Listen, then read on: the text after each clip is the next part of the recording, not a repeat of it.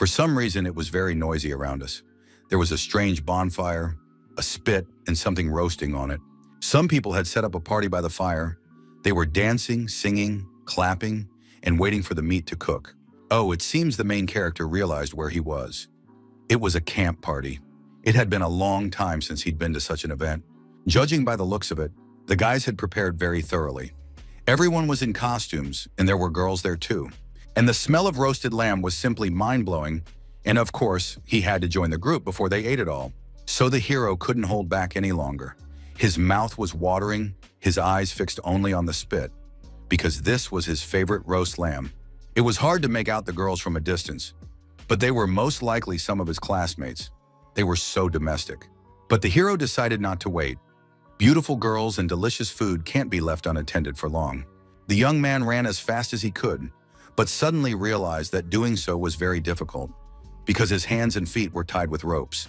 Suddenly, a game screen appeared before his eyes, and the young man realized he had been given a mission. To survive for 12 hours, primitive people would be hunting him. The young man looked around and saw a couple of very menacing-looking primitive men with clubs in their hands. This was already getting pretty boring. Plus, it wasn't clear where the girls had gone, and without the girls, there was no point in even moving. The boy realized he was kneeling with his hands tied in front of two enormous primitive men. Clearly, some kind of mistake had been made. And then one of the Neanderthals reached out his massive hand toward him. The air smelled of burning, and the young man remembered everything in horror. He really had ended up in the days of primitive communal society, when dinosaurs flew in the sky and people lived in caves or out in the woods. 12 hours ago, the young man had found himself in a wild land on a beautiful seashore. Nearby were a forest, cliffs, golden sand, and wonderfully clear water. The young man made his way to the water and happily plunged his face into the crystal clear sea. Fish swam right beneath his feet. The young man remembered that the day before he had been keeping Mrs. John company. They had gone shopping together to buy her some jewelry. All that remained was to figure out how he had ended up here. Then the young man thought that this was God's punishment for being a gigolo. But still, letting a woman buy you gifts isn't a crime. Suddenly, his thoughts were interrupted by some noises. The young man turned around and saw people in strange clothes. Most likely, it was some kind of prank. The young man asked these actors which theater they worked at and how he could get out of there. However, instead of answering, one of them shouted, "Dilly dilly!" and threw a stick at the guy. The stick whizzed past his face and even grazed his cheek, and he realized that these men were very serious and that they were not to be trifled with. The young man kept running, thinking that he was still a good runner and that ordinary people would have a hard time catching up to him. Besides, this was a strange group, and the boy was quite small. Surely these people wouldn't hurt him. The young man kept reassuring himself until another stick struck his body, and then he realized this wasn't a prank. It was all for real. At that moment, a window popped up, and it was stated that the boy's main quest had begun, and his goal was to survive. The boy couldn't understand what main quest they were talking about. The boy kept running, pondering his situation. It occurred to him that he had ended up in another world. He could have pondered this further, but another spear struck his neck, and the young man realized he was done for. And now he woke up to find himself bound hand and foot with people nearby who looked like primitive humans.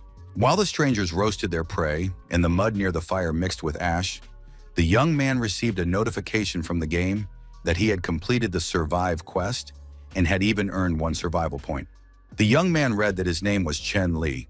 He had received a survival starter pack and had to manually allocate his earned points. He realized he had entered a game world. The young man acquired basic language skills and a survival guide for beginners. A universal map was also activated, which would display the area where the player would be. Chen Li checked and made sure he could equip a battle axe. A survival mod had also been installed for him. The men around the campfire were bragging about themselves. One of them claimed he was the fiercest and bravest and could kill the biggest beast. Thanks to his basic knowledge of the language, Chen could understand these people's speech and grasp their primitive tongue. Chen Li realized that this was an ancient world, where culture had not yet emerged and everything was still in its formative stages. The player's goal was to survive and build a civilization in this world. It was an open-world strategy game, and in principle, this type of game was quite interesting. The young man decided to start by gathering resources, then allocate points to strength, acquire a battle axe, and use all of this to bring order to his new primitive life. Although Chen Li hadn't changed his situation, he was still sitting there bound. He now held an axe in his hand, and his strength had increased. Finally, the young man gathered his courage, jumped to his feet, cut through the ropes, and was now ready to defend his position. Chen-Li noted that even a single point spent on increasing his strength had added more than enough to make him feel confident. The local men, of course, noticed that their captive had broken his bonds and now stood there looking far too confident in his abilities. It's unclear what was going through their minds or what plans they had for the stranger, but an order was immediately given to seize the prisoner and prevent him from escaping. Chen-Li was completely calm and had no intention of running away. The masked man said they were going to kill him and then eat him. Chen-Li shouted at the men that they were a bunch of ignorant savages who dared to defy God himself. The masked man, mace in hand, said they didn't know what God was and didn't understand the prisoner.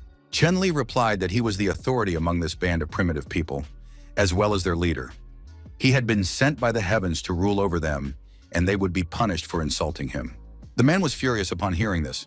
How dare some scrawny captive threaten him? He immediately charged forward, leaping high into the air, raising his arms and swinging his club, carved from the bone of some giant animal. Chen-Li had been given a task by the game, to intimidate the primitive people, subdue them, and become their leader. If he failed, the boy would be stripped of his battle axe. The primitive warrior looked very imposing. Chen-Li understood that he had only one chance. Under no circumstances could he lose his battle axe. The young man knew that without a weapon, surviving in this society of primitive people would be very difficult, and he raised his axe above his head. He managed to block the axe, preventing the club from coming down on his head, but the ground cracked from the wild giant's leap. Chen-Li hadn't expected such strength from the savage. The young man realized the battle would be no easy feat, and now the opponents stood face to face. The savage's club was locked against the young man's axe. The axe was sturdy enough, and the young man was strong enough to break the savage's weapon.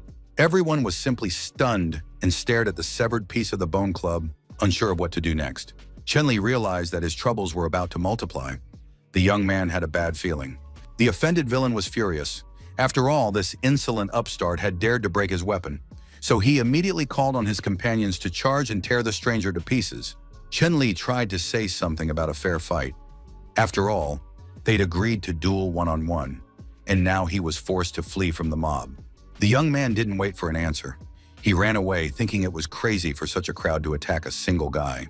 Although Chen-Li was fast, he soon felt that one of the savages was chasing him right on his heels.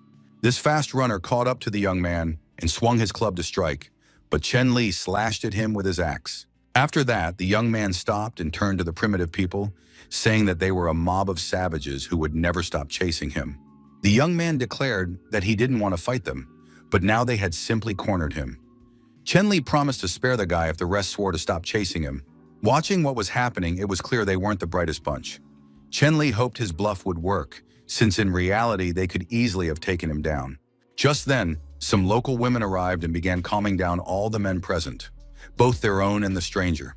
But suddenly all the savages turned around and, with loud shouts, ran off.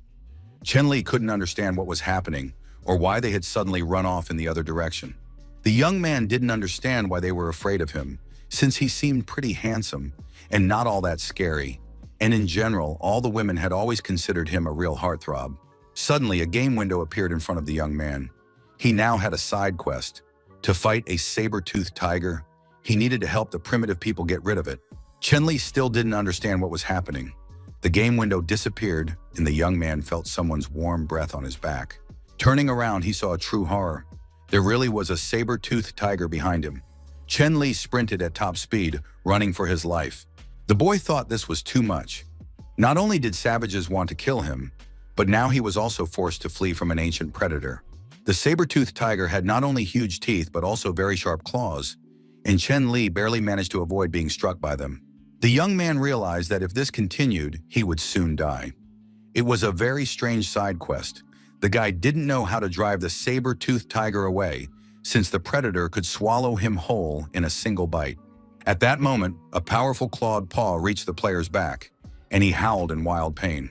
The boy fell to the ground at tremendous speed, realizing that now he would surely die, and that luck had finally turned its back on him. The young man jumped to his feet, realizing he could no longer run away. He had to fight right now. But at the same time, charging head-on against such an opponent was out of the question. He had to figure out how to outsmart it. Chen-Li began to think quickly about what he could use against the saber-toothed tiger, but fear left his mind completely blank. The young man looked back and saw smoke rising from the campfire. He remembered that all wild animals are usually afraid of fire. Chen Li knew he had only one chance. The saber-toothed tiger's sharp claws did not inspire confidence. Chen Li raised his axe and turned to his opponent, saying that now he would fight this nasty beast. The young man was going to roll under the predator's paws and break its claws, but he didn't succeed. Then the guy ran off. He decided he wouldn't try any more movie stunts. Chen Li understood that a saber-toothed tiger was just a big cat, and all cats love to play with their prey. The young man ran to the thicket. He thought the trees and bushes would help him get a little distance, and then he would make it to the campfire. The saber-toothed tiger was desperate to devour its prey. It swung its paws, slicing through trees and bushes with its sharp claws. The situation was extremely dangerous. But finally, the young man saw the long-awaited fire ahead of him. There were no people nearby, and the meat was still roasting on the spit.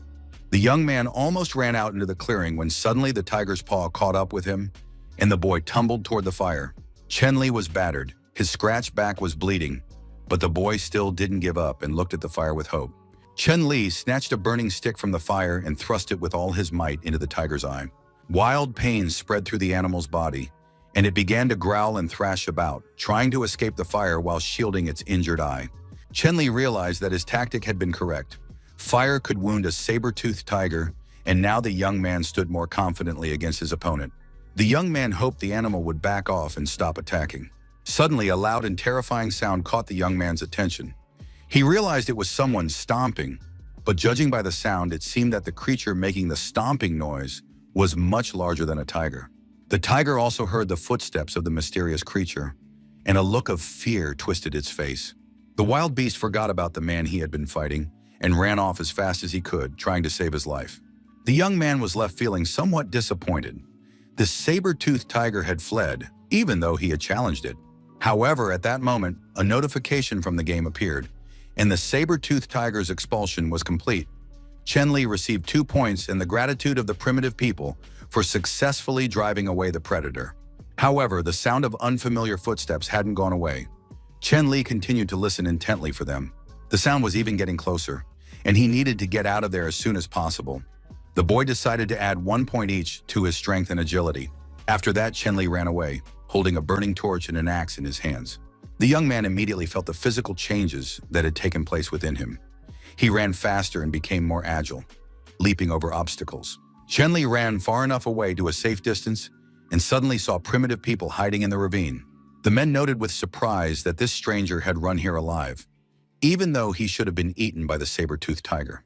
Chen Li called out to everyone present and declared that this puny saber-toothed tiger was no more frightening to him than an ordinary cat. As soon as he attacked it, the predator immediately fled. Chen Li wanted those present to see him as their master, fall to their knees, and immediately begin to obey and follow his commands. But it seemed that people weren't afraid of him. Suddenly, the young man felt one of the girls staring at him, unable to look away. The girl kept staring at the young man and moved closer and closer to him. Chen Li had no idea what was going through this primitive woman's mind. Suddenly, she lunged forward, fell to her knees, hugged the young man's leg, and began shouting that he was a benefactor who had saved them all. Hearing these words, the other savages also began shouting that the young man was their savior. They thanked him and asked him to become their leader. Chen Li decided that this was the very reward for the mission, the affection of primitive people. The young man hadn't expected this affection to be so literal. The people were kneeling, their heads bowed low, and greeting their benefactor. Chen Li realized he had achieved his goal and addressed the people, saying that they were very hospitable, that they should first get up from their knees and promised not to let them down. The savages were ecstatic. They were on the verge of tears, for their savior had agreed not only to live with them, but also to become their leader, and he was the most powerful of all men. Chen Li felt practically like an emperor, a Chinese mandarin, and the French Napoleon all rolled into one. After that, he ordered everyone to stand up and said that from that moment on, the young man would be their king. The game window reported that the player had successfully joined the Nameless tribe and completed the main quest. The boy received 3 band-aids and 1 point. Chen Li allocated the earned point to his physical fitness and felt his muscles grow firmer and stronger. Any improvement in abilities led to qualitative development, and that was a cause for joy. The more points a player adds, the easier and simpler it will be for them to complete tasks. Chun-Li asked the game to open his inventory. He had a band-aid and an axe. In addition, there was an effective medicine made from various herbs. It stopped bleeding and promoted healing. But the medicine had one major drawback. Its shelf life was only 1 day. In other words, once the medicine was taken out of the inventory window, it had to be used within a day, or it would have to be thrown away. Chun-Li decided to use the medicine to see how it would work on the wound on his back. The young man applied the medicine to the wound and immediately felt the skin on his back begin to tighten. The item turned out to be surprisingly effective. In a critical moment, such a bandage could save a life, and the savages looked at their leader in amazement. Chun-Li turned to the warrior and said that if there were any wounded among the savages, he could treat them right away with the medicine. The primitive people were deeply moved, and now they were ready to weep at the thought that their king was both powerful and kind. Chun-Li said that this was necessary in order to properly protect his subjects, since he had taken it upon himself to be their king. Well, if they were going to live together, it was necessary to get to know the primitive people better. Chun-Li pointed to the man he had been fighting and asked him to introduce himself and describe his skills. He was a savage named Shigu. Before the king arrived, he had been the leader of this tribe, as well as the best fighter. Next to introduce himself was a man in a cat skin. His name was Agun, and he was skilled at hunting. Next was a man named Wolf Bone. He could roar loudly and scare away wild beasts that way. The bald bruiser was named Huanxi. He was the strongest in the tribe. But suddenly a blonde woman appeared next to the man and said that she was actually the strongest. The woman stepped forward and said her name was Shanglin. She was very strong and good at throwing stones. There was also a rather pretty girl named Shu Shou. She could climb trees and gather fruit. Chun-Li had just thought that people of normal size seemed to be starting to appear, when suddenly he was knocked off his feet by someone's gigantic breasts. Standing before him was a pretty blonde named Ayu. The girl apologized for accidentally bumping into the king. She introduced her 2 sons to the king, but said she hadn't thought of names for them yet. Chun-Li immediately realized that the woman was far from being a girl. She had sons, which meant she probably had a husband somewhere too. But then a very small man stepped out of the crowd. He was a hunter named Xiong. He didn't have any special skills, but he had keen eyesight and hearing and could find any path. Chun-Li immediately realized that this Xiong would be very useful as a scout. After that, the king introduced himself to his subjects. He said his name was Chen-Li, but they could call him the king, the boss, or Brother Chen. The king said he knew everything about civilization and had come here to share his knowledge with the people. The primitive people looked at him with puzzled expressions, repeating strange words. Brother Chen, civilization, pass on. The young man realized that he would later teach them many things, and that the people would change and transform their lives. In other words, the king had guaranteed his subjects that they would be able to eat every day. The phrase, "eat meat every day," turned out to be very clear, and the subjects began to praise their king once again. A game notification appeared stating that the civilization had gained a master's consciousness, and the main quest had been activated early. The goal was to help the primitive people build a dwelling, officially establish a tribe, and increase the population to 50. 15 days were allotted to complete this task, but since the quest was launched early, the game added an extra 3 days. In addition to points, completing this quest would reward a treasure chest that could be passed down as an inheritance. Chun-Li counted all the tribe members.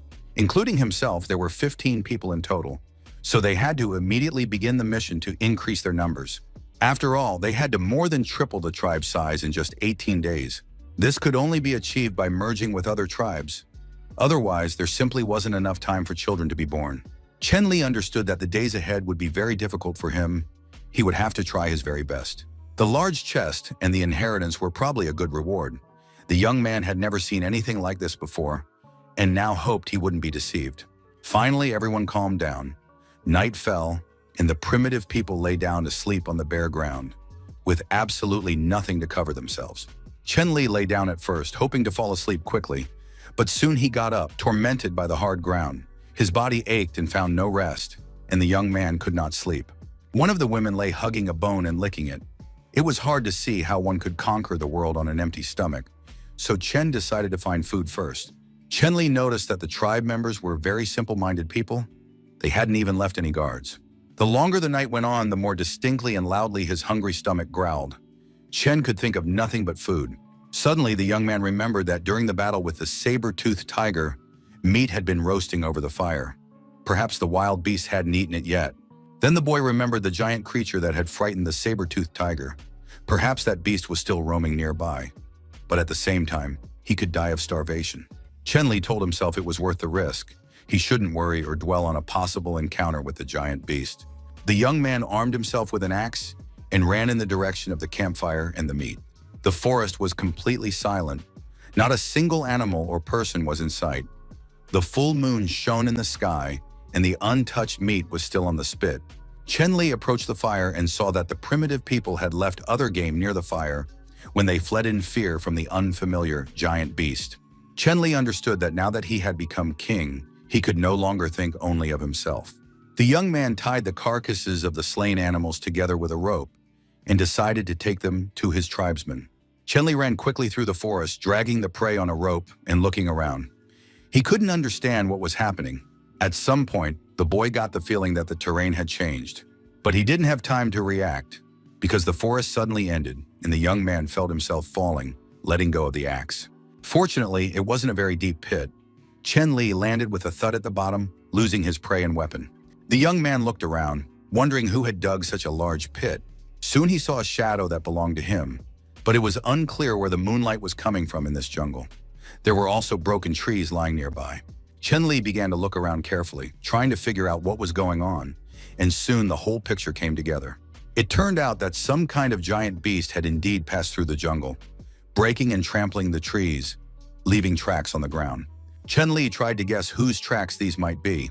For some reason, the young man assumed they belonged to an ostrich, even though such enormous ostriches don't exist. After that, the young man surmised that it was a dragon. Most likely, only a dragon could have left such tracks. At that moment, it dawned on the young man.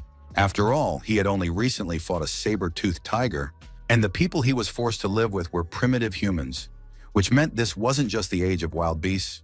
The boy realized he had ended up in a time when the most terrifying creatures of antiquity, mammoths and dinosaurs, roamed the earth. He needed to find a safe place as soon as possible and settle there. He couldn't waste a single minute.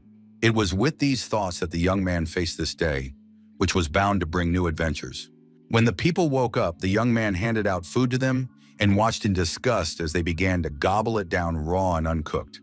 On top of that, they were constantly fighting and arguing, which infuriated the king to the utmost, and he ordered everyone to stop immediately. Chenli realized that these men didn't know how to build a fire, lacked manners, and didn't understand the principles of frugality. They had a lot to learn. The king announced that today's food would go first to those who went hunting. He asked who would join the king on the hunt. Shigu explained that they usually hunt in turns.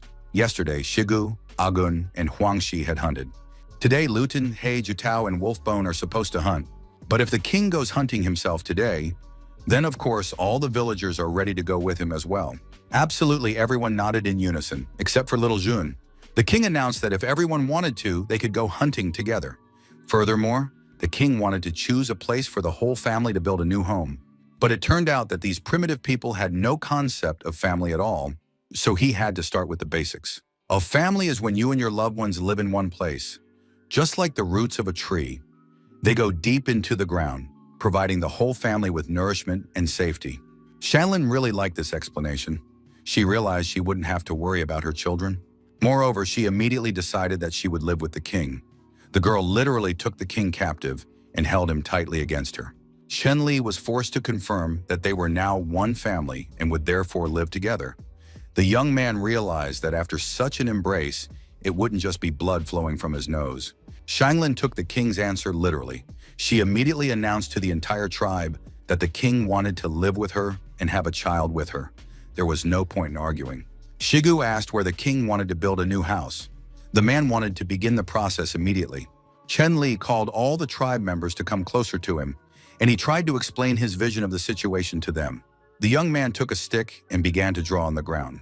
First of all, they needed to find a large, flat piece of land. A plain would be best, with mountains to the north and a river to the south. This would not only ensure easy access to drinking water, irrigation for the fields, and the collection of firewood and minerals, but would also guarantee a safe, sheltered area to reduce the risk of attack. On the other side of the river, there should be a forest for hunting and gathering, as well as a source of wood for agriculture and building houses. He would also like the sea to be nearby. Chen continued to think about the necessary details, while the primitive people didn't understand even half of what their king had said. The river delta could provide fertile land and a favorable environment for further training in swimming skills. When the king finished speaking, the hunter Xiong stepped forward and said he knew of such a place, the very one the king had just mentioned. The king was overjoyed. He asked that they be taken there as soon as possible, and if Xiong had indeed found such a place, he would become the tribe's chief minister. Zheng replied that the place was not far to the east, but it was best not to go there because a herd of bulls lived there, and it was best not to mess with them. Chen, on the other hand, thought there was absolutely nothing to fear from the bulls. After all, it would be very beneficial for the community to have a herd of cattle. It would provide not only a large amount of meat, but also dairy products, and the people would learn herding skills. Chen weighed everything and announced that today's hunting goal was to capture a herd of calves. Chen Li raised his battle axe high and called on all his tribesmen to take up their weapons and set out toward their new home. All the men enthusiastically cheered and shouted in support of their king. The surroundings were quite calm and familiar. The sun was shining, and the dense forest held no signs of danger. The scouts reported that everything was calm and quiet around them. They just needed to wait a little longer, and then they could set out. It was the hunter Xiong who served as the tribe's scout. Chen saw that the young man was very nervous and tried to calm him down, saying that everything would go well. The king told his tribesmen not to worry, since the young man had already driven away a saber-toothed tiger, so he would easily protect them in future situations. Zhun pointed to the top of the hill and said that from that spot, they could clearly see where the herd of bulls was gathering. Shun ordered everyone to lie flat on the ground, just as he was doing, and to be very careful. Chen listened attentively. Chen surmised that there must be other wild beasts besides the herd of bulls if the hunter Shun was so worried. Looking over to the other side of the hill, the boy saw a wonderful landscape, a plain, a forest, a river, and high mountains. Besides, he could smell the sea, and it turned out to be the perfect place one could only dream of for building a settlement. Chen Li decided to check the game map first and asked the system to open it. The young man confirmed that there were indeed high mountains on three sides and the sea on the other. This place was perfect for building his first city. But Chen hadn't had time to do anything else when he felt the hunter Xiong tugging at his arm, trying to show him something. Wang begged his king not to speak so loudly, lest the black bulls hear everyone. The hunter was very frightened. The king promised to be careful, approached the rock again, and peered out from behind it. Chen began to analyze the plants and animals using a basic survival guide. He saw a green sunflower that could be used as a remedy to relieve stomach pain. In addition, the young man discovered a dragon's whiskers vine, whose sap was extremely poisonous and could paralyze a person. He also found a longevity tree, which had high-quality wood and had been growing for about 100 years. They also found a gray squirrel that fed on nuts and had soft, tender, juicy meat. Chen Li, impatient, turned to the hunter and asked where these large black bulls were that he kept talking about.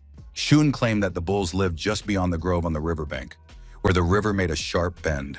Shun volunteered to lead everyone there, and now the primitive men were on high alert and set off for the dangerous place. Half an hour passed before they arrived. The hunter Xiong said that if they spoke, they would be discovered immediately.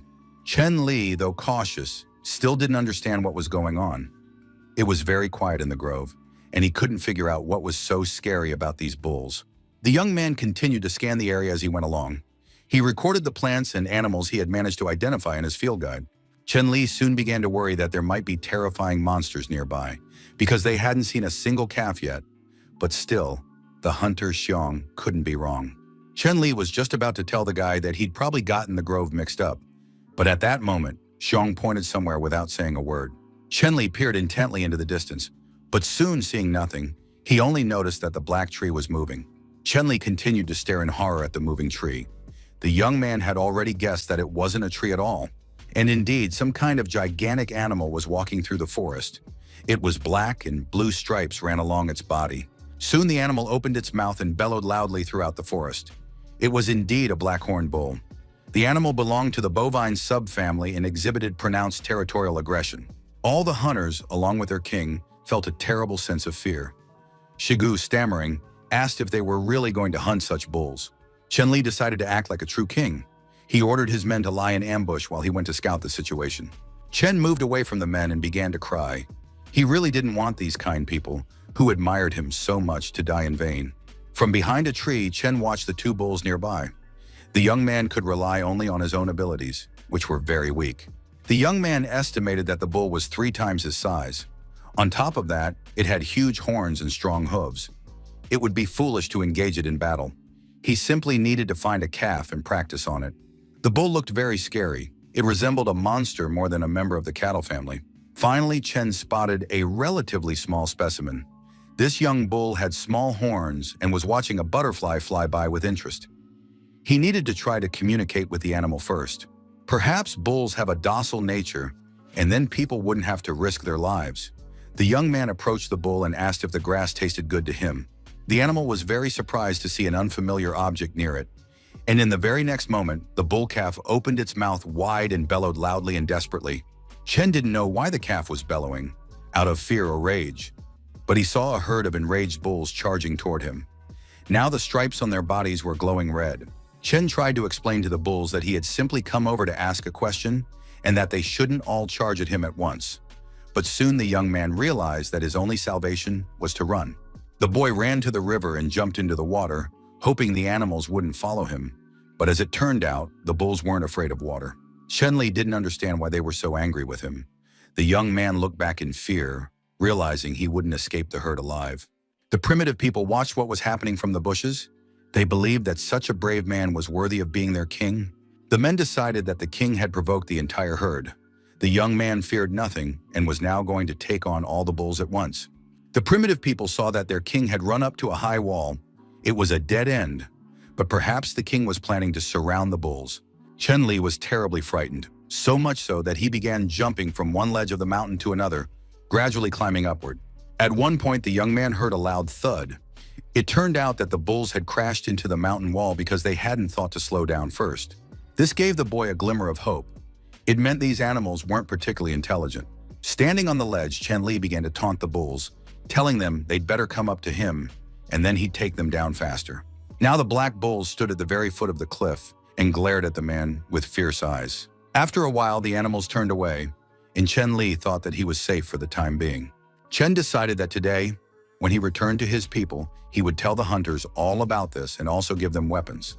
However, it was still completely unclear how to do this. He needed to climb down from the cliff, but the raging bulls were waiting below, showing no intention of leaving. Chen decided to keep climbing upward and take a detour, and at the same time sketch the view from above. The young man climbed the cliff, and when he reached the top, a marvelous landscape unfolded before him. He saw the sea, the plains, and the high mountains, and he decided to establish a tribe, a city, and eventually an empire right there. Chen realized that this game was just beginning, and that over time it would become even more interesting to him. Some time passed, and the herd of bulls looked quite calm. The stripes on their bodies turned blue again, and they began to return to their habitat. The people couldn't figure out where their king had gone. Perhaps the bulls had trampled him. Shigu was determined to find a way to take the king's axe for himself at any cost. The man climbed a tall tree, but suddenly, right next to his foot, a battle axe plunged into the tree trunk. It was the king, who had returned after hearing that Shigu was planning to find his weapon. Did Shigu really want the king to die? The primitive people were very surprised and frightened when they saw their king alive and unharmed. They surrounded the king, and Shigu began asking how everything had gone and whether the bulls were really that strong. Chen replied that he was going to replenish his strength and suggested his fellow tribesmen do the same. The hunter Xiong was very pessimistic. He claimed that these bulls were impossible to defeat, and Shigu also believed that these animals were beyond their capabilities. Chen was ready to explode. He didn't ask the hunters for their opinions.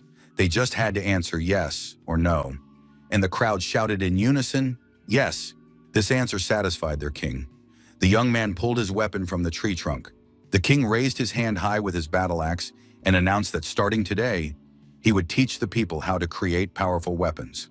In addition, the king planned to teach his tribesmen advanced hunting techniques. And in just a few days, the people would return here and deal with the bulls easily and simply. The men were absolutely thrilled by this plan. Chen began by demonstrating how to chop down trees with a single swing of the axe. All the men of the tribe were absolutely thrilled and amazed. They watched with their mouths agape. Shigu asked his king why he had cut down an inedible tree. It had no fruit, so chopping it down was pointless. Chen told the men that this was material for making weapons. The primitive men had to watch closely how their king would do it, as it would be useful to them in the future. First, they had to choose a wooden stick about 2 meters long. This stick needed to be sharpened at one end, which could be done with an axe. One weapon had already been invented and counted. It was a stake, or, one might even say, a spear. Chen Li received more points for this invention than for completing tasks, and now he even had a technology entry, though the boy didn't yet understand what it was for.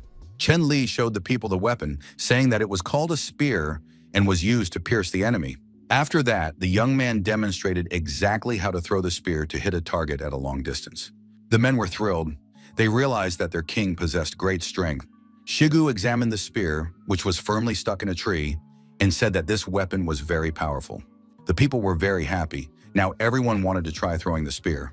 Besides, before this, they had simply picked up sticks and didn't know that they could be turned into real weapons. Chen Li announced that he was giving the spear to Shigu. The primitive man was absolutely delighted. He began to thank his king. The king ordered the rest of the people to make more spears, and after that, they would begin training. Once all the men had weapons in their hands, sparring, competitions, and training began among them. Different people had varying degrees of success in learning to wield the spear. Agun, holding his new weapon, thought it was a very long, sturdy, and comfortable tool. Chen Li had been training his men nonstop. Now he ordered 2 men to arm themselves with spears and attack him. For a moment, the men stood frozen in place, as if they didn't understand what was expected of them. But soon they rushed to attack the king. The men were certain their king would be unable to dodge them, and they took this task very seriously. However, Chen Li soon knocked one of his tribesmen down with his spear, and now he had only one left to fight. A few more blows, and the king declared that the man was, for all intents and purposes, dead. It turned out that the battle was fought with simple sticks that were not sharpened. Otherwise, the victor could indeed have inflicted serious harm. The defeated man sat on the ground. He believed that the king was like a god, and that primitive people would never be able to defeat him.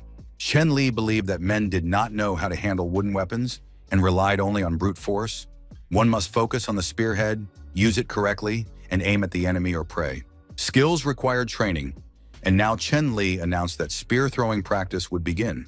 The young man drew a target on the rock and explained to the people what it was. Chen Li showed the people where to stand and where to throw the spear. He said that he would give his spear to the first person to hit the target. Shigu volunteered to be the first to try his luck.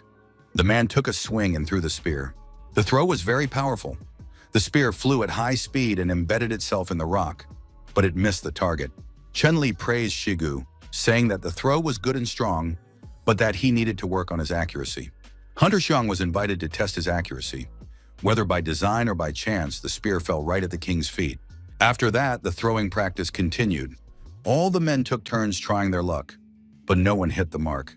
Chen Li looked at these unsuccessful men and thought that perhaps they lacked talent and he had jumped to conclusions. But suddenly, a powerful spear flew right past the king's face, piercing a huge hole in the center of the target.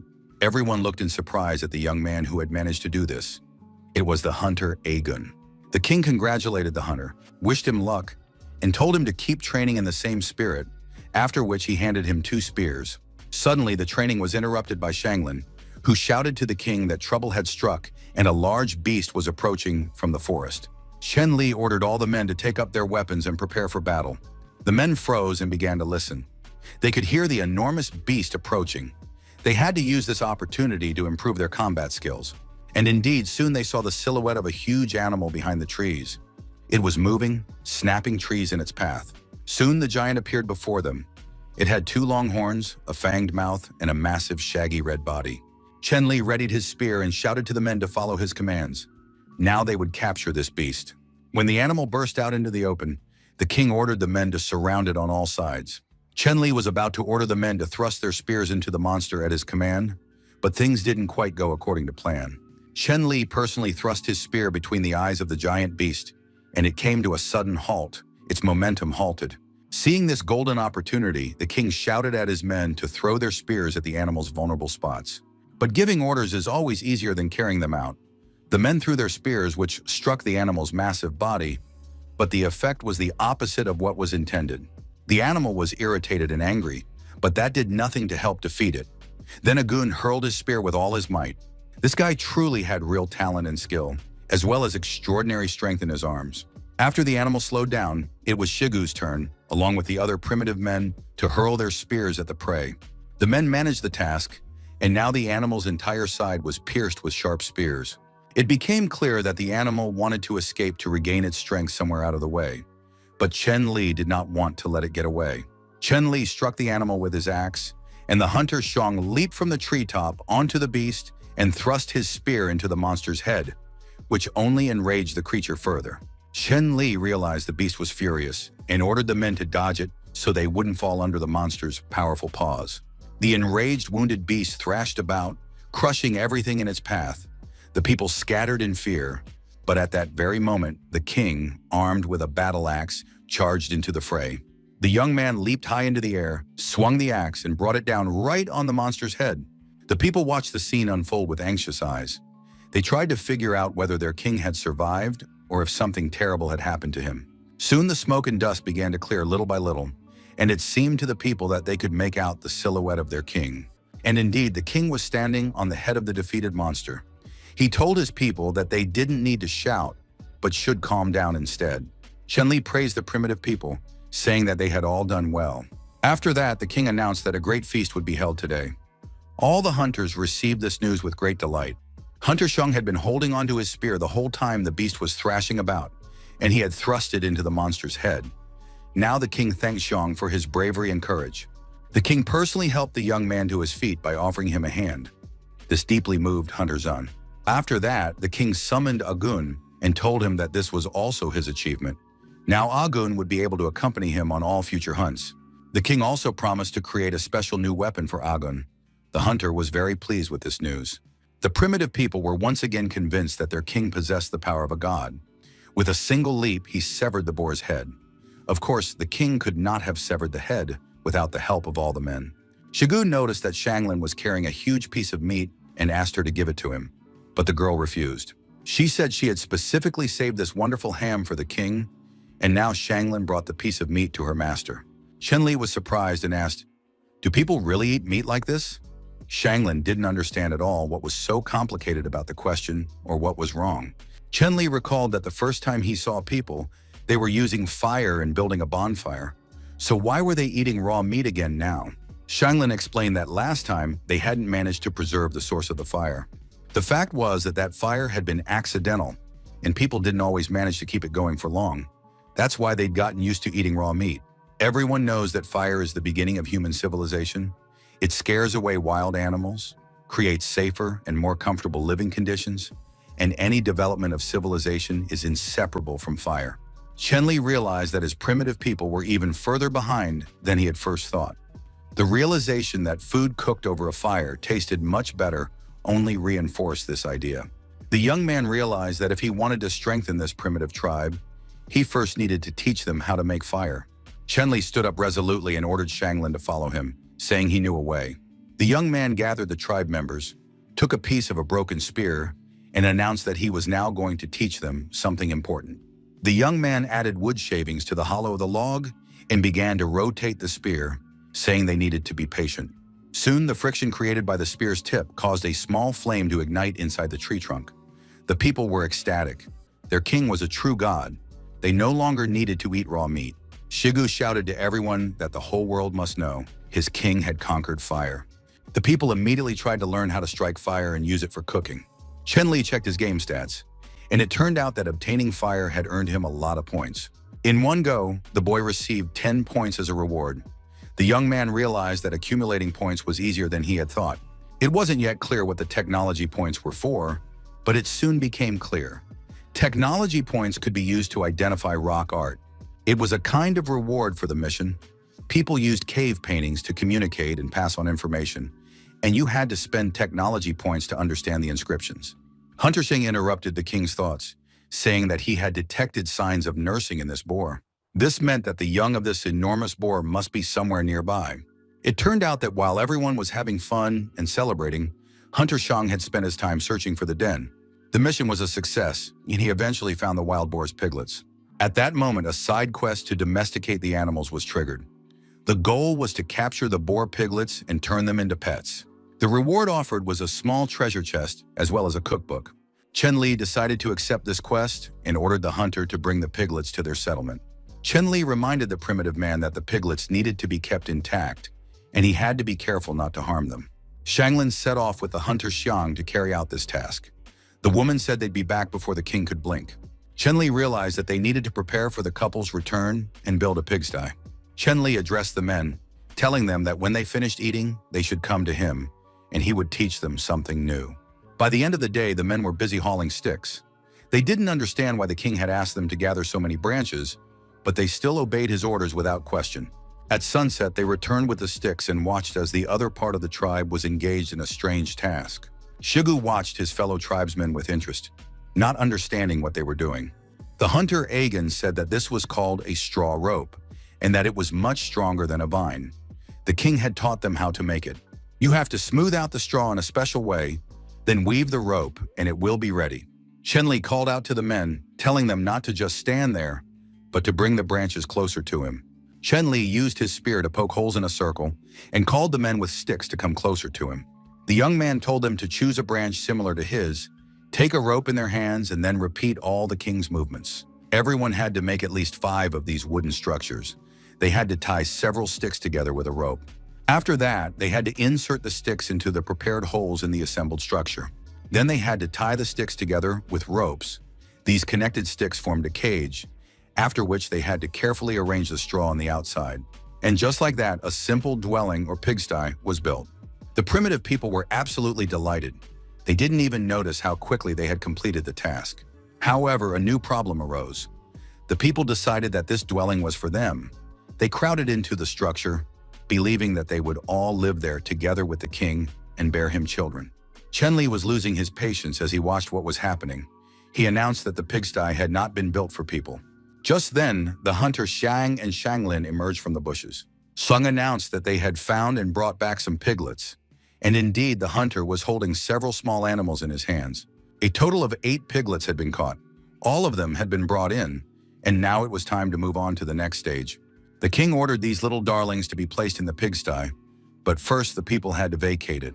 But the people had already grown fond of the pigsty and didn't want to leave it, so the hunters rushed to their king, begging him not to do this. How could such a fine den be given to some ungrateful pigs when the people would live there so well? The people believed that they would finally be able to shelter from the wind and sun in this place. All the primitive people wanted to live there, and they began to beg their king to build them a home.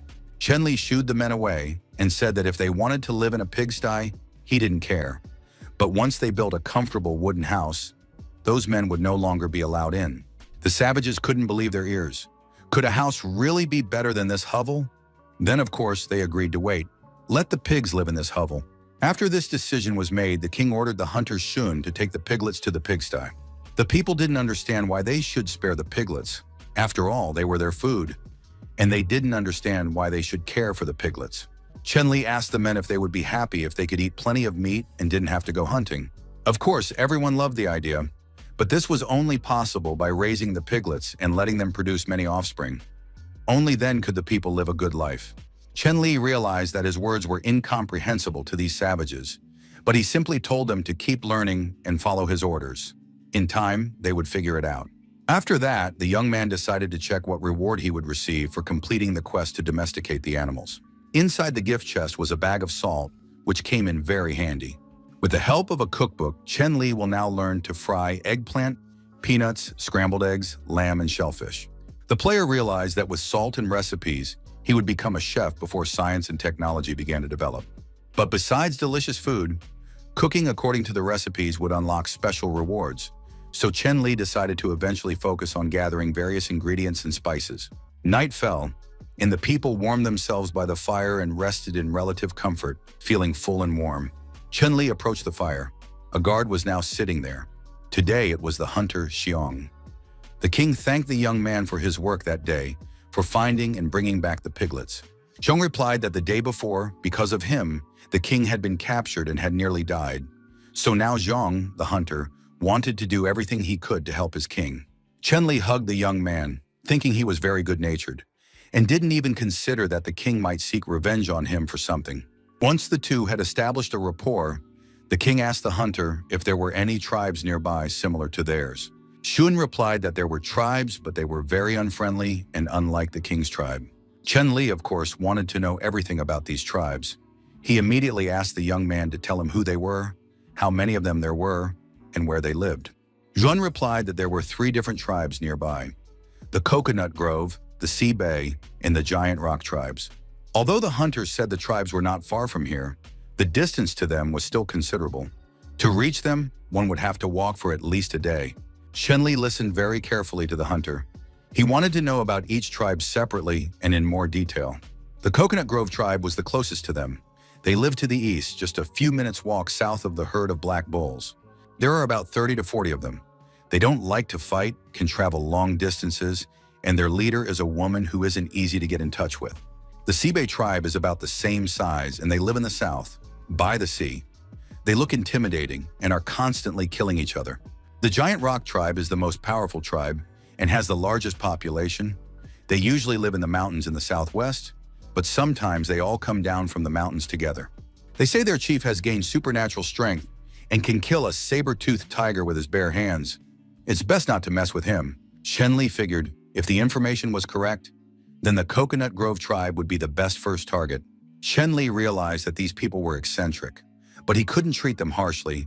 He needed to find a way to defeat them peacefully. Suddenly, the young man felt a chill behind him. It seemed to him that some kind of monster was approaching him. It was Shanglin. The girl was happy that her king was still awake, and therefore waiting for her. It was quite stuffy, and she immediately suggested they do something interesting together. Shenli imagined what might await him, and his whole life flashed before his eyes.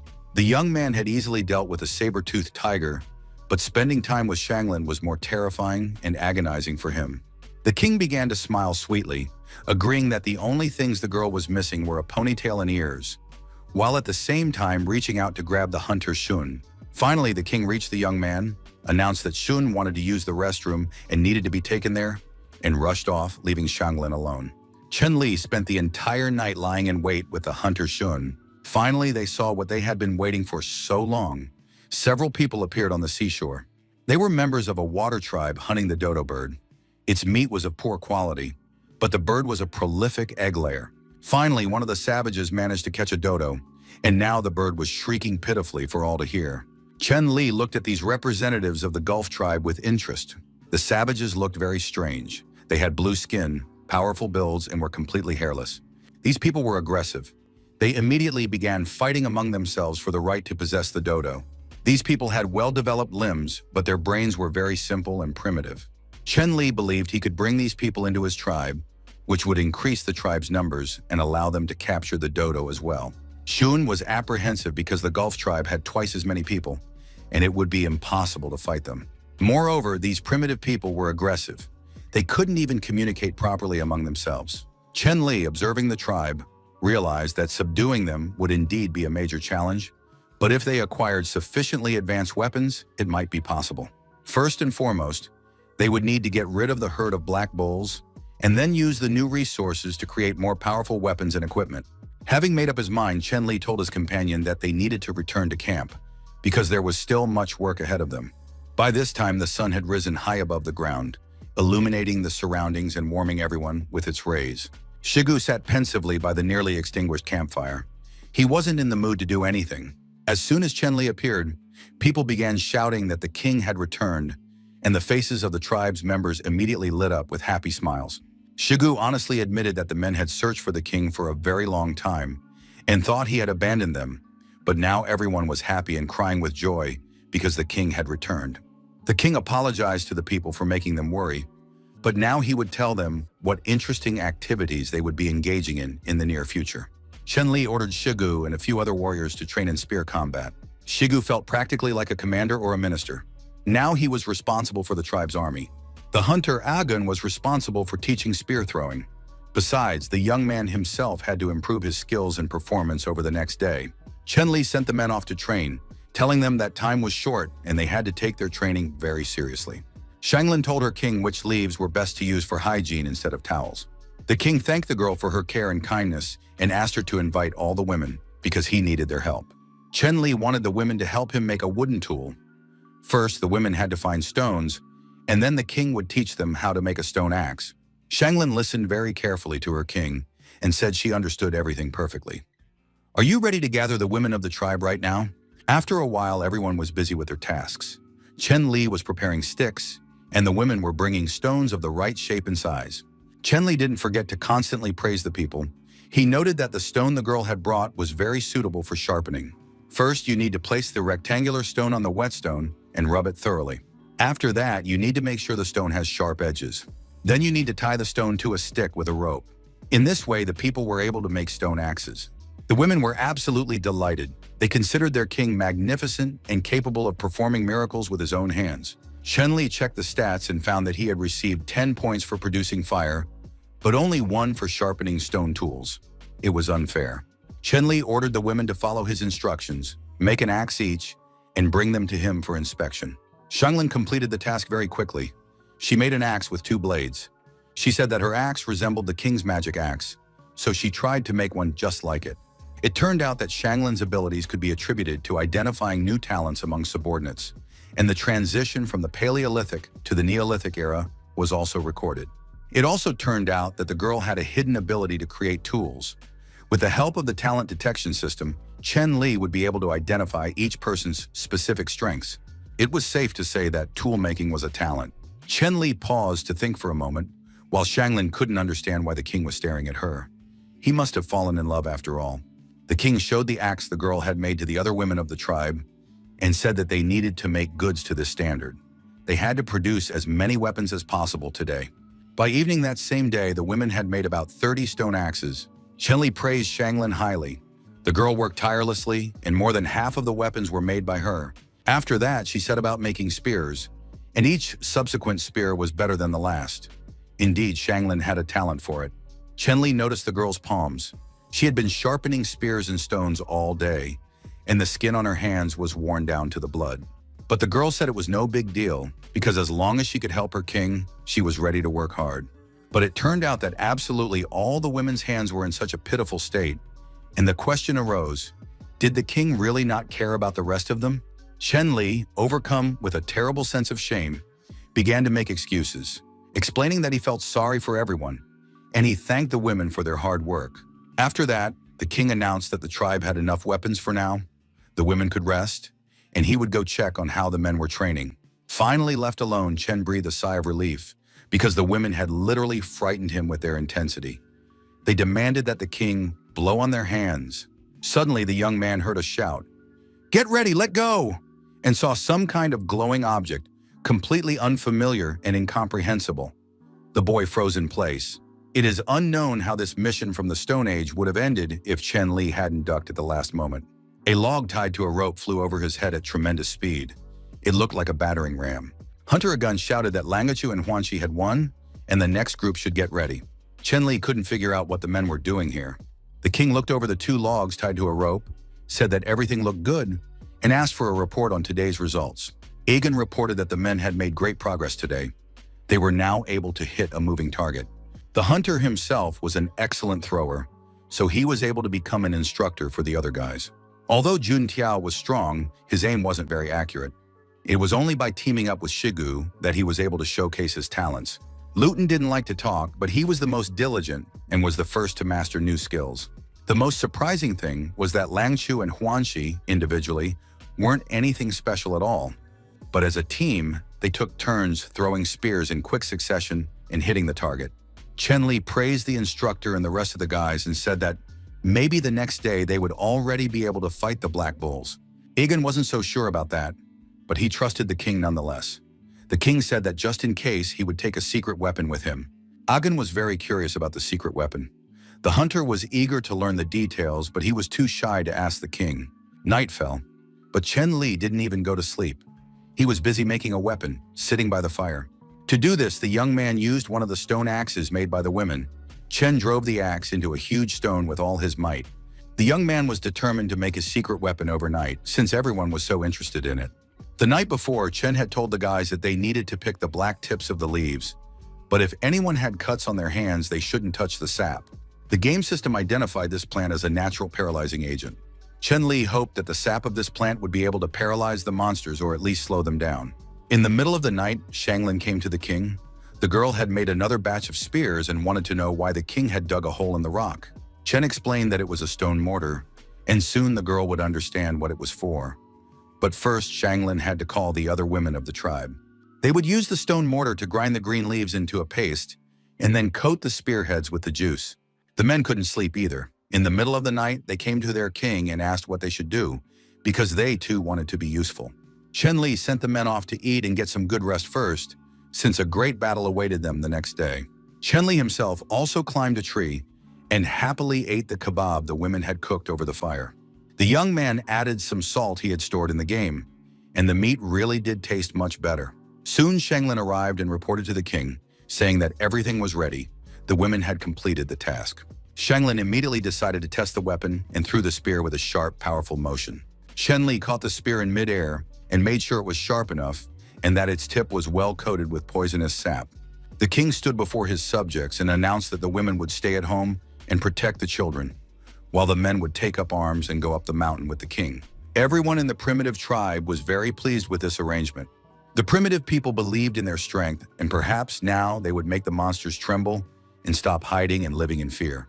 The people reached the cliff and climbed to the top of the rocky plateau to observe the enemy. A few black bulls had taken refuge in the grass. The king went alone as bait.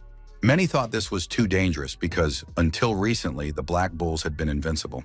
Shigu believed in his king, thinking that the king was very strong and could therefore handle any danger. The men watched the unfolding events closely and were ready to join the fight at a signal. The hunter Xiong watched closely what was happening on the opposite bank and noticed some movement there. The women were reminded that they must pass spears to the fighters in time. It was especially important to do this near Agun, who was the best thrower. He must not be left without a weapon. Shigu believed that the king had taken a huge risk for their sake, and now the people must not fail. 10 minutes earlier, several black bulls had been standing in the clearing. Chen Li was sitting in the bushes nearby. Based on his experience, he would be able to run safely to the opposite mountain. However, to be on the safe side, it would be better to lure the little bull, which the whole herd would then chase. Chen Li was very focused. He knew he couldn't make a mistake or stumble along the way, or he would die instantly. The boy threw a stone at the head of a bull that was drinking water on the other side of the river. The animal turned and saw the man who was drawing the animal's attention. He was shouting and taunting them. The black bulls immediately noticed the man, and the presence of this loathsome creature drove them wild. Chen Li tried not to move. He saw 3 bulls approaching him. Of course, that was too many. One would have been enough. But there was nothing he could do about it now, and the young man ran as fast as he could through the forest. Finally, he ran out of the forest and headed toward the mountain, and at the top of the mountain, the men prepared to throw their spears at the first bull. The men needed to focus on the attack and pay no attention to anything else. Shigu shouted to his companions to get ready. And so, waiting for the right moment, the men simultaneously hurled their spears at the bull. The animal immediately began to bellow pitifully. Wooden spears now jutted from its body.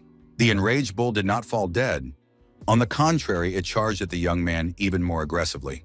Egan, the tribe's best spear thrower, declared that he would hit his mark this time and threw his spear. And indeed, the spear struck the black bull in the neck, and the bull fell with all his might to the ground at the foot of the mountain. However, the other bulls continued to attack the mountain, and soon rocks began to fall, and along with them, Chen Li nearly tumbled off the cliff. Shigu happened to be nearby and arrived just in time. The primitive man grabbed the young man by the arm, saying that the king need not worry, he would hold him. Chen Li ordered all the men not to stop attacking until the black bulls were dead. Shigu pulled the king onto the platform and then returned to the attack, telling the men to aim more carefully at the bulls. Chen Li was unharmed. He asked the women not to be distracted by him, but to help the men in their attack. Furthermore, the game revealed that Shigu has a talent for leading troops. Now it became clear why this Hulk commanded so magnificently. It seemed as though he had been raised to become a commander capable of doing everything on his own. At that moment, Shigu reported to his king that the bulls looked very bad. And indeed, the bulls lay practically lifeless. Some of them were already unconscious, while others moaned pitifully. Chen Li hadn't expected the anesthetic to take effect so quickly. Could it be that the bulls couldn't rampage anymore? This was good news. However, the hunter Xiong shouted that other bulls were also charging. And indeed, a new herd of bulls was approaching from the forest, rushing to the aid of their kin. This was bad news. Everything had happened much faster than the young man had anticipated. Most likely, these bulls had been drawn by the cries of their fellow bulls. Chen shouted to his men not to panic and said that everything was going according to plan. They needed to focus on attacking the 3 bulls from below. They couldn't let the wounded ones escape. Chen Li saw the wounded animals bellowing loudly, calling to their kind. The The poison had slowed them down and now practically prevented them from moving. The men readied their spears to throw at the animals again. On command, they launched another volley of poisonous weapons. After receiving new stabs in the backs, the black bulls fell, immobilized by the poison. At some point, the king raised his hand and ordered his men to cease their attacks. It now seemed as though the bulls were completely incapacitated.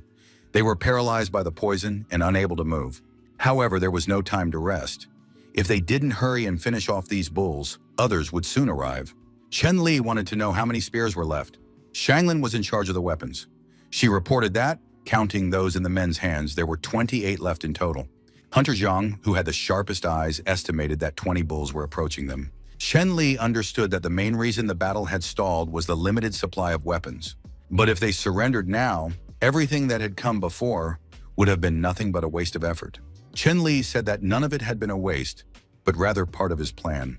The king said he had never intended to pit such a small number of men against an entire herd of bulls. In fact, the war between humans and bulls had only just begun. The king's main goal is to kill their boss. As for the remaining bulls, they would naturally scatter in all directions.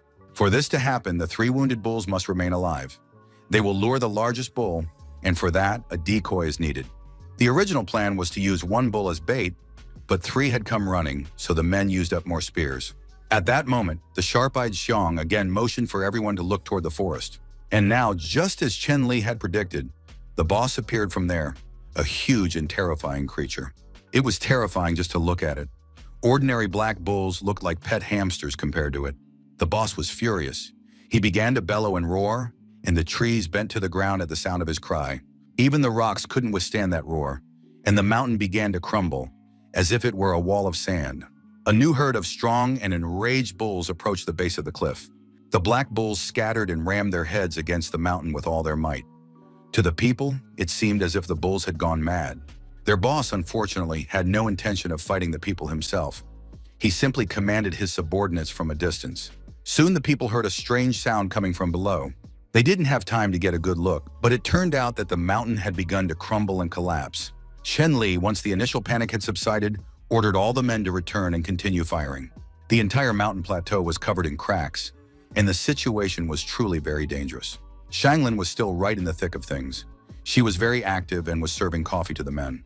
But at some point, the mountain couldn't withstand her strength, weight, and power, and Shanglin flew down, landing right where the bulls were. Chen Li, along with the men, immediately rushed to rescue Shanglin. No one even considered leaving the girl there. Chen Li rushed to the girl, trying to see if she was alive, while the men descended with spears in their hands. The enraged herd of bulls had been waiting for the people to come down. Now the people found themselves trapped between the bulls and the mountain. The people had little choice. They had to fight. It was decided not to flinch or make any sudden movements, but to wait for the king's orders. The men realized this was a kind of trick on the bulls' part. They had forced the men to descend into their territory. Chen Li realized that things were looking bad. Most likely the leader had figured out the boys' trap. It was unexpected that a bull possessed such high intelligence. Shigu ordered the other men who were with him at the top of the mountain to prepare their weapons and defend the king from above. Chen Li shouted that since no one had made a move yet, they needed to act with focus to finish off the bulls that would be the first to charge. And now a herd of huge black bulls, enraged and furious, stood before the group of men. Finally, the order was given, and one of the men hurled a spear into the chest of the nearest bull. Taken by surprise, the animal slowed down, and then the king joined the fray. He struck a blow with his battle axe. The enraged, wounded bull began to thrash wildly, and the king nearly perished. He was saved by one of his tribesmen. The other men were also fighting the bulls, using their spears and stone axes. One of the strong men grabbed the bull by the horns, and now it was a clash of 2 worlds. No one could say who would win this battle. Shigu continued to hurl spears from above and command the men who were with him. His bull, too, riddled with poisoned spears, lay sprawled beneath the rock. Chen Li was waiting for the next opponent to approach. The young man had expended enough energy in the first fight. However, the bulls were in no hurry to attack yet. They had spread out across the clearing and seemed to be waiting. But it soon became clear that the bulls had received an order to retreat, though it was unclear why. Chen Li surmised that the bulls' leader had decided to fight personally after all. At that moment, it began to rain, and now it was unclear whether the people or the bulls would be grateful to nature.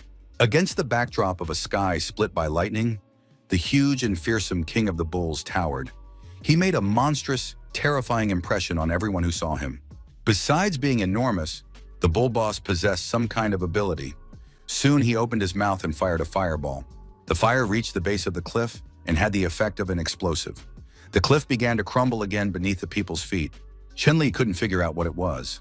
The bull boss had perhaps used a sound wave or created a resonance with the power of its roar. Because of this, all the fighters lost their fighting spirit. They were frightened by the monster. Chen-Li ordered the men to hide to the north, while he would distract the bull. In addition, the fighters who were at the top of the cliff were to wait for a signal. Now on this battlefield, two opponents faced off, a man and the bull boss. Chen-Li understood just how weak he was. The bull boss bellowed loudly, echoing throughout the area, and leaves rained down from the trees at his roar. The opponents clashed. Of course, it looked like a circus, because the man was too small and weak compared to the bull boss. Chen-Li could think of nothing else but to flee. He ran for his life, and the huge beast could catch up to him and crush him in a single leap. Chen-Li saw a hollow in the mountain ahead, created by the explosion. The boy decided to hide there. The bull was catching up to the man, paying no attention to anything. And in the end, the monster slammed into the rock with all its might, and there was a powerful explosion. The people stared in horror at the sight of the explosion. They realized that their king was most likely already dead. But they had to keep fighting, because the bull boss reared up on his hind legs and prepared to attack the men again. The men had no intention of retreating. They prepared for battle and were ready to give their lives. Of course, although primitive humans didn't possess high intelligence, they understood that they were too weak compared to such an opponent. They could only scratch the surface of this monster. Fortunately, Chen-Li didn't die. He hid in a hollow in the rock that had been created by the bull boss's attack. This allowed him to hide there at the critical moment. Despite this, Chen-Li still sustained serious injuries. The primitive people of his tribe were happy to see that their king was alive, but no one knew what to do next. Chen-Li racked his brain to find a way out of the situation. He called out to Shigu, who was standing atop the cliff. Shigu looked at the king in horror and heard that he must follow orders. The man didn't understand what could be done in this situation. Chen-Li ran out of his hiding place with a battle axe in his hands and shouted at the men to kill the monster. The primitive men immediately rushed into the attack, brandishing poisoned spears. They wanted to thrust their weapons into the monster. One of the men was wounded by the beast, and blood spurted from his chest. At that moment, another managed to jump onto the bull boss's head and grab its horns. The battle was very dangerous, but no one was going to give up. Chen-Li had also climbed onto the monster's head, realizing he needed to target its weak spots. Finally, the bull boss flew into a rage, trying to shake the people off. He opened his mouth again to attack everyone with a sonic roar. This time, its attack was aimed at Chen-Li, but the young man managed to dodge at the very last moment. Chen-Li took advantage of the fact that the bull was fighting his tribesmen. He leaped over the bull's head just as the monster was about to attack again. Chen-Li drove his axe into the beast's shoulder with all his might. The monster choked on its own scream and began to bellow in pain. Chen-Li knew that this was their only chance, and if they didn't seize it, they would never be able to defeat the enemy. Shigu and his men stood ready. He had to aim for the bull's wound, and the moment for the attack had finally arrived. The men with spears from the mountaintop hurled their poisoned weapons into the bull's wound. Several spears struck deep inside, and it had the desired effect. The beast was in excruciating pain, but at the same time, the poison began to take effect immediately. A few seconds later, everything around was engulfed in dust and smoke, and the huge bull lay in the middle of the clearing. The people could not believe their eyes, but it turned out they had won. It was an unreal feeling of joy, pride in themselves, and hope for a better future. The people thanked their king for his help and rejoiced in their shared victory. Chen-Li, standing near the slain monster, tried to catch his breath. They shouldn't forget about the boss's other black bulls. The animals were still sitting there, motionless. They waited for orders, and soon Chen-Li sensed that the bull's brain was not yet dead. He mustered his last strength and prepared to attack. Grabbing his axe, he lunged at the boss, trying to prevent him from harming the people. The bull boss was weakened by the poison coursing through his body. He simply unleashed his wave at the stone wall, which caused no harm to the people. Chen-Li sat there frustrated. The young man realized he had been careless and hadn't made sure his opponent was dead. And now the bull boss had cornered the young man near the rock and was preparing to attack him directly. The last thing the young man had time to think about was that his end had come. Could it be that he, Chen-Li, would die here? Before the young man's eyes closed, he caught a glimpse of a black shadow near him out of the corner of his eye. Shanglin, of course, could not allow her beloved king to perish. The girl knocked the king aside with a blow to the jaw, and she herself became the target of the bull boss's attack. Her huge, powerful body lay on the ground in the rain, pierced through by a spear. Chen Li immediately recalled all the situations he had experienced with this large but very kind girl. How many times she had already been of service to the tribe and to her beloved king. And now the aggressor towered over the young man like a massive rock. Chen Li wasn't just playing a game anymore. He had to take revenge on that vile, enormous monster for Shanglin's death. Despite the blood that was literally pouring down the boy's face, he raised his battle axe before him, ready to continue the fight. At that moment, the system issued a reminder and a warning about the emergence of an unstoppable force. Apparently, it was concentrated in the player's right hand. In light of these new circumstances, Chen Li launched an attack on the boss, hoping that his changes would help him survive this duel. The young man swung his axe and landed a single blow on the body of the enormous giant bull.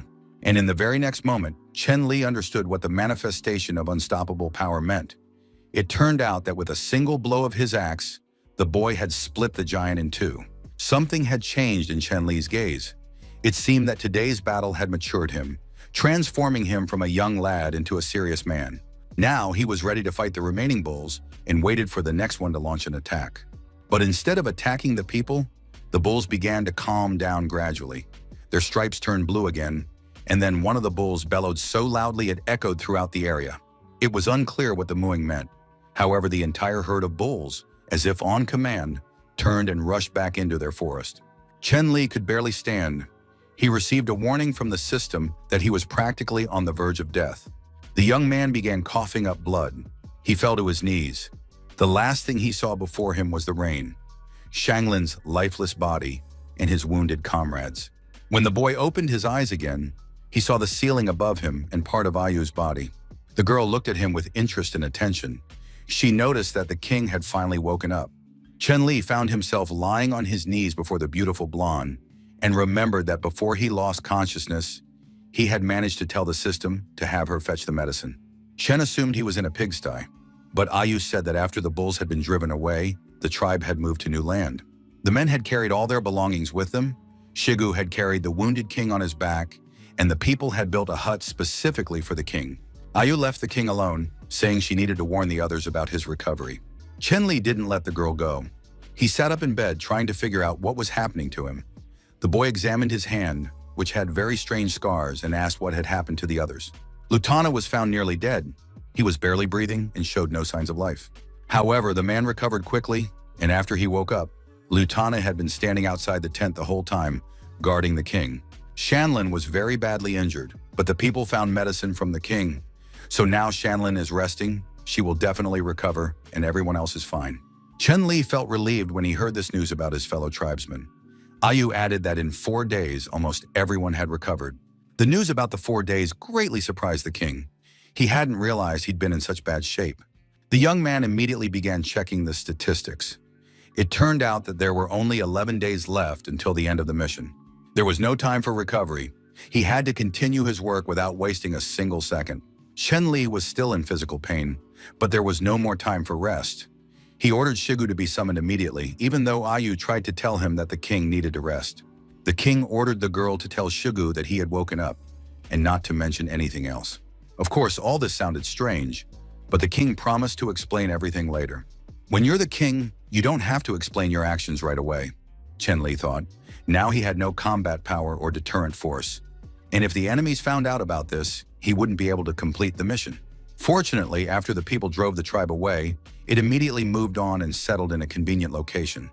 They needed to quickly build a barrier fence, which could later be converted into a wall. At that moment, Shigu appeared near the tent. He was not allowed inside, and the men began to talk over the wall. Shigu said he was very glad to hear that his king had regained consciousness and was feeling well. Chen Li addressed Shigu, saying that the king had a special task for him.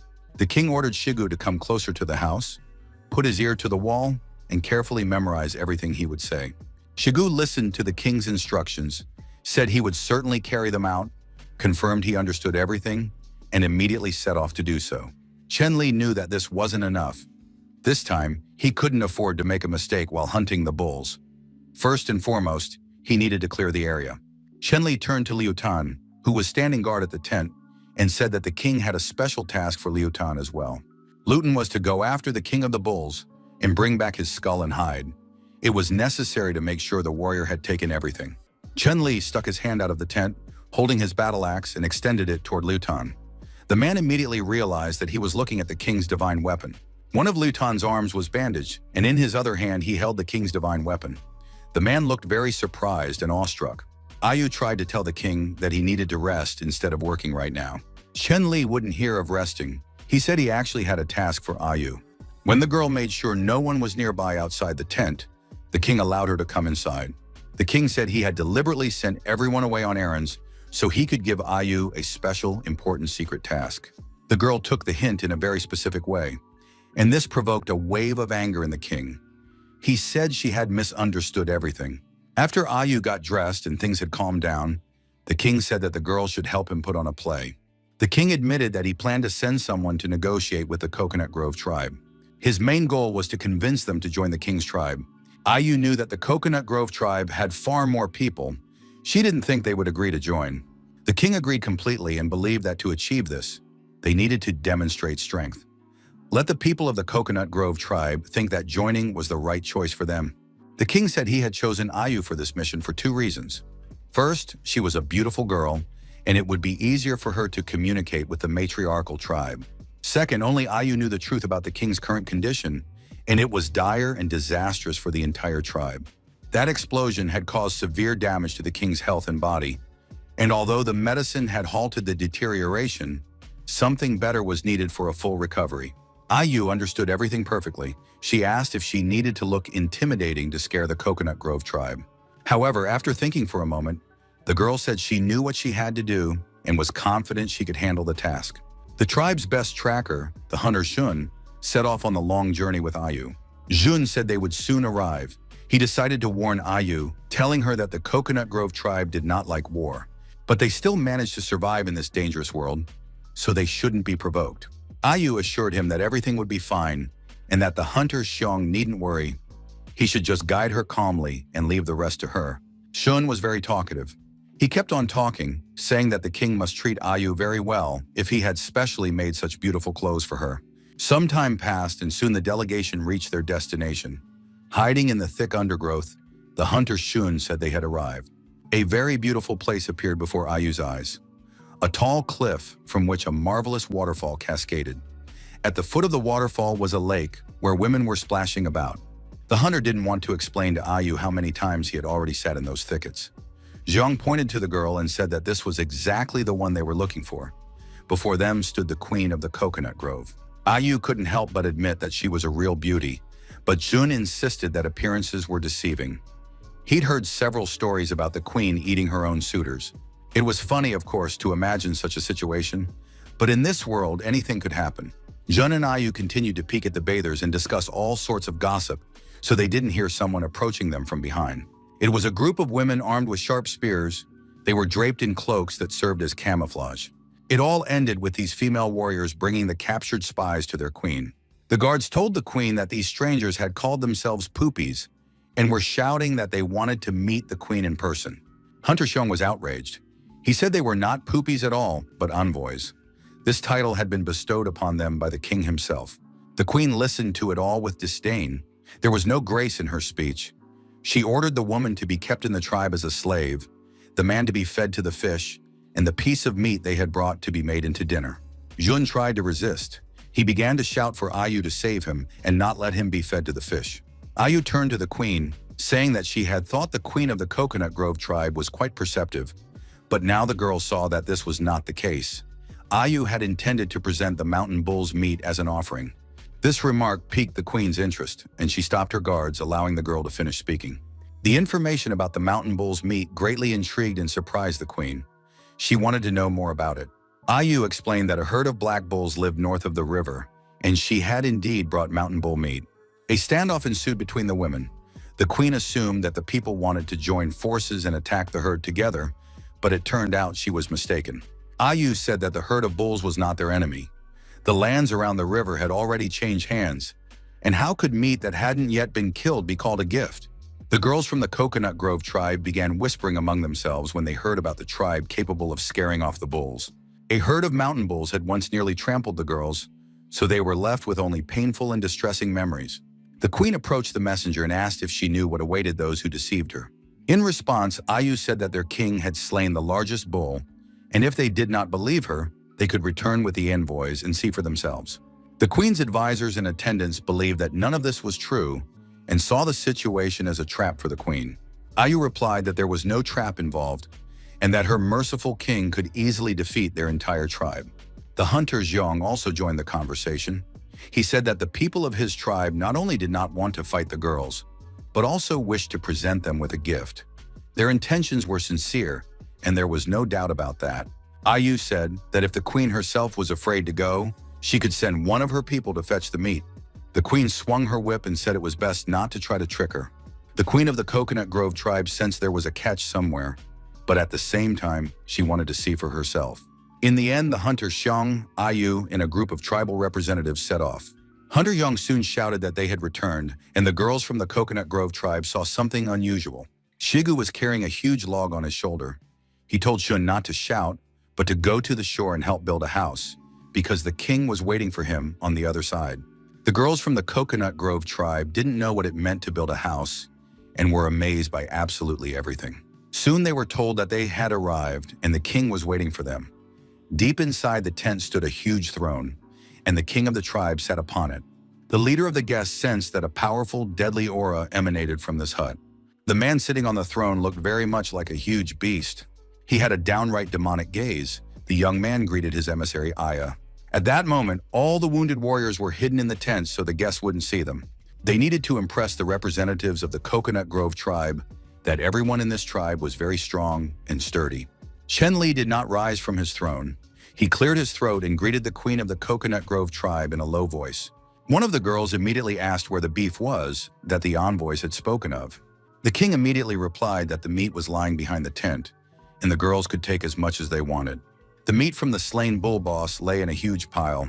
They could help themselves and take as much as the girls could carry. Once she announced that this part of the carcass belonged to the girls, so they had to cut it off and take it themselves. One of the women from the Coconut Grove tribe tried to cut off a piece of meat, but the problem was that she was holding a wooden knife. Huang Shi could barely keep from laughing out loud as he watched the girls snap the wooden knives in half. His behavior infuriated the beauties, and they said that the men had simply gotten caught up in the fights between the bulls and had thus managed to take the meat of the killed animal for themselves. The men didn't want to listen to such brazen accusations. They assumed the girl was asking for serious trouble. He grabbed an axe and approached the guests, but at that moment something flew between him and the women of the Coconut Grove tribe. It was the king's battle axe. It plunged into the carcass of the slain beast and split it apart. This weapon made a tremendous impression on the girls. They were surprised to see it in action, and their carving knives were no match for such a weapon. The king ordered his men to use his axe and help the guests divide the meat. The girls were amazed. They saw that the spot where the king's axe had struck had sealed shut due to the energy emanating from the weapon. Huan Shi was indignant. He told the king that the girls had provoked them first, so why should they have to help now? But the king was very strict. He snapped at Huan Shi, telling him to shut up and obey his order. The king turned to the queen of the Coconut Grove tribe and said that he would allow them to take only as much meat as the girls could carry. The king emphasized that these were his guiding principles. What was said was done, and arguing or quarreling with him was useless. The queen was surprised that these barbarians were noble. She asked how they had managed to subdue the herd of bulls. The king replied that this depended on how events unfolded. It relied on mutual understanding or personal experience. The king had no intention of saying anything more today. He turned to the queen, saying that the audience was over and they could take the meat and leave. Chen Li didn't want to spend much time with these girls. He felt very unwell and was also worried that he would start bleeding soon. The young man lowered his eyes and indeed saw a trickle of blood running down his body. He couldn't show the queen his weakness. Ayu seemed to have noticed the blood as well. She drew the queen's attention to herself and said that they were ready to give the girls a few extra stone axes. Of course, their axes couldn't compare to the king's divine axe, but they were still suitable for cutting meat. The queen listened to the proposal but refused it, saying that these axes did not look like elegant enough weapons for them. After that, the queen added that they too had powerful weapons, but they simply did not flaunt them. The queen then added that she very much hoped they would not have to use their secret weapon against this tribe. The queen ordered her subordinates to take what belonged to them and be ready to leave. They were returning. Ayu added that if the girls didn't have enough meat, they could go back for more. But it would be better to do so sooner rather than later, since the tribe planned to share the meat with other tribes as well. After everyone said their goodbyes, Ayu waved to the guests, and with that, her mission was complete. Venturing deep into the forest, the queen asked if her subordinates had checked everything. Female warriors in camouflage cloaks began to emerge from behind the bushes. They reported that they had discovered structures, so-called houses. There were likely piglets inside, because oinking could be heard coming from one of the structures. The queen was very surprised that the people of this tribe had built such a nice dwelling for pigs. The scouts also reported to the queen that these people had mastered the divine power of fire, which was simply unbelievable. But the spies insisted that they had seen with their own eyes how the people of this tribe had produced fire out of nowhere and then roasted meat over it. The girls wanted to add something else, but were afraid of angering their queen. The spies estimated that there were only about 10 adults in this tribe, and the rest were children and one old man. The spy was certain that the rest of the tribe had been deliberately hidden. The queen wanted to know why the girls hadn't conducted a thorough search and were unable to provide complete information. It turned out that the trees around the settlement had been cut down, and the girls couldn't remain unnoticed in the open, so they hid in the forest and watched from a distance. After that, there was a rather long silence. The queen was pondering the information she had heard, and this pause did not bode well. The queen took out her whip and cracked it. It was time for punishment. She decided that her spies and scouts had not shown enough enthusiasm and had not gathered complete information, which meant they had failed to carry out their orders, and for this they must be punished. After that, the queen announced that if her subordinates ever dared to make excuses again, they would not get off with mere lashes. The girls fell to their knees, buried their heads in the ground, and began thanking the queen for not banishing them from the tribe. Chenli was also recovering from this exchange. After all, the king was very weak, and even such minimal activity caused him pain and drained his strength. Ayu was very worried about her king. She wanted to know how he was feeling and how his wounds were healing. The king showed her a glove made of bull hide.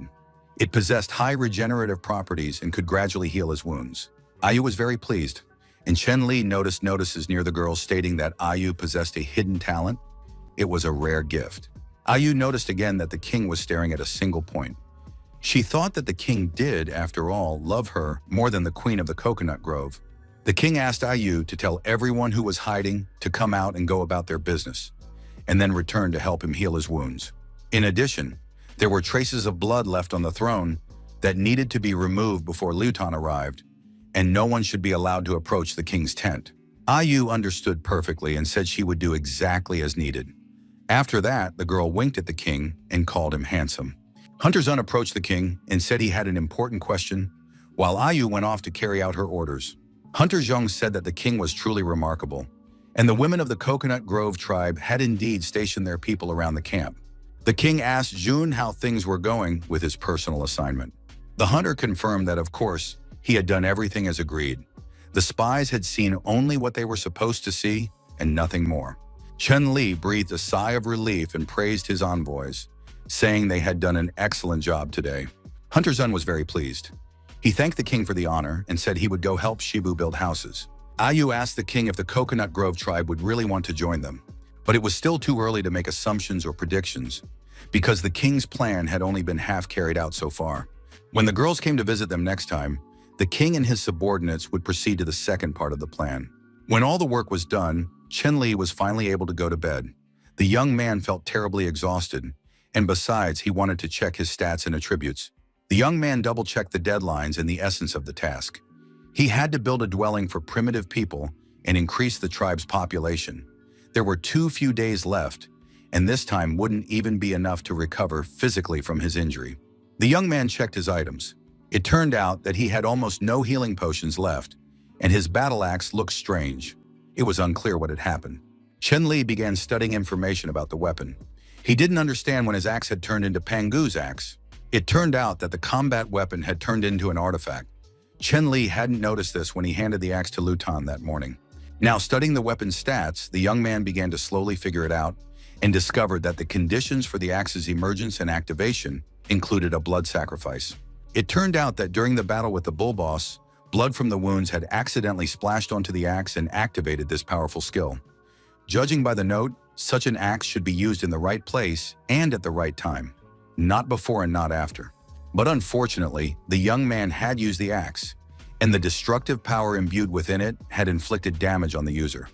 It became clear that Chen Li wouldn't get off with just a scar on his arm. This was, of course, surprising and strange. The young man had never expected that his weapon could evolve. Chen Li was satisfied with the situation, but now he wanted to know if the rest of his weapons had such hidden abilities or properties. But in any case, the activation conditions were irregular. Everything depended on fate, and the axe was truly powerful. It had nearly killed its owner. The healing potion turned out to be very useful. There was very little left of it, so the young man decided not to waste it, but to save it for a critical moment. In any case, he had to carry the axe to destroy all living creatures nearby, and it was now clear that Chen Li would be able to handle absolutely all threats. The young man estimated that the meat taken by the representatives of the Coconut Grove tribe should last for a few days. Of course, the boy was severely limited on time, so he would have to put the hunter Zhun to work again. The king turned to Lutan, who was once again standing guard at the tent, and asked him to summon the hunter Shun, saying that he had a secret mission for him. Lutan immediately set out to find the hunter, and soon the nimble young man came bounding in, ready once again to carry out his king's orders. The young man stood in the doorway, bowed his head in a sign of honor and respect, and said that the hunter Shun had come to see his king. The king approached the hunter and asked if Shun remembered the herd of black bulls they had driven away. Now Hunter Zhang had only 2 days to find that herd and report its location to the king as soon as possible. Chen Li said goodbye to the hunter, who immediately rushed off to carry out the task. The young man thought that many of the tribe's members had made a significant contribution over the past few days. So he needed to use these 2 days to do something nice and prepare small gifts for everyone. Hunter Zhang rushed off to carry out the task, paying no heed to the time of day, fatigue, or other obstacles. And now several days had flown by. Chen had rested a lot, recovered, and was ready to dive back into work. A few more stone arrowheads were ready. They gave the player tech points and were also meant to help the tribe members when needed. The king decided to give the bone whistle to Shigu so that he could command more easily during battle and hunting. The stone arrowheads could increase the lethality of the wooden spears, and if they had to fight the Coconut Grove tribe, they would help secure more victories. The king decided to give the drinking horn to Shun. He hoped the hunter would like this gift. At that moment, Ayu entered the tent. She was still the only one who had access to the king's body. The girl brought the king good news. Their house had already been built. The king saw the girl's excitement and tried to calm her down. Ayu asked the king to be sure to put a cloak on his injured arm. Chen Li almost forgot to do so, but with Ayu's help, handling all his affairs was much easier. The girl helped him put on the cloak and said that the king was working hard instead of resting and recovering. After that, the young people went outside so the king could see the house built by the people. Everyone present looked at the house in complete silence. It was unclear how much they liked it. Finally, Shigu snapped out of his thoughts. He was happy that the king had come, for they had built this house on his orders. This architectural marvel was worth seeing, and indeed the house looked very imposing. Its walls were made of thick tree trunks, and the roof was also supported by trunks. The structure seemed sturdy and durable. Shigu was absolutely delighted. He thought the house was beautiful. The king tried to smile. He almost managed it, and said that the house was nice. The people began to rejoice and celebrate. Now they had a real home, and they understood that a pigsty really is only suitable for pigs, while people should live in a house like this. The people rejoiced that they would no longer have to sleep in caves or under trees. The king reminded them that not long ago they had not thought so. Shigu pointed to the straw door they had made for the entrance. Now everything was ready. The king entered the house, the door closed behind him, and he was able to check his stats. Building the house cost the same number of points as starting a fire. Come to think of it, the backward tribe had changed a lot since the king had come into their lives. At first, they drank blood like beasts and ate raw food. Now it was clear. Their personalities and abilities had changed. This was due to the system's subtle influence. Most likely, it was an acceleration of evolution. As soon as the hunter Shun returns from his mission, he must be brought immediately to the king's residence. Ayu said that everything would be done as the king wished. After that, the king said he needed to leave, and that the rest of the people should continue building houses, since there would soon be many residents in them. But before the king could leave the street, a shout rang out, and the happy jumping hunter Shun appeared before everyone. He shouted that he had found them. This news delighted the king. He thanked the hunter and said that now the second part of the plan could be carried out. The king invited all the tribe's inhabitants to follow him without further ado. Shigu had a special task as well, and the king took him away from the house building. After the king explained the second part of the plan to his subordinates, he asked if anyone had any further questions. Shigu had his doubts. The man wasn't sure the plan would work because it was a bit incomplete. The hunter Shun was very confident. He reassured his comrades, saying that he would be able to complete the task when the time came, simply by taking people with him. After that, the king presented Shigu with a bone whistle, which the man could use to give orders. The warrior was very pleased with this gift. The king also had a gift for the hunter, and as soon as Xiong completed the task, the king would present it to him. Chen Li reminded his subordinates once again that as soon as they received a signal from him, they must immediately act according to the plan. And soon the entire team set off to carry out their duties at the locations assigned to them by the king. Chen Li realized they were desperately short-handed, so he would have to assign tasks even to the wounded. Chen Li instructed them to tell Huanxi and Chanel to build a bonfire in front of the house, but not to light it. Ai guessed that this was for the guests who would soon arrive. The king confirmed her guess. Now they needed to check the bait that had been set 2 days earlier. They needed to see if the boy could catch that big fish. Just then, a group of strangers emerged from the forest. Shushu saw them and assumed they were members of the Coconut Grove tribe. The girl was carrying a basket of fruit she had gathered. Shosho, startled, ran to call for help, and the fruit scattered all over the road. The girl ran to her king's house and reported that the people from the Coconut Grove had arrived. Although the wounds on the king's body were already healing, it was still difficult for him to move. Besides, one shouldn't forget that it's always nice to be cared for. Chen Li decided not to deny himself this pleasure. The young man wanted to regain his strength as soon as possible, so he could attract even more attention from the beautiful girls of the Coconut Grove tribe. At that moment, it became clear that the fish had taken the bait and the lure had worked. The king asked Aya to bring the girls to him. Ayu greeted the representatives of the Coconut Grove tribe. She said it had been a long time since they'd seen each other, and that the queen had become even more beautiful since their last meeting. After that, Ayu led the queen to the royal palace, where the king of the tribe was already waiting for the beauty. Last time, the king had a hut made of straw and bullhide, but now he had a wooden house. It was simply amazing how quickly these people had learned to build houses. The queen surmised that the king was afraid to come out to meet her, which was why he was inviting her into the house. The queen of the Coconut Grove tribe said that this time they would take more meat so as not to bother their hosts next time. And indeed, this time a very large group of the queen's subjects had come. Ayu said that the people simply wanted to get to know their kind neighbors. Ayu replied that the king had already ordered beef to be prepared for 40 people, so the tribe's representatives could go get it right away and take it with them. Ayu pretended she had made a mistake, for it seemed there weren't 40 people in the Coconut Grove tribe. The girl shyly covered her mouth. The queen was very taken with the clever beauty who cared for her people. The queen offered Ayu a position in her service, but the girl said she was devoted to her king's power and would not abandon him. Ayu added that the beef was still where it had been before, behind the house. If the girls couldn't carry the whole portion away, they could eat some of it right there. That was also the king's order. Furthermore, if the girls found it inconvenient or difficult to cut up the meat, the servants could help them with it. Upon hearing this offer, the girls declined, saying they could manage on their own. When all the questions had been settled, the door swung open, and finally the queen of the Coconut Grove entered the royal palace. The girl quickly looked around and assessed the surroundings. She said that the palace looked quite normal. This was a good sign. Chen Li realized that the queen was interested in house-building technology, and he could continue to lure her in. The king said that this was his temporary palace. As soon as the real royal palace was built, the servants would live here. The queen was very surprised. She was astonished that the king would allow his subordinates to live in such a place. Chen Li agreed that this dwelling was rather shabby. In time, he would move his subordinates into stone houses, which would be much better. The next second, the queen of the Coconut Grove swung her whip and attacked the king, who was sitting on the throne. The whip tightly wrapped around the young man's arms and pinned him to the throne.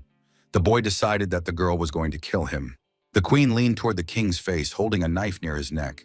She said that no one knew men better than she did. Moreover, the queen had a way of making men give her rare and valuable things entirely of their own free will and without compensation. Chen Li, of course, should have been frightened, just as the queen expected. But he was young, and the queen was beautiful, so his hormones kicked in the opposite way. Finally, the king calmed down and said that the queen would not force him to obey in this way. because he had already taken precautions. In reality, Chen Li thought he was doomed. There were no more ways out, the charade was over, his wounds hadn't healed yet, and in a one-on-one duel, he wouldn't be able to win. At that moment, the door to the royal palace opened. Ayu peeked inside and announced that everything was ready, and the banquet could begin. The girl noticed her king's condition. The queen of the Coconut Grove tribe immediately unwound her whip and stepped away from the king. Chen Li said that the conversation was over, and now they would all go together to eat the roast. Chen Li asked his assistant if the people had built a fire. The queen was struck by the man's composure. After all, she had threatened him so much. Either he was playing it safe, or he simply wasn't afraid of death. All the men of the Coconut Grove tribe seemed like weaklings. Stepping outside, the king and queen saw a huge bonfire blazing right in front of the house. The guests and hosts sat down and began to eat the meat. Chen Li handed Ayu a small bag of salt and asked her to sprinkle it on the meat to enhance the flavor. Ayu immediately approached the girls and asked them to sprinkle the meat with this powder. The girls did as they were told and eagerly dug into the treat, but the queen was afraid to eat something unfamiliar. She watched her subordinates, who were happily eating the meat and were about to eat a lot more. All the girls said it was very tasty. Finally, the queen joined her subordinates and also ate the salted meat with relish. Chen Li wanted to buy a little more time for Shun and Shigu. The queen was able to relax, simply enjoying her meal and forgetting about everything else in the world. Meanwhile, several warriors from the tribe were lying in ambush. They had set out on a special mission together with Shigu. They watched a herd of black bulls grazing carefree on the meadow. The people didn't understand why they needed to hunt the herd, since they had plenty of beef and couldn't even eat it all. Shigu replied that the warriors simply didn't understand. This time, the people weren't here to hunt. They had to follow orders and act precisely. Shigu looked up at the sky above the trees and saw smoke rising from behind the trees. The man realized that this was a signal sent by the king. Shigu took advantage of the opportunity and blew a bone whistle. After that, all the hunters in ambush hurled their spears. The spears immediately pierced the bodies of the black bulls, who were unsuspecting and grazing on the grass. Now it was time for the hunter Shun to carry out his part of the plan. He had only one chance, to find the new leader of this herd. Shun stood on a branch of one of the trees and carefully watched all the bulls running beneath him. Soon the hunter spotted a suitable bull and, being the most accurate, easily thrust his spear into the leader, after which he himself jumped onto the beast's back. Shun was very pleased. Everything had worked out. The hunter sat on the bull's back and steered it as if with reins.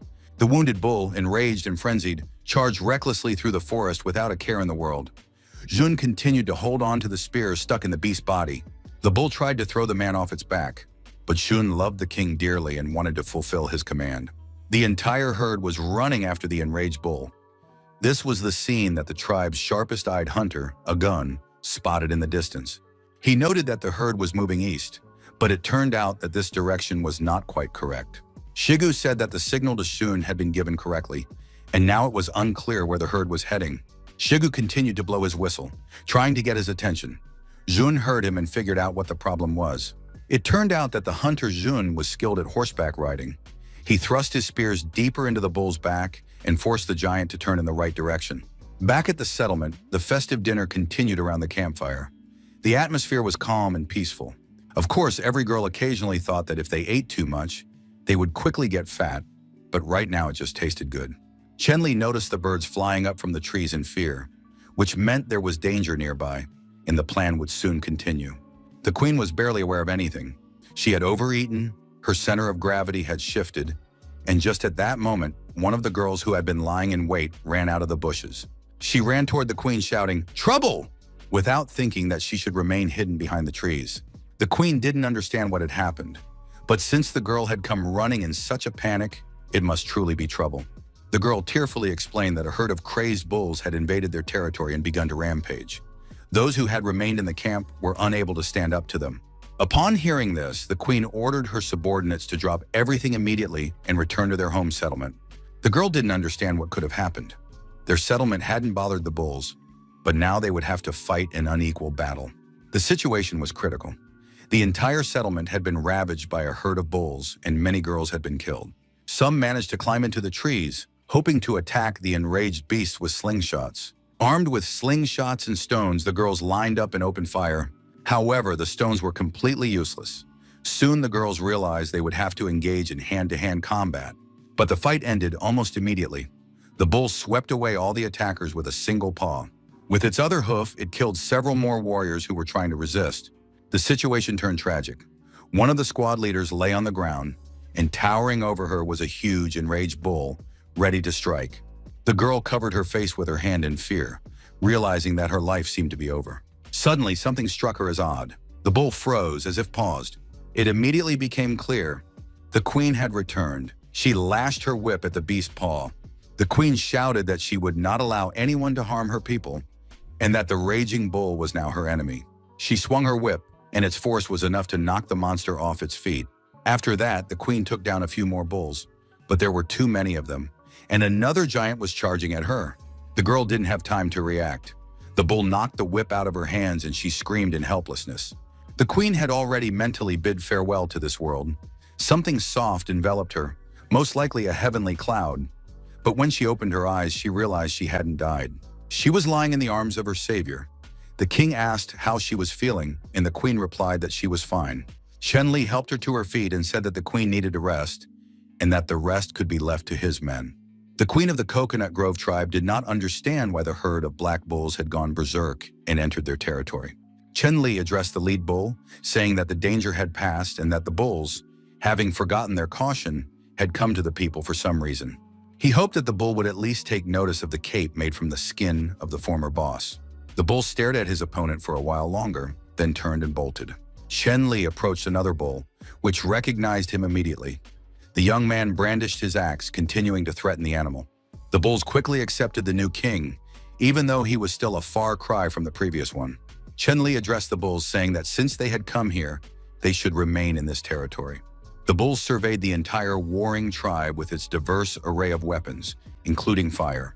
The people decided to demonstrate their strength and rushed to attack the bulls. This time, the battle went relatively smoothly. The bulls had almost stopped getting angry. Hunter Zhang once again mounted the head of another bull and guided it using the reins. He was skilled at riding. The bull was slow on the uptake, so, obeying its rider, it continued to destroy everything around it. Chen-Li wanted to take the queen away so she wouldn't see the battle. However, the girl refused, saying that the herd hadn't been driven off yet, and she had to join the fight. Chen-Li took the queen by the hand and asked her not to go since she would be risking her life. Chen-Li believed that the girls couldn't handle these monsters on their own. The king said he had brought a few men with him, since going into battle against the herd was certain death. He suggested sending the inhabitants of the Coconut Grove tribe to his settlement so they could heal their wounds, and then they could return here. The king was ready to provide the entire Coconut Grove tribe with homes, food, and a guarantee of safety. The queen listened to these proposals thoughtfully. She saw that her people could barely stand. Many were wounded or killed, and the bulls continued to destroy everything around them. Ayu couldn't believe it. Would the queen really let her people die in vain and just stand by and watch? Finally, the queen made a decision. She addressed the tribe and ordered all those who had suffered to retreat north. Even her warrior attendants struggled to accept this, despite their many wounds, but the girls decided to retreat nonetheless. The commander of the combat unit of the Coconut Grove tribe ordered them to move quickly and evacuate the wounded first. The king instructed Ayu to ensure comfortable conditions for the queen and her people, to take them to the camp, and to provide them with a place to rest. The king himself remained with Shigu and the other warriors. They would hold back the herd of enraged bulls and prevent them from harming people any further. Ayu urged the king to take care of himself. The battle with the bulls went according to plan. The people used weapons, flaming torches, and every means at their disposal. Some of the female warriors from the Coconut Grove tribe, who were uninjured, joined the tribe's warriors to fight the herd. Shigu tried to warn the girls that this group of monsters was meant for men, and that they'd be better off retreating and resting. But the female warriors joined the battle, and the king said that these girls were very brave and would now fight alongside Shigu's warriors. Soon, the first joint attack began. Members of the two tribes fought against a common enemy. Ayu successfully led all the women out of the forest, and soon they reached the tribe's camp. Shushu rushed to the girls, happy that they had returned, but still worried about where the king was. Ayu explained that the king and Shigu had stayed behind to fight, while she had brought the injured people, settled them into homes, and provided care. Shushu didn't mention that it was thanks to Shanglin's strength, despite her pain, that the people had managed to hastily build these houses. She turned to the guests and said that the women who had not been injured in the battle should go with her to get food and water. The wounded were placed in the houses. They were told that their food and safety were guaranteed and that they could rest peacefully. The tribal queen was physically and mentally exhausted. Ayu promised to take care of her subjects and that the queen herself should rest. Ayu left the queen alone, realizing that so far everything was going according to the king's plan. The night before, the girl had discussed the details of the plan with the king, who wanted to achieve his goal with minimal effort. The king's main goal was to conquer and annex the Coconut Grove tribe. Everything had to go perfectly because the king's men had only recently finished a grueling battle and would not be able to withstand a prolonged war of attrition. Ayu supported her king in everything. She believed that everything the man did for the tribe was perfect. There was very little left to do. The day after the Coconut Grove tribe was annexed, the people set to work together. Shanlin asked Huanxi how the night had gone. The man replied that nothing had happened. He had been keeping watch over the camp all night. Women began to emerge from their dwellings. The well-rested warriors looked up at the sky and noticed that it was cloudy. Shanglin approached one of them, greeted her, and wished her a good morning. The tribe member's appearance startled her a little.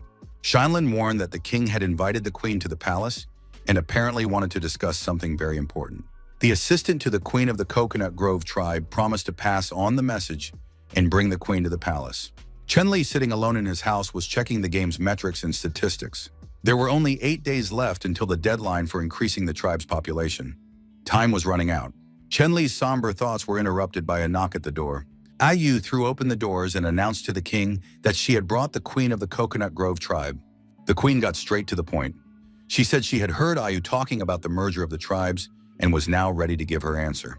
The girl was adamant. She replied firmly, "No," stating that the king could not force her to take advantage of her tribe's temporary weakness. Chenli replied that there was no question of coercion. He rose from the throne and offered the queen a deal. The king promised to teach the women of the Coconut Grove tribe how to build houses, make weapons, and start fires. In return, the tribe would be united with his own. Chenli suggested that the queen accept his customs and protection, standing close to her and continuing to persuade her. He lowered his head closer to her face and said that in some matters, relying solely on courage was useless. Everyone knows of the cruelty of the Sea tribe. The inhabitants of the Mountain tribe, including the queen of the Coconut Grove, know this better than anyone else. Now the tribe is as vulnerable as wounded deer. Bloodthirsty beasts will smell the blood and hunt down the girls to kill them. There was no need to persuade the queen further. She understood everything perfectly well, but she could not force her subjects to accept the authority of a stranger. They would agree only if the battle took place and the outcome was not predetermined. That was the only way to convince them. But the queen did not know if the king was ready to accept her challenge. Without a moment's hesitation, the man gave his consent, and the tribal leaders left the palace to announce their decision to their people. Chenli addressed the representatives of the Coconut Grove tribe. He said that their queen was wounded and unable to fight, and that to ensure fairness, he too would not fight. Shigu took the king's place on the battlefield. Now a duel had to be held to convince the girls to accept the king's help and protection. The man stood there pleased and confident and asked, which of the girls would fight against him? One of the representatives of the Coconut Grove tribe, Ayun, stepped forward from the crowd and accepted Shigu's challenge.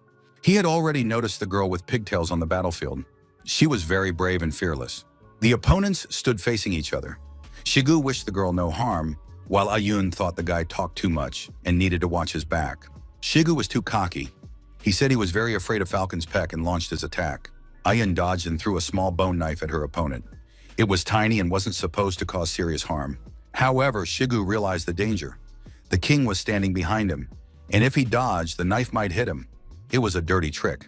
The warrior deflected the knife with his axe, but immediately noticed another small weapon flying toward him. The second knife hit his helmet, which greatly upset Shigu. He decided to strike to end the duel. However, before the axe came down on his opponent, Ayun crouched down and wounded her with her own knife. Moreover, the duel was unfair. Another tiny bone knife flew into Shigu's head, but it was not Ayun who threw it, but one of the female spectators. Taking advantage of the fact that Shigu was engrossed in the fight, a representative of the Coconut Grove tribe, knife in hand, leaped toward the king. Chen Li didn't even flinch. He was still recovering from his injuries, and besides, he trusted his invisible bodyguards.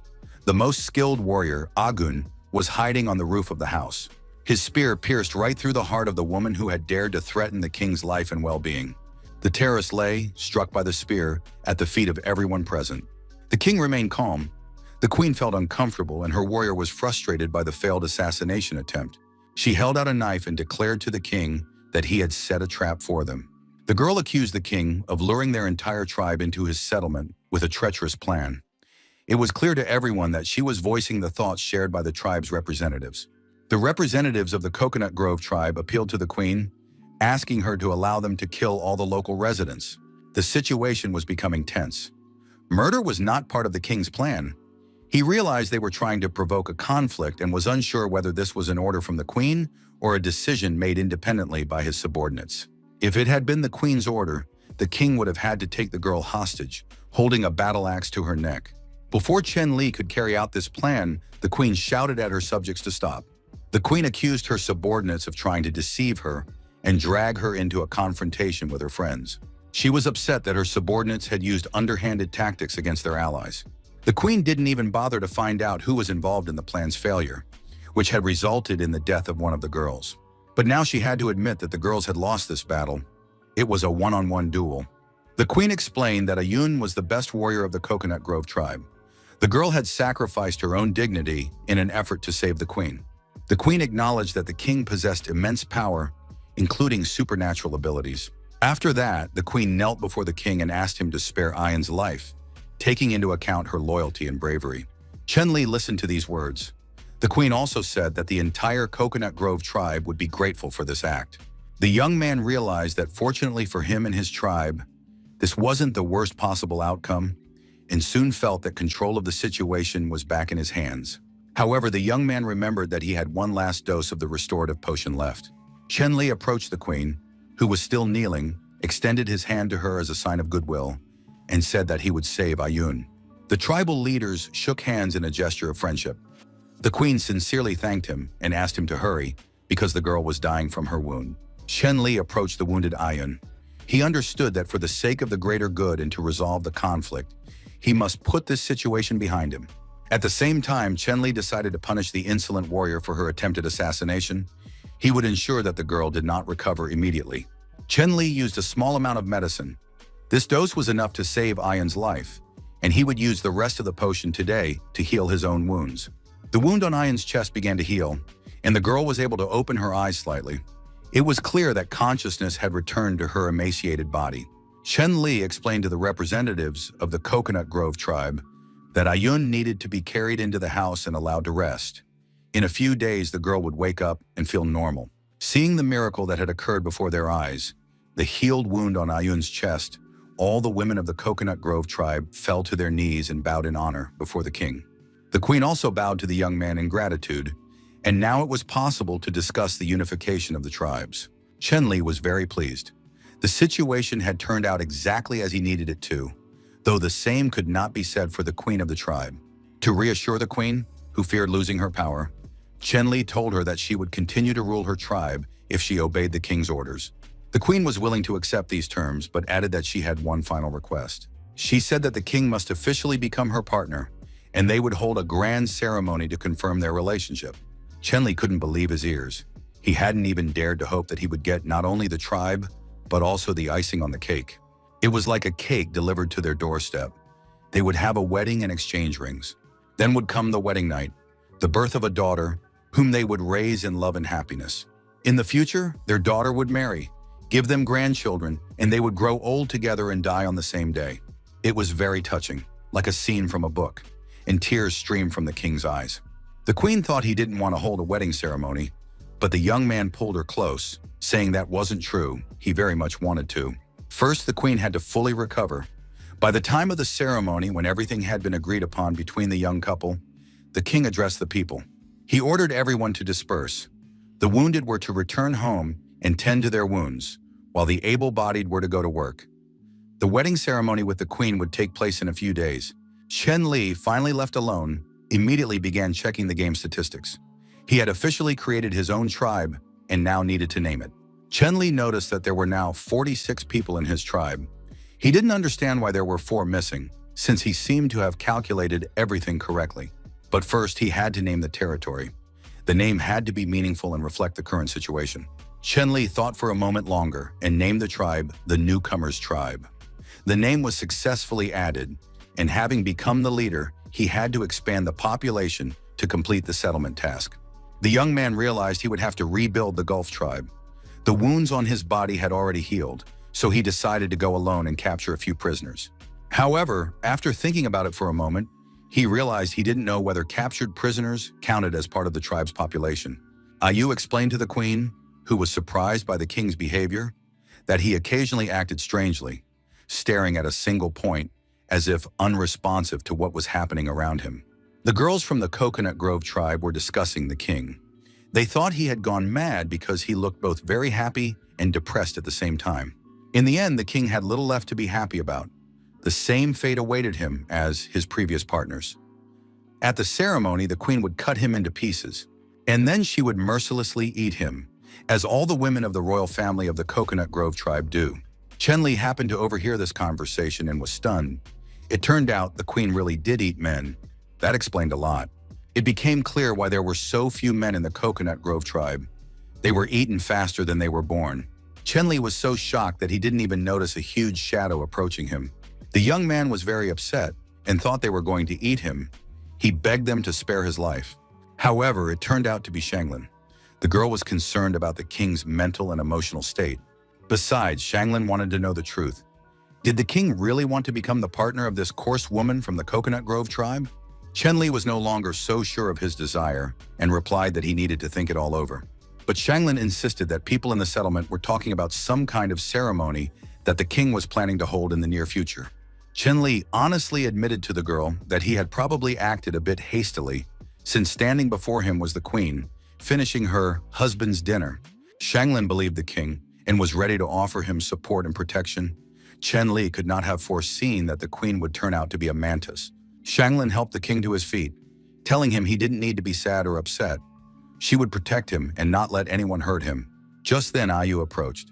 The girl didn't understand why Shanglin had run away, since she was supposed to be hiding the wounded. But Shanglin no longer wanted to tend to the wounded. She wanted to spend time with her king. As for the wounded, they should stop hiding and help build the camp as much as possible. Ayu understood that they needed to save the king and suggested going with Shanglin to the wounded to organize them for work.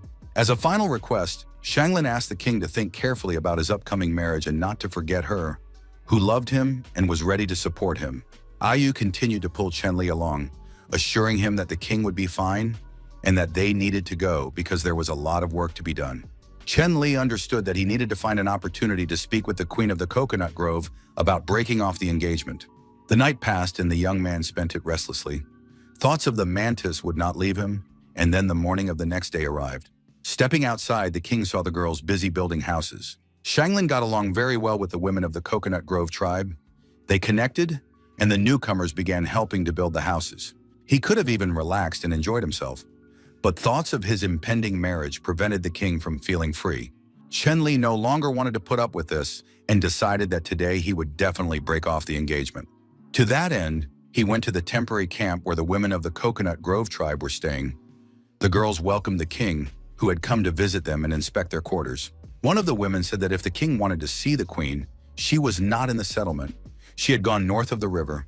The girl volunteered to accompany the king. Soon they reached the riverbank. Chenli saw the queen in the water, along with two attendants who were helping her bathe. The attendants noticed the king and informed the queen. She ordered her subordinates to leave them alone. The attendant stepped out of the water and walked away down the path, greeting the king, who was embarrassed, realizing what awaited him. The queen of the Coconut Grove tribe peered out from the water, calmly looked at the king, and asked if he truly had urgent business.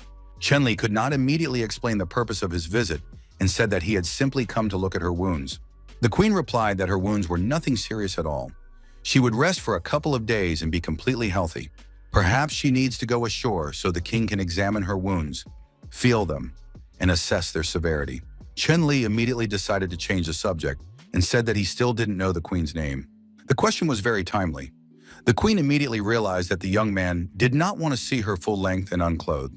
The girl felt embarrassed and said her name was Xiao Wang, a name given to her by the previous queen. Chenli didn't quite understand what previous meant or what had happened. The girl explained that the previous queen had given her the name Xiao Wang, but since the queen had been banished from the tribe, no one had called her by that name anymore. Chenli realized that things were looking very bad.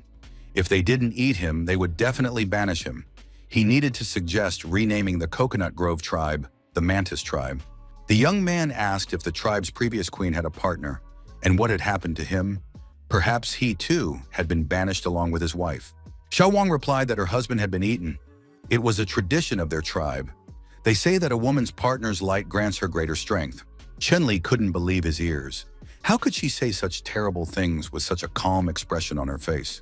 Xiao Wang continued, saying that this was a tradition of past queens, but she personally had no intention of continuing it, considering such an act inelegant. Chen Li regained his composure a little and asked if that meant Xiao Wang didn't eat people after all. The girl replied that she had only recently become queen and hadn't had a partner yet, so she hadn't had the opportunity to eat anyone. Chen Li calmed down a little. He advised the queen to get more rest and drink plenty of water while he went to prepare for the ceremony. As he left, the young man thought that he didn't need to worry about being eaten right now, but Shanglin still needed to come to an agreement with the queen. Before the young man left the riverbank, the queen shouted after him that although she didn't eat people, if anyone offended her, she would deal with them in a different way. The girl said that if she were offended, she would cut off everything unnecessary. Passing by the kitchen where Shou was preparing lunch, Chen Li nearly fainted when he saw the girl chopping vegetables with a hatchet. Chen Li checked the stats again. There was a week left until the end of the mission. He needed to capture a few prisoners and complete the task. At that moment, Shigu walked past the king, carrying a log for building a house. The king called out to the man and said he had a special task for Shigu. Chen Li explained that he needed to be away for a short while, and Shigu would be in charge of organizing everyone's work. In case of an emergency, a messenger could be sent south across the sea to find the king. Shigu replied that he could be relied upon and that he would handle the task perfectly. Chen Li reached the seashore and admired the beauty and tranquility of this wonderful bay. However, the young man soon realized that the idyllic scene did not match reality.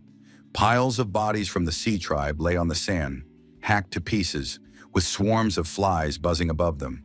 Chen Li surveyed the scene and couldn't understand what could have happened to the people of the Gulf tribe. The entire beach was littered with the bodies of slain sea dwellers. Who could have defeated such strong and sturdy savages?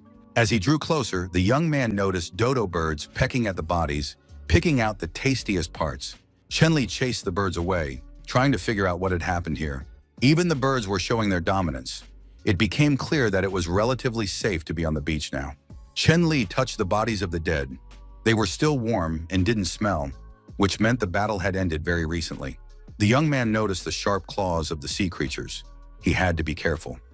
Judging by the wounds on the bodies, those claws had left the scratches. It was a strange scene, as if a civil war had broken out within the tribe. Chen really wanted to find at least one survivor to take with him, and he looked around carefully. His attention was drawn to the corpse of one of the sea tribe members, half submerged in the water. The creature's face was contorted by an agonizing death. There were no signs of life. Chen Li noticed that the limbs were submerged in mud. It looked like drowning. But is it possible to drown a water people in the sea? Although there was no logical explanation, it was clear that something strange had happened here.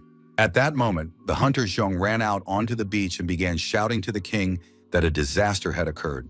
Zhong explained that while the king was away, the tribe had been attacked by a group of crazed warriors from the Gulf tribe. The news was terrible, and Chen Li immediately ordered a return to the settlement. Meanwhile, strange events were unfolding in the settlement.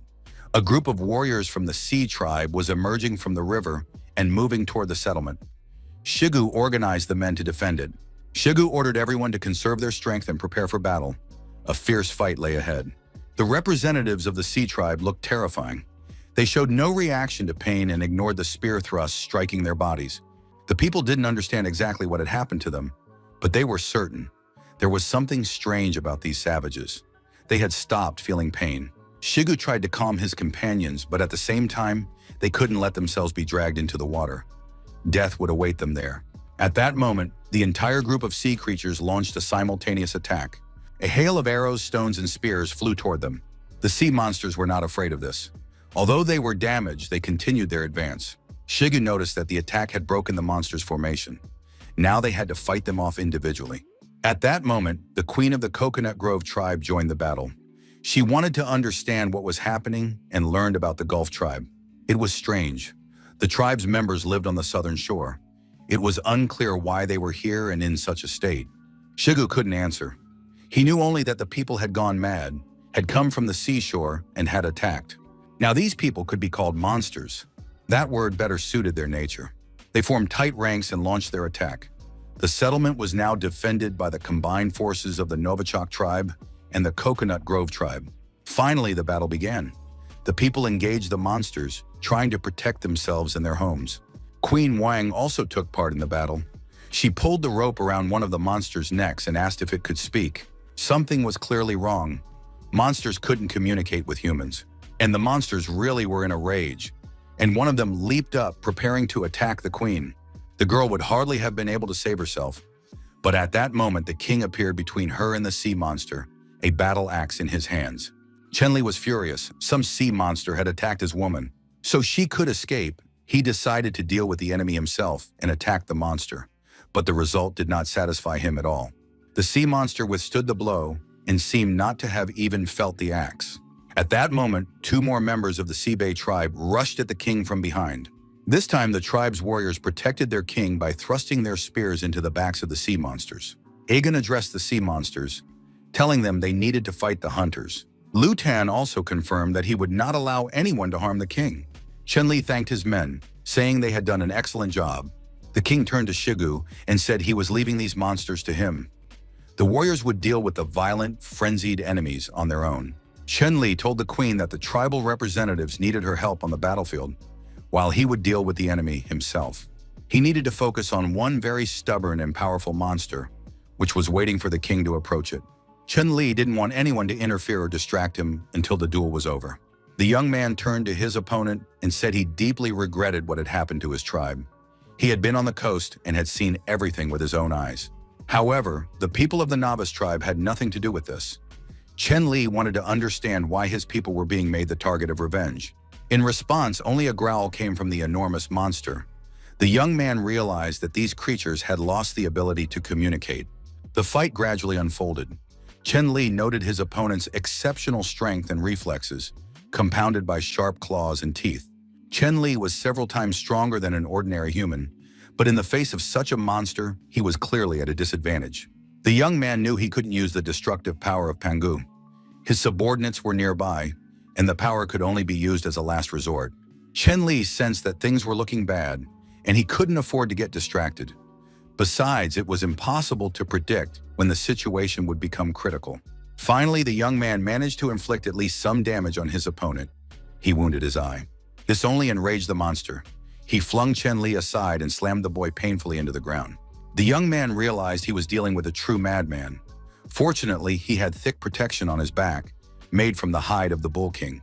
If not for that, the monster could have bitten off his entire arm. Now, bite marks stood out on his arm. It seemed as though the monster had tasted blood on its teeth, which made it even more frenzied and aggressive. There was no doubt left. Something unusual was happening with these monsters. The enemy lunged into the attack with a crazed look, completely unlike that of a living creature.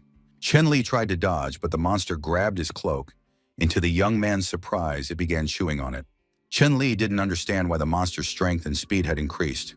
After it ate the cloak made from the bull king's hide, the attack stopped. The monster turned around, paying no attention to anyone, and walked into the river. Other monsters joined it. Chenli noticed that many monsters had gathered around one of the warriors. That was strange, too. The young man noted that the warrior's body was already covered in bleeding wounds, but the man fought on, determined to fight to the death.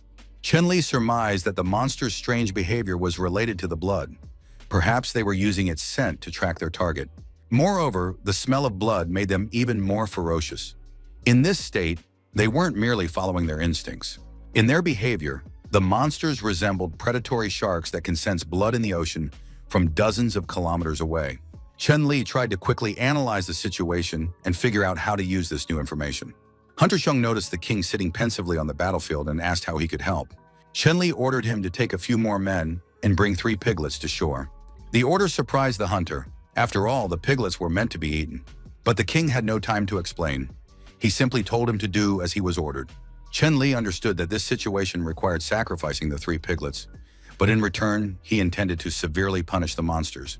The young man turned to the queen, telling her to urgently take the wounded as far away from the battlefield as possible. At that moment, people ran up and brought the 3 piglets, asking what to do next. The king ordered the piglets to be led to the water and released there. Everyone was sad to part with the piglets, but no one doubted the king's wisdom. The piglets ran across the grass, and Aegon, sitting in a tree, signaled to the king that he was ready. When the hunter received the signal, he hurled his spears, hitting the target precisely. The 3 piglets were killed. The smell of blood from the slain animals immediately attracted the attention of the sea tribe. The monsters sensed the blood and, as if mad, ran toward the piglets, completely ignoring the people. While the monsters fought over the bodies of the slain piglets, Chen Li ordered the men not to stand idly by, but to aim at vital points with spears, poison-tipped spears, and arrows. At that moment, Aegon, watching from a tall tree, shouted to the king that something was wrong. The representatives of the sea tribe began clutching their throats and stomachs, as if experiencing severe spasms and ready to turn inside out. Soon all the monsters lay unconscious. Chen Li suggested that the men had poisoned the piglets, but the hunter Zhang swore they hadn't done anything to them. Be that as it may, within seconds the monsters were dead, foam spilling from their gaping mouths. Chen Li ordered the men not to approach the dead. Perhaps it was a trick, and the monsters were only pretending. A little more time passed, and it became clear that the monsters weren't pretending, though it remained unclear until the very end what had happened to them. Over time, after considerable effort in the agricultural part of the settlement, cages appeared near the animal shelters, in which members of the sea tribe were kept. People knew they had to be on high alert. If the monsters tried to do anything, they had to be punished immediately. People looked at these strange creatures, realizing that they were more like a herd of freaks. They were all lifeless and motionless. But at one point, one of the monsters coughed. It became clear that it was coming to. The monster reached its hand through the bars of the cage and spoke in human language, asking for help. One of the girls stayed behind to guard the captives and sent her assistant to inform the king that the monsters were beginning to come to their senses. Soon the king approached the cages to find out what was happening to the captives. It turned out that the monsters were indeed gradually coming to. They were asking for help and water. The king asked where the monster he had fought was. They explained that it was being kept separately. It had also woken up and was sitting in a separate cage, demanding water. Chen Li unscrewed the water flask he was carrying and poured water over the monster's head. The monster was absolutely delighted. Judging by the monster's reaction, the king asked if the monster understood human speech. The giant, looking into the king's eyes, confirmed that he understood everything perfectly. Chen Li instructed his chief assistant, Ayu, to look after the monster. As always, the girl took the task seriously. She began to give the monster water, asking him not to rush, to drink calmly, and that she would bring more water if needed. The girl went to fetch more water but had to wait, as the river was quite far away. The monster had drunk his fill and was now able to speak. He said that his people needed water too, and asked her to give them at least a little liquid. Ayu said that water was the least she could do to help, and suggested that the captive answer a few questions. The captive had no idea what she was talking about. Troops had attacked him and his people, and now they wanted to ask questions. Chen Li tried to make sense of the situation, but the monster continued. He knew that the mountain tribe were strange creatures, but he hadn't expected them to be so evil. Ayu realized that the mountain tribe had attacked the sea tribe and asked the chieftain for details. The chieftain of the sea tribe realized that the people before him were not from the mountain tribe. Ayu explained that they belonged to the novice tribe, and standing next to her was their king and leader. The leader of the sea tribe had never heard of the novice tribe, but realized that a tragic mistake had occurred. He assumed that the mountain people had sold the sea dwellers as far away as possible, and now they had fallen into the hands of unknown newcomers. Ayu clarified that the leader was mistaken. The sea people had attacked the territory of the Novichok tribe themselves, a tribe that had no ties to the mountain people.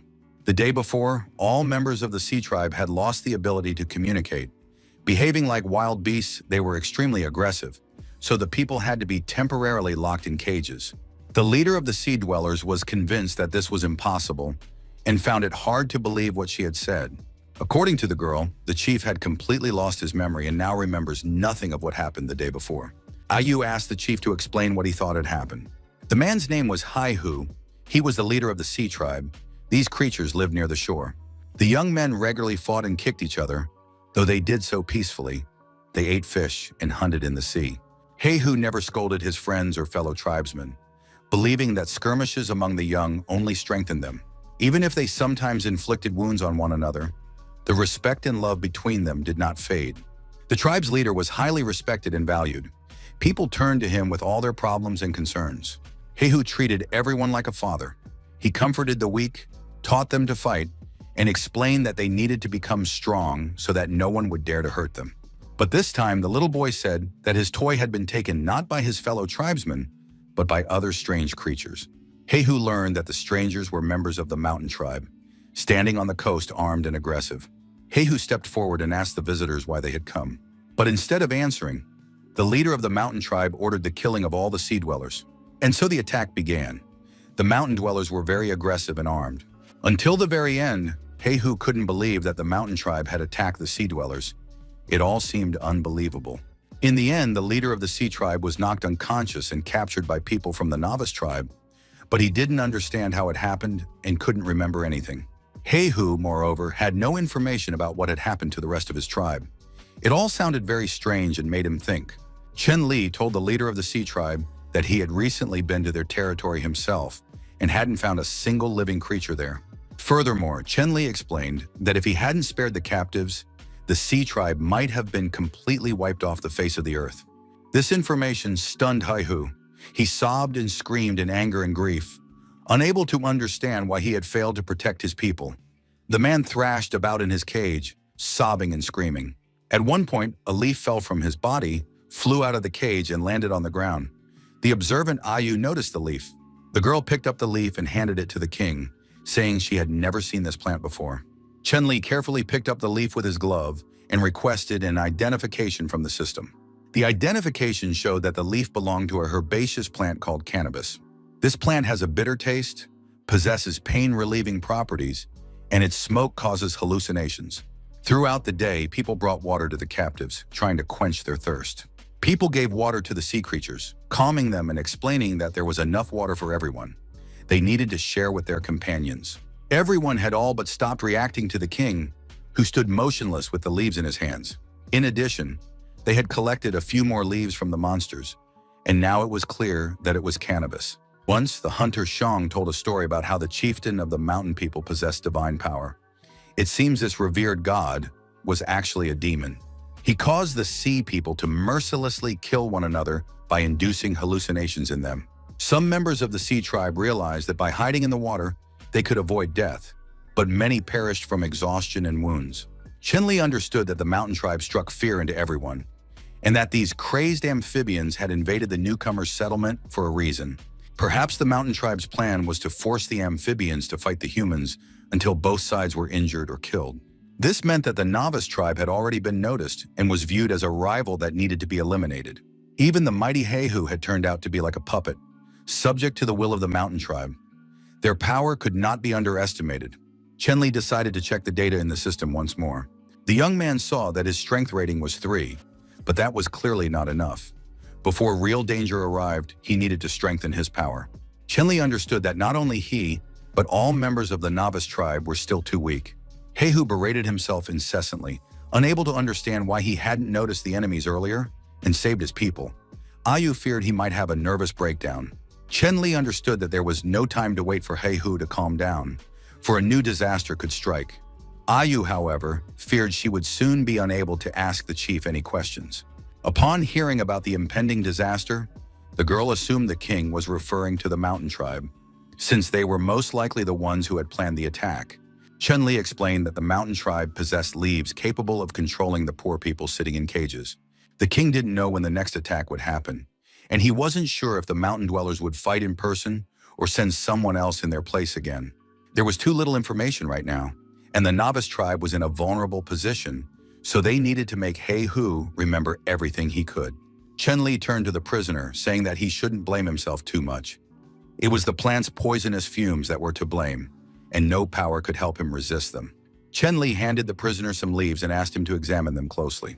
They needed to find out if the scent of these leaves triggered any memories in Heihu. The prisoner sniffed the leaves for a long time, then clutched his head. He remembered this scent, which he had smelled during the battle with the mountain tribe. Among all the strange smells of the coast, Heihu could only detect sharp and unpleasant ones. Chen Li realized that it wasn't just hemp leaves that had been used.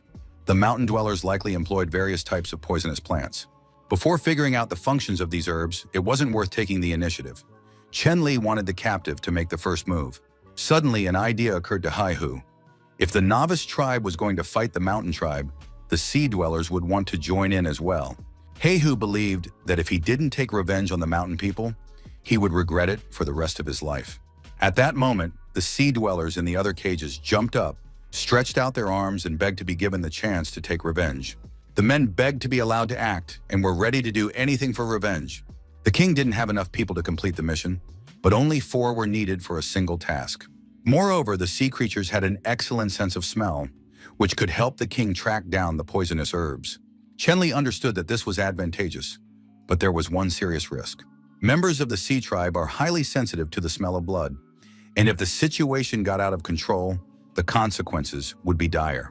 Heihu believed that everything had happened because of poisoning by toxic fumes. Otherwise, they would have been able to control themselves and ignore the smell of blood. The mountain dwellers remained the sea dwellers' main adversaries, and there was no guarantee they wouldn't release their poisonous smoke on the novice tribe again. There was some truth to that, but the king understood that anger and hatred alone would solve nothing.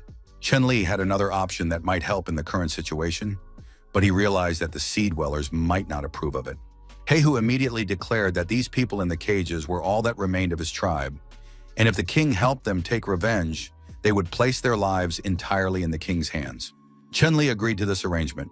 Until the sea dwellers decided to live independently, they must follow the king's plan and orders, participating in the completion of all assigned tasks. In turn, the king guaranteed that the people would be able to avenge the deaths of their loved ones.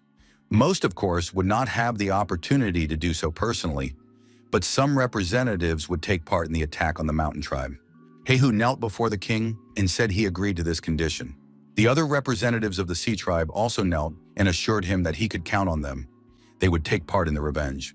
Chenli was just about to leave the area when Heihu suddenly addressed him, calling the king by name.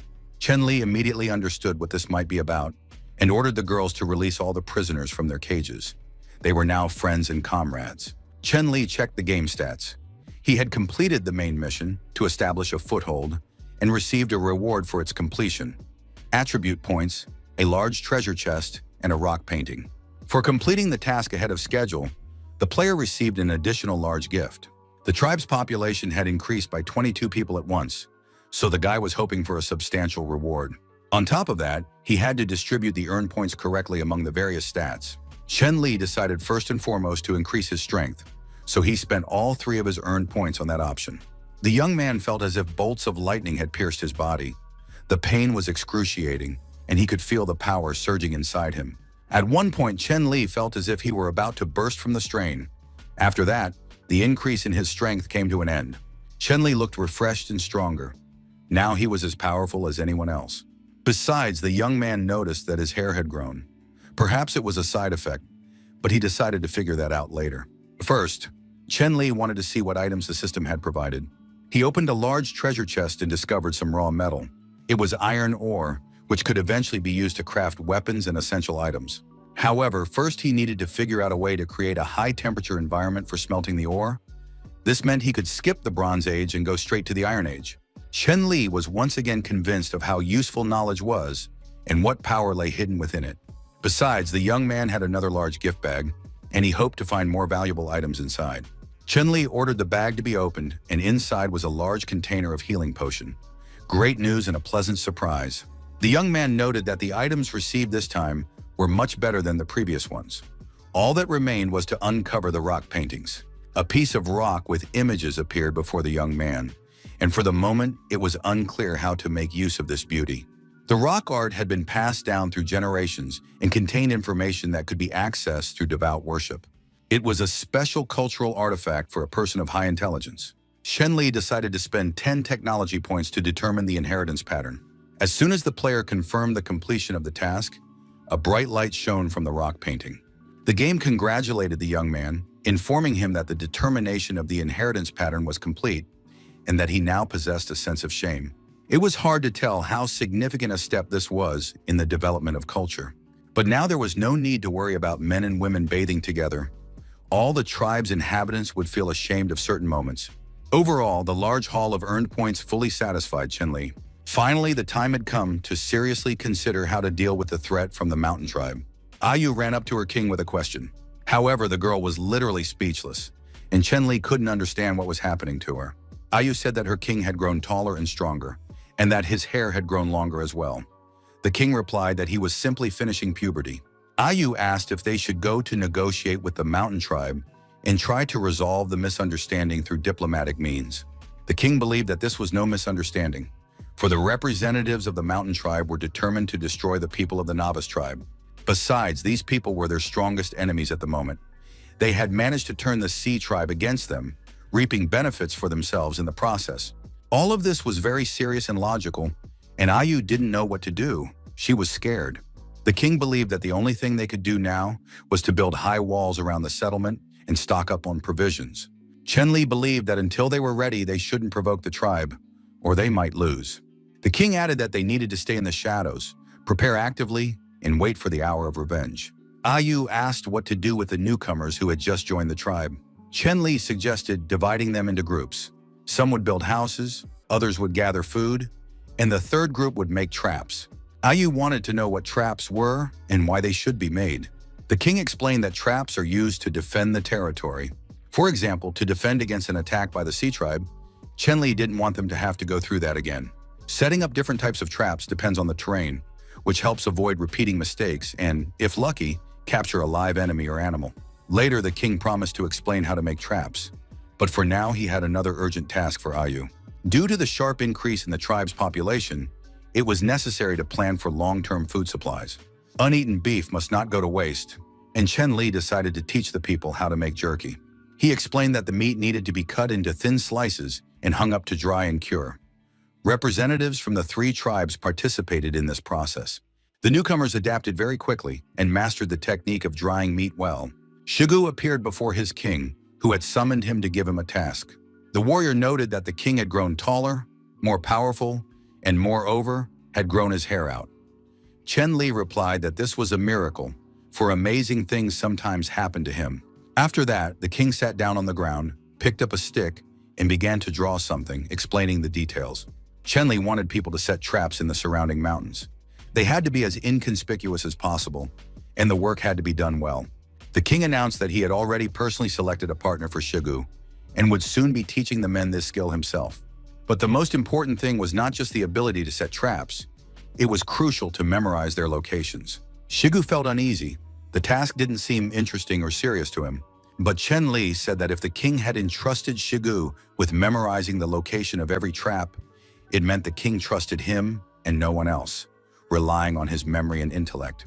What's more, this information must be kept strictly confidential. No one except the king and Shigu should know about it.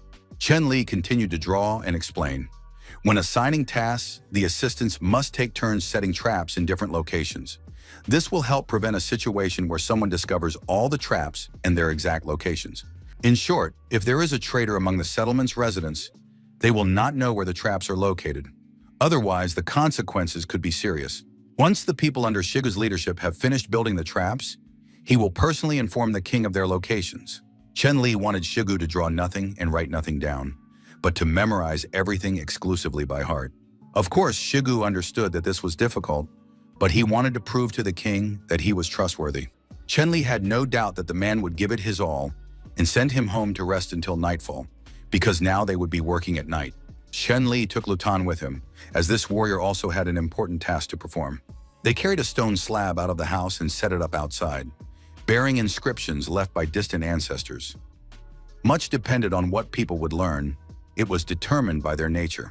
After that, the king said he needed to go rest, and that Shigu would come to him at night. Lu Tan, as a loyal guard and bodyguard, remained to watch over the king, but in case of important and urgent matters, he was to wake him. Chen-Li was finally able to lie down and enjoy some rest. The man felt exhausted all over. Time was running short, and there was a great deal to be done. Moreover, these matters needed to be resolved as quickly as possible. Among the top priorities were training the soldiers and building fortifications.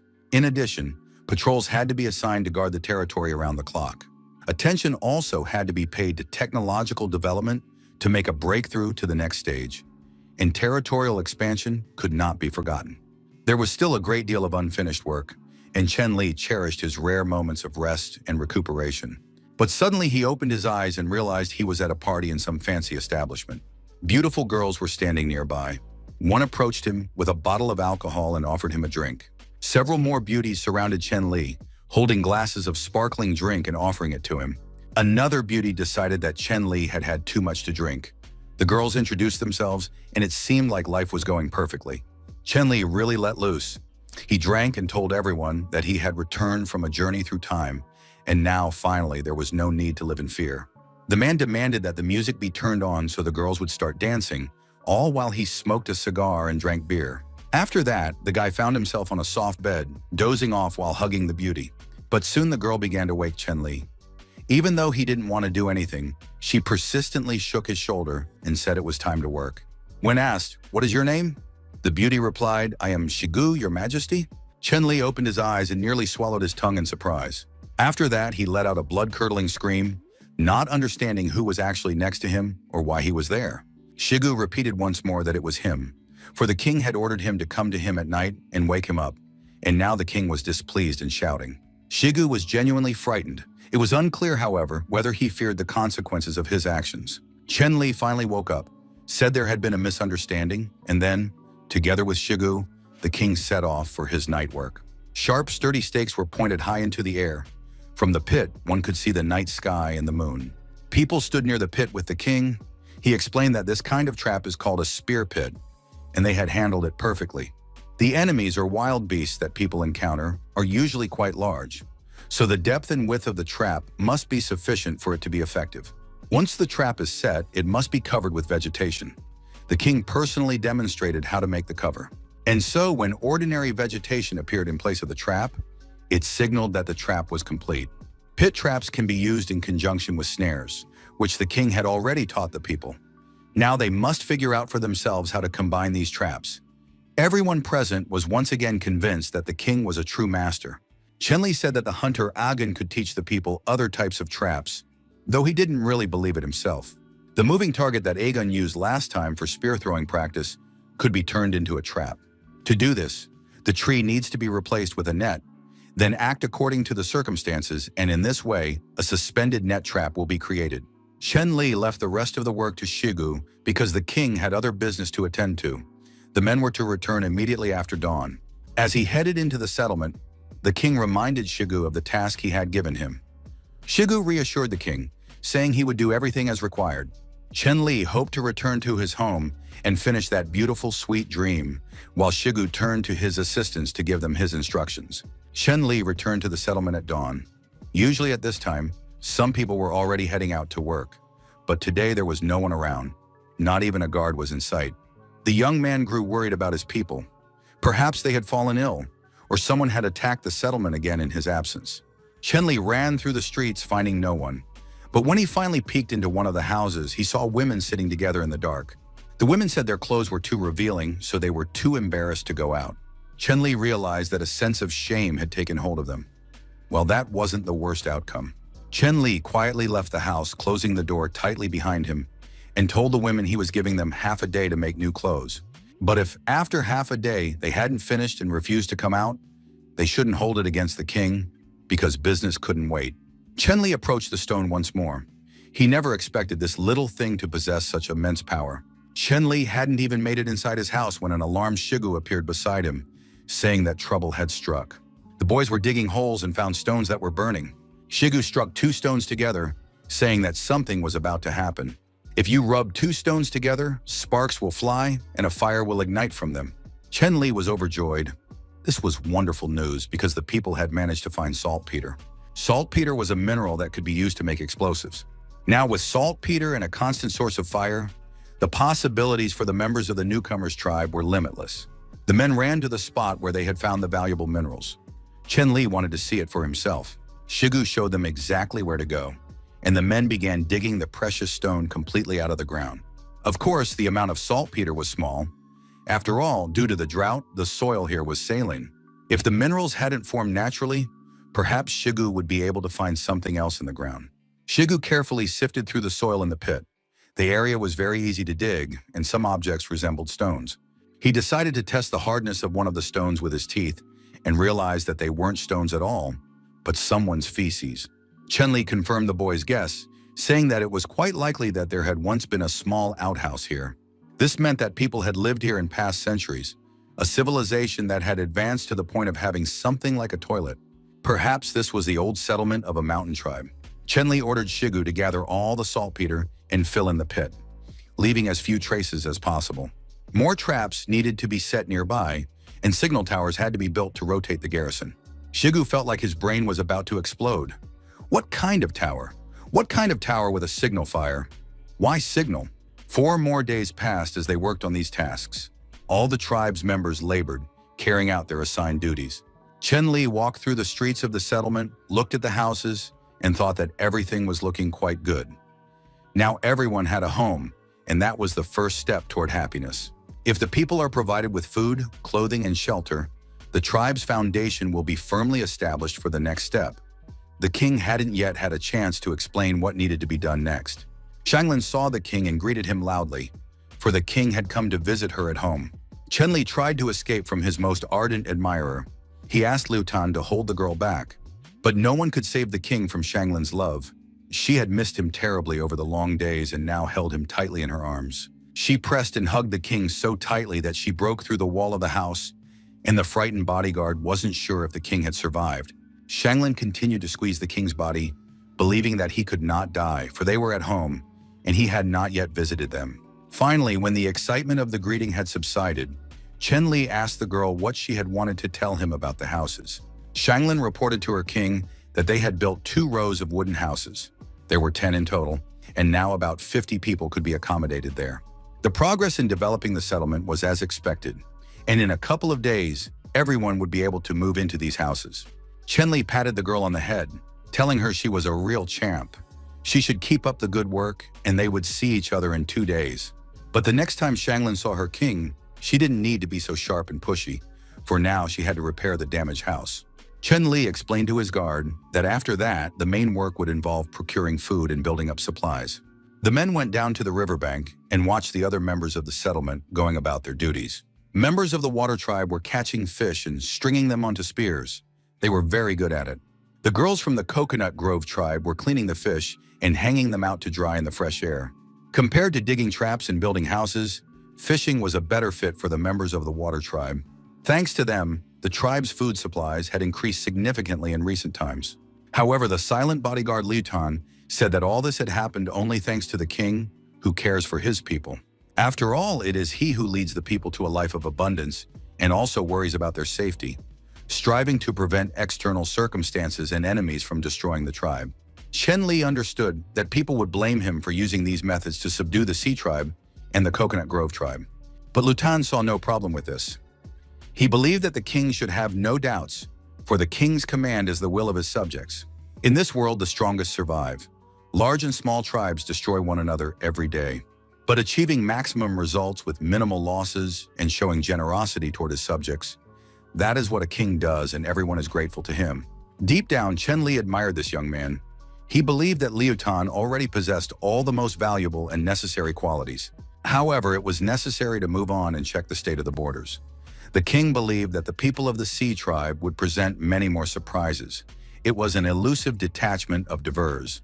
Shigu, along with his assistants, was inspecting the quality of the rock formations surrounding the settlement. Soon the king appeared near the men with his bodyguard and asked Shigu to stay for a moment. The king wanted to know how things were going with the installation of traps and signal towers. Shigu reported that, by the king's order, signal towers had been built in 3 directions: south, west, and north. After assigning 6 men to guard the towers in shifts, there was very little manpower left. To finish the work on time, the men had to start earlier and head into the mountains before nightfall. Chenli was very upset, realizing that there was a catastrophic shortage of people.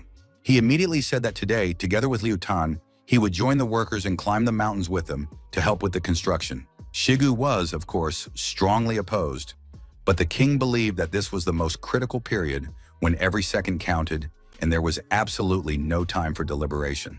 If the mountain tribe had ever lived nearby, then they would know the terrain far better than the newcomers.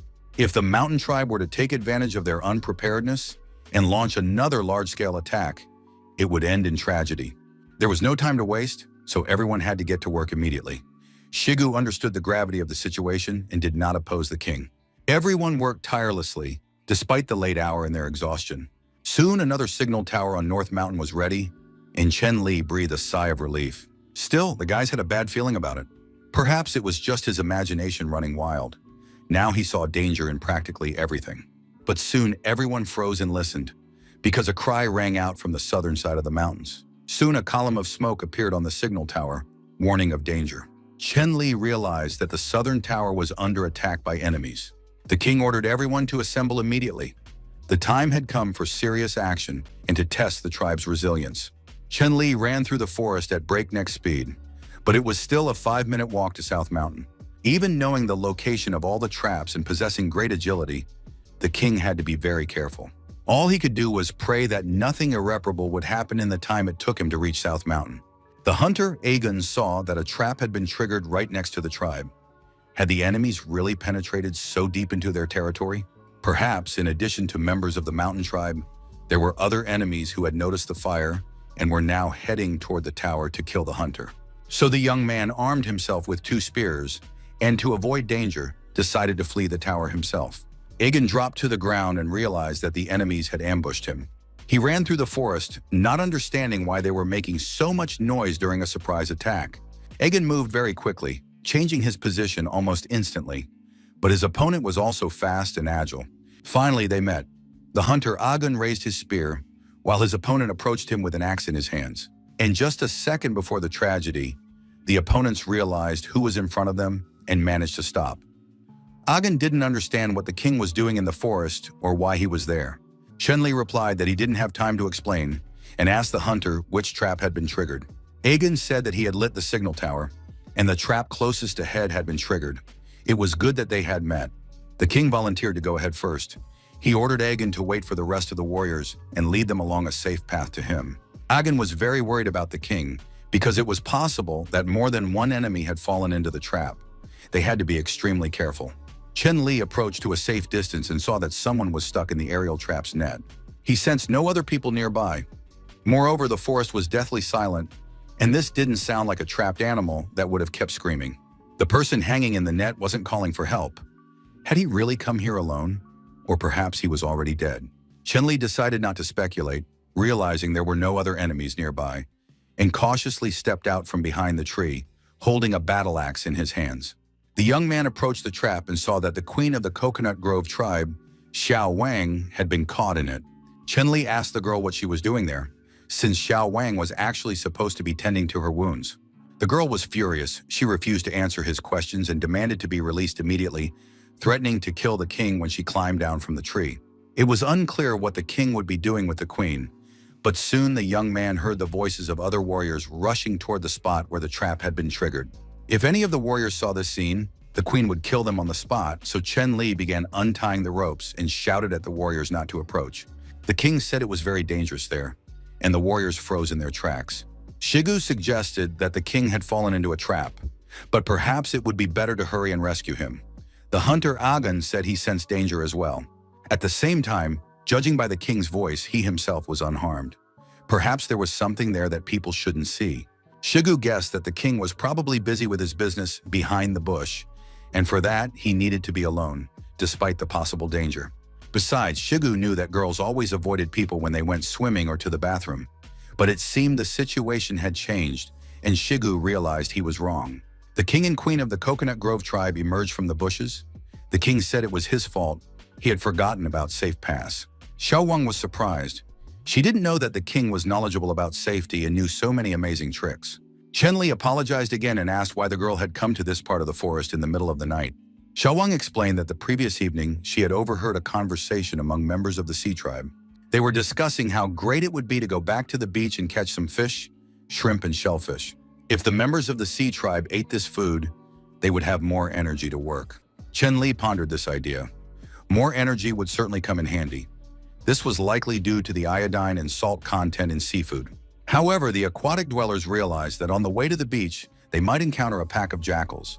They couldn't go fishing and risk being eaten. So Queen Xiao Wang was looking for a new safe route. Chen Li said he had traveled that road many times before and hadn't encountered any jackals there in the past week. It seemed that in the last few days, one of the sea dwellers had secretly escaped from the settlement. Xiao Wang immediately suggested executing these insolent creatures when they returned. However, the king had a different view of the situation. Chen Li began to think about the vulnerability of the security system, which he hadn't paid attention to before. Perhaps they needed to organize road patrols. Besides, it was important to open a road to the beach, and even better to establish another settlement right on the coast. Fishing was still a secondary concern, but the people needed dodo birds and their eggs. Besides, they could start salt production. Chen Li decided that this was exactly what he needed to do. First thing in the morning, he would wake the warriors, but before that, he would go to the beach and deal with the insolent jackals. Xiao Wang said she could help the king with patrols and secret missions. As for getting rid of the jackals and expanding their territory, that was something better to think about later. Chen Li decided that the queen didn't believe in his strength and doubted he could handle the wild beasts.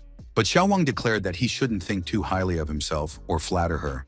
She wasn't worried about him at all. The queen of the Coconut Grove tribe was worried that it was too rash to split up the people to guard two territories. Besides, the beach has already been attacked once by a mountain tribe, so they know how to get there and what to do once they're there. Chen Li believed that the mountain dwellers had been at the beach just a couple of days ago, so they probably wouldn't go there now, and it was still safe for the time being. The locations of the mountain tribe, the newcomers' camp, and the beach form a triangle. As long as the exchange of information and resources between the tribe and the stronghold on the shore is maintained, the people will be able to support one another. After all, the enemies know how to use poisonous smoke. If everyone lives in one place, it will be easier to poison them all at once. Xiao Wan was completely lost in the words the king was saying, but she decided that he had already made up his mind and should do as he saw fit.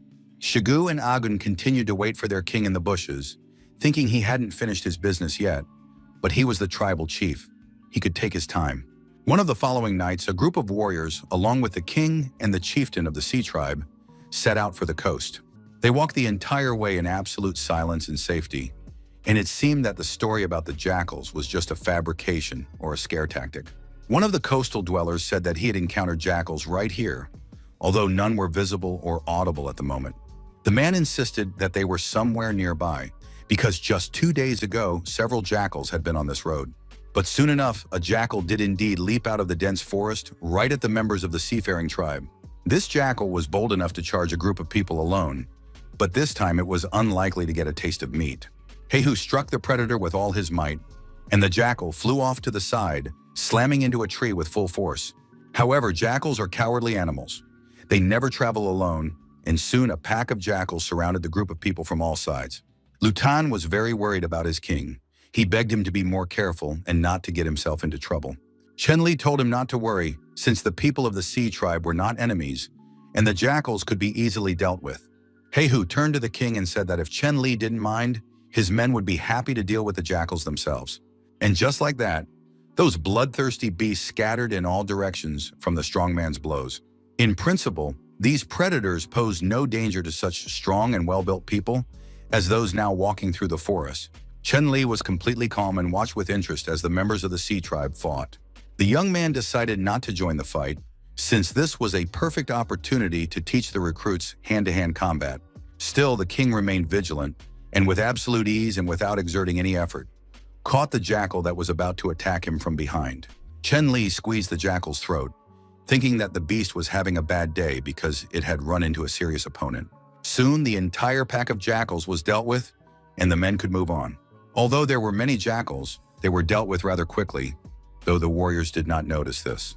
Heihu warned that their former home lay ahead. The king advised them to be very careful. Soon, the entire group reached the coast. Apparently, there wasn't a single living soul nearby. Chen Li pointed to the nearest rock for the leader of the water dwellers. Chen Li said that he planned to build a fortress on that rock. The fortress should be close to the rock. It needed to accommodate about 20 people, and a signal tower would be located on the rock itself. Once construction was complete, the people would build a small, salt-drying facility near the fortress. The king intended to teach the sea dwellers this craft. Chen Li promised to send people to help the sea dwellers, but right now they only had 4 days for all this construction. Chen Li suddenly thought that he felt like a contractor inspecting a construction site and constantly pushing back deadlines. And Heihu listens to instructions and regularly hauls bricks on his back. The king warned, if an emergency arises, the sea dwellers must immediately light a bonfire and request help from the camp. 3 days had passed since that conversation. The houses in the camp were sturdy and neatly built. Chen Li had managed to craft a bow and was now testing the tension of the bowstring. The rubber band made from bullhide was actually quite good, but using it skillfully required considerable effort. Besides, the wood was not very durable, so a replacement had to be found. Just then, there was a knock at the door, and it was reported that the hunter Xiong had returned and wished to share some confidential information with the king. Chen Li ordered that he be brought in and allowed into the house. Chen Li wanted to know if there were other tribes in the north with whom they could ally in the future. Hunter Xiong replied that he had traveled north for more than a day, but there were no signs of anyone there. He had only found a single lake, and nearby was a snow-capped mountain. In the lake, the hunter saw some strange, large creature, but before Xiong could get a good look at it, the creature sank to the bottom of the lake and vanished. Because there was a terrifying snow-capped mountain ahead, Hunter Xiong did not dare to go there and turn back. Chen Li praised the hunter, saying he was a real hero. However, the king was surprised that the hunter was afraid of the snowy mountain, but not afraid of the water monster. Hunter Xiong was very upset because the mountains were frightening. He thought that the king probably hadn't heard anything about this yet. Ayu also knew something about these mountains, so the girl pressed herself against the king in fear. Chen Li couldn't understand what exactly these two brave, primitive people were afraid of. Ayu said, looking into the king's eyes, that she wasn't afraid of the snowy mountain, but of those who lived beyond it. They were talking about some kind of gigantic giant, the mere thought of whom sent everyone into a panic. Even the brave and fearless hunter Xiong, as soon as he began to think about the giant, immediately started coughing and his legs buckled. Chen Li checked the game stats and received a new quest. He had to see the giant with his own eyes. There was no time limit for completing the quest. The young man accepted the quest immediately, though he was surprised that he would receive just 1 stat point for simply seeing the giant. Once upon a time, the game awarded only 2 points for banishing a saber-toothed tiger, but that was dangerous.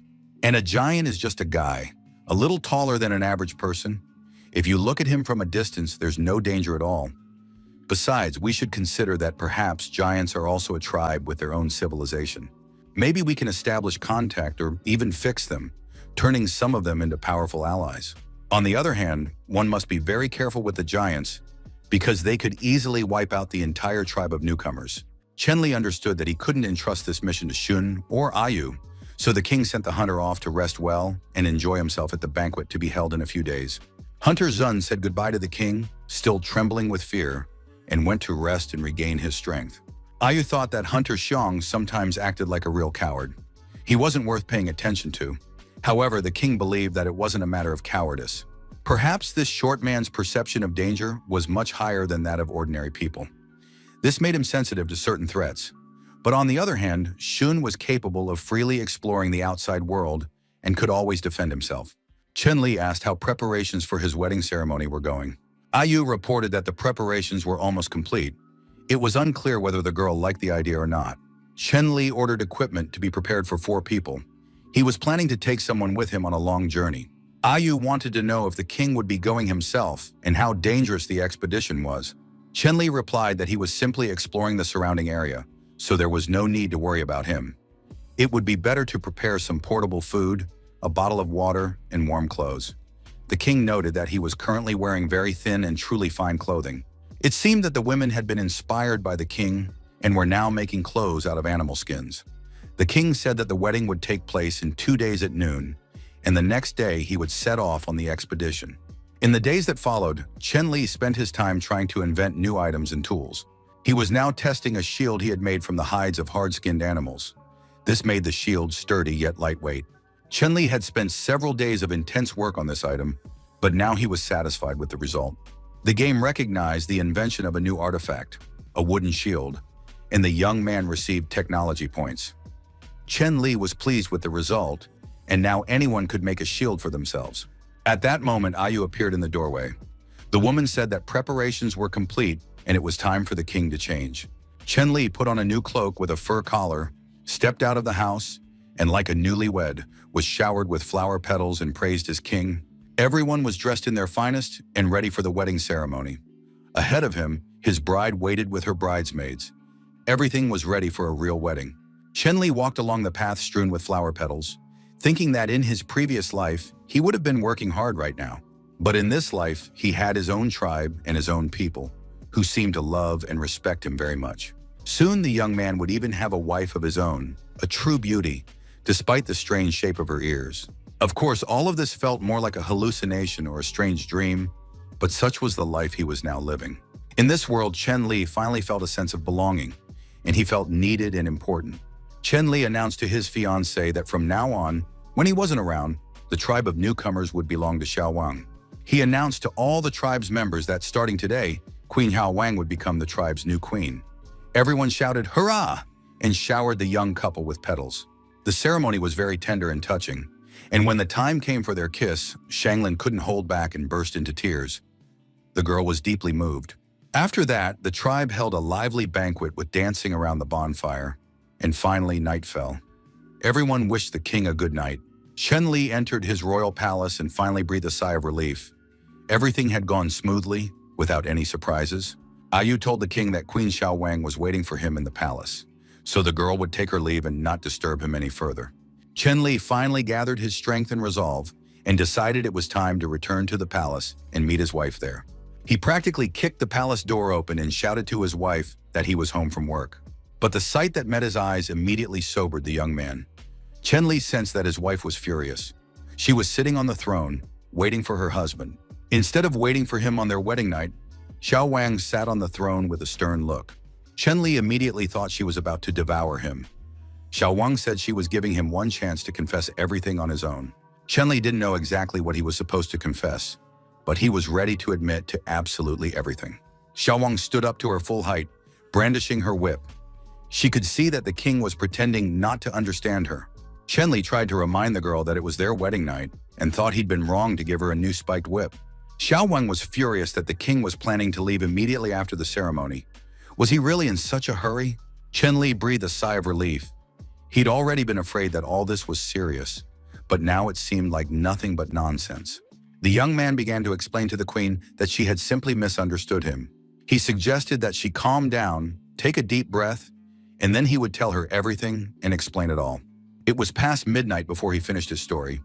It turned out that Chen Li had intended to convince the giants to join the tribe of newcomers for the battle against the mountain tribe. It was indeed his idea, but in reality the king wasn't sure about it, so just in case he wanted to take 3 companions with him.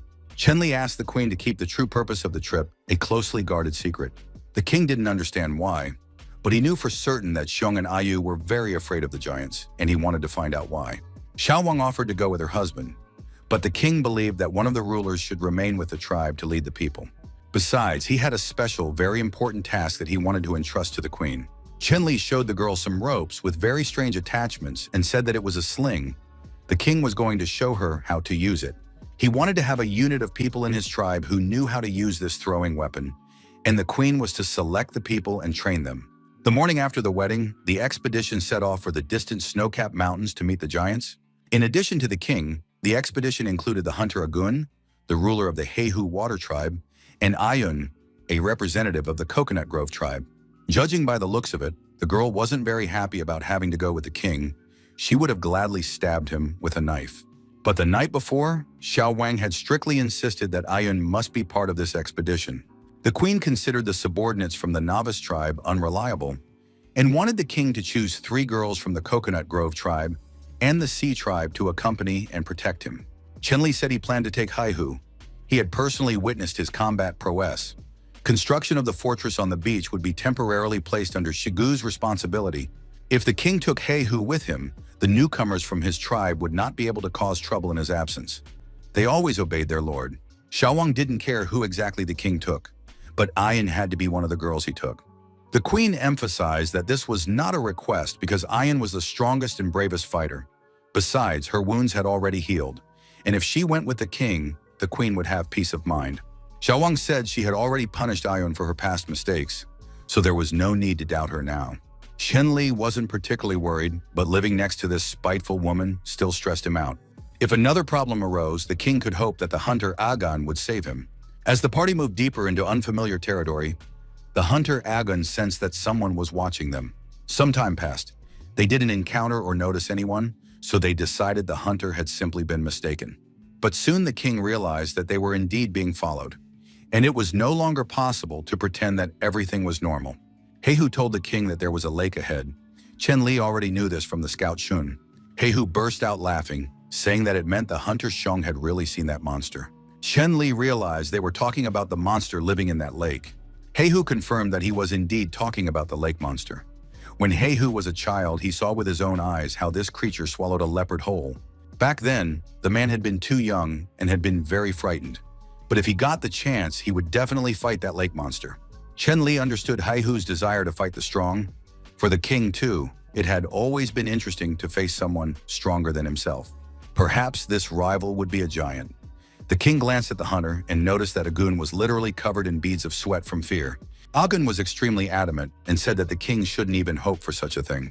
Chen Li explained that he had simply blurted out that word without thinking, because he believed that giants didn't exist at all. The hunter Agun, though he was very frightened, began to gradually recount what had happened in the tribe's life before the king's arrival. It turned out that the tribe was quite large and consisted of more than 30 people. And then one day the tribe members encountered a giant on their path.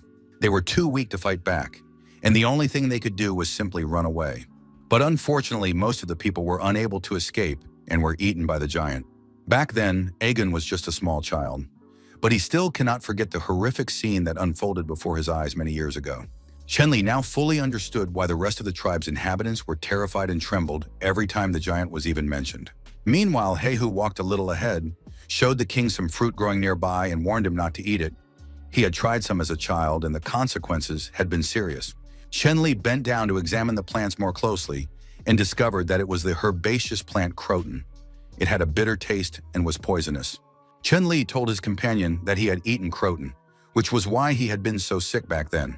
He noticed that the plants in this area were unfamiliar and now decided to examine them more closely, hoping there would be no more unpleasant surprises. He scanned another plant and discovered meadowsweet, which improved blood circulation and eliminated stagnation. Next, the young man came across burdock, which stopped bleeding, removed toxins, and had insecticidal properties.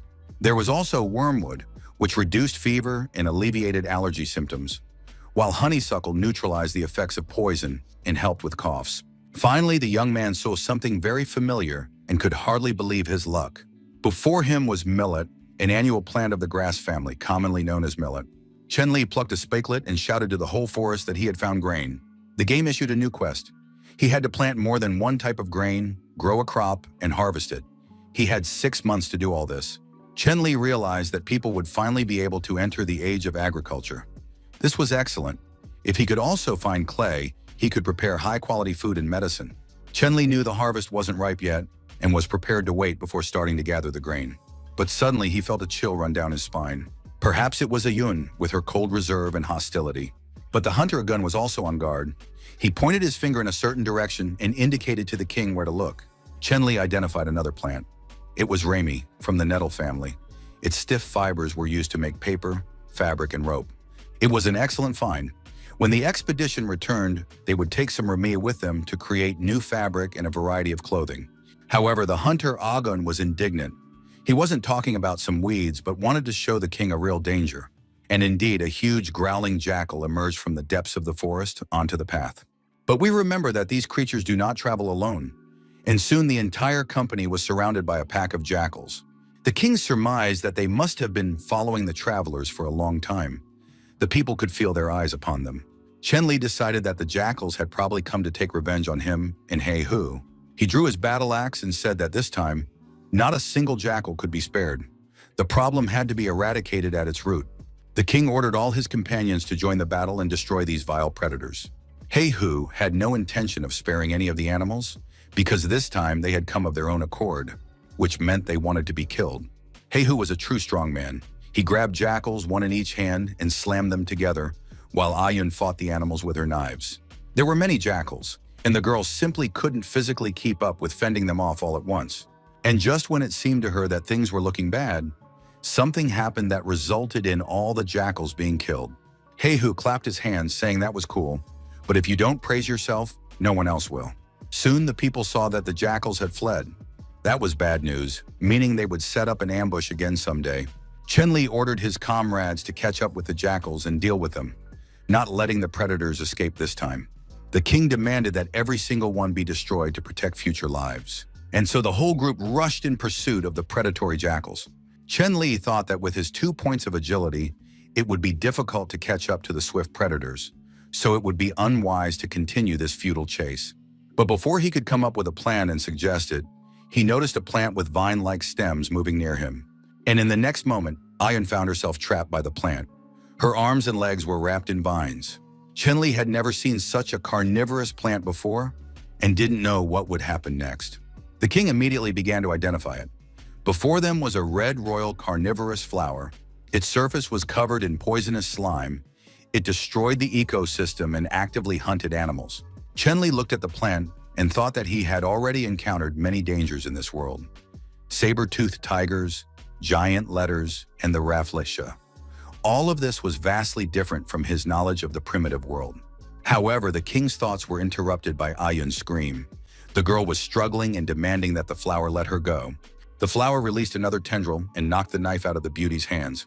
The knife flew into the center of the plant, which gradually opened up. Heihu and the hunter Agun were also seeing such a plant for the first time and stood with their mouths agape, not knowing what to do. The king barked at them, saying that this was no time to stand rooted to the spot. They had to save Ayun. But the hunter Agun was straightforward and honest. He admitted that he didn't want to save the girl. It wasn't that she was unpleasant. It was just that they themselves had already fallen captive to this plant. Chenli noticed one of the vines creeping toward his leg. He quickly chopped it off with his battle axe, freed his leg, and rushed to save Ayun, telling the girl not to be afraid. However, Ayun surprised everyone. She asked to be left behind so that the two men, Heihu and Agun, could be saved instead. The next moment, the girl was flung by the plant into its center. She managed to shout at the guys to run away, and now only her legs were sticking out of the flower. Chenli was furious. He never thought the plant could be so aggressive. The guy easily chopped through the vines with his axe. He knew he couldn't save Ayun, but at least he could save Heihu and Aguna. At that moment, two jackals crept up behind him, ready to sink their teeth into the king. But the plant intervened and ensnared them with its vines. Heihu struggled to free one arm and shouted at the king not to approach the plant. It was becoming clear that the jackals had deliberately lured the men into this trap. Heihu believed the king still had a chance to escape while he and Agun held off the jackals. But the king didn't even consider this option. He jumped to his feet and began hacking at the vines with his battle axe. The vines weren't very fast, so the jackals used their speed advantage to lure the men here. Chenli gradually chopped through the vines and approached the giant flower. He noticed that all the plants around him were dry and withered, which also affected the situation. Chenli continued to battle the vines while simultaneously thinking about how to use his knowledge and skills in this dangerous situation. He remembered that he had a piece of saltpeter, and regardless of whether it was a jackal or a carnivorous flower, he could use it to attack. The saltpeter could be ignited to destroy the plant's dangerous tentacles. Soon the saltpeter ignited, and all the vine's tentacles burned to ashes. Now he could make his way to the bud and try to do something to save Ayun. Chenli approached the flower and split it open with his battle axe.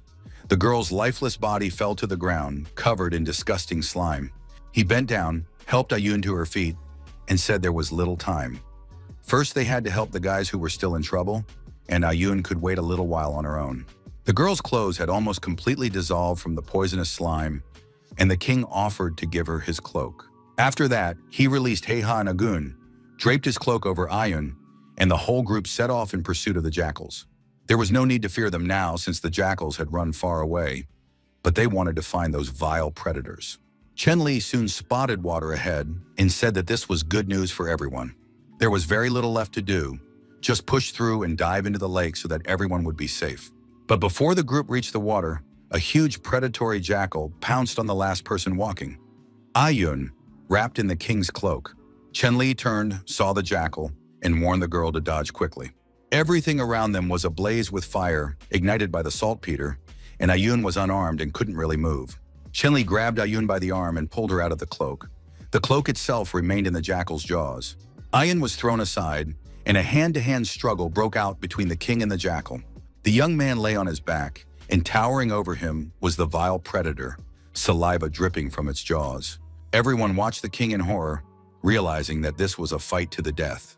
The jackal pinned Chenli's right arm to the ground with its paw, and the king couldn't shake it off.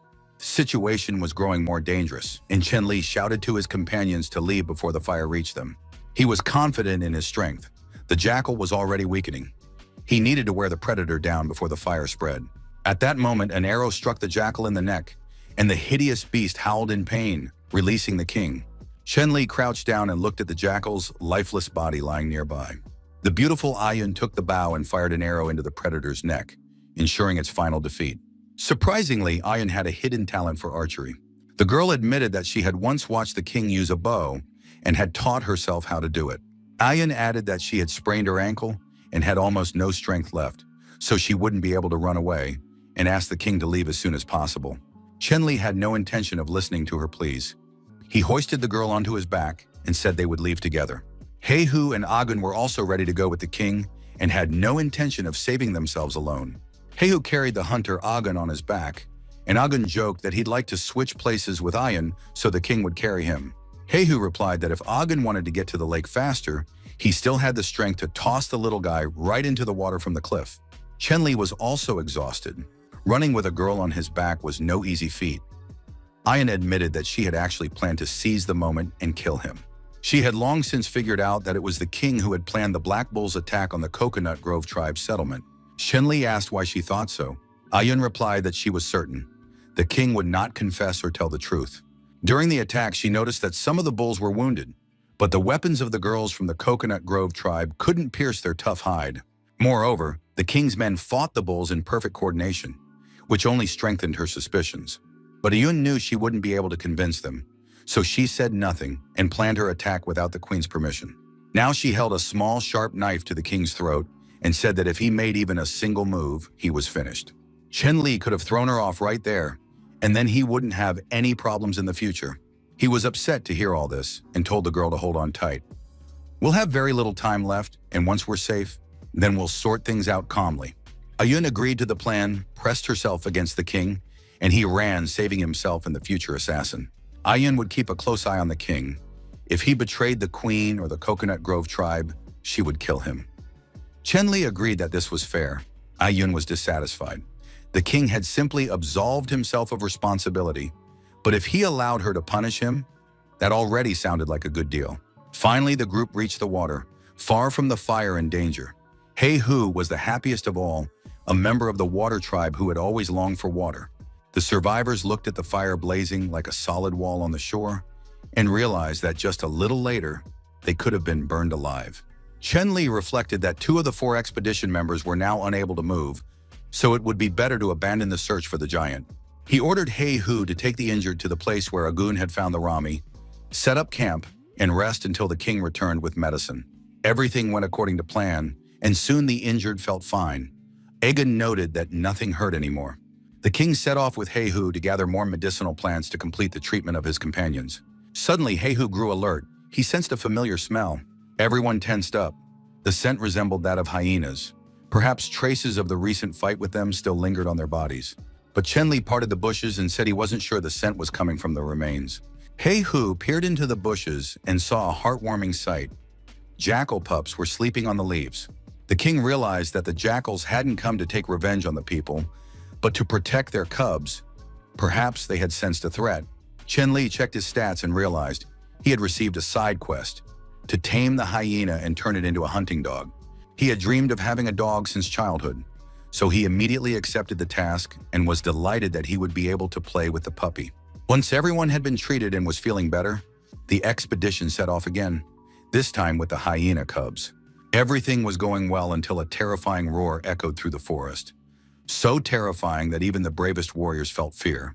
Chenli didn't understand what was happening, but he sensed that the day was clearly an unlucky one. Soon they saw a massive snout and sharp stone claws that were literally slicing through the trees. It was unclear what kind of monster was hiding behind the trees. The unknown creature emerged and blocked their path, growling loudly.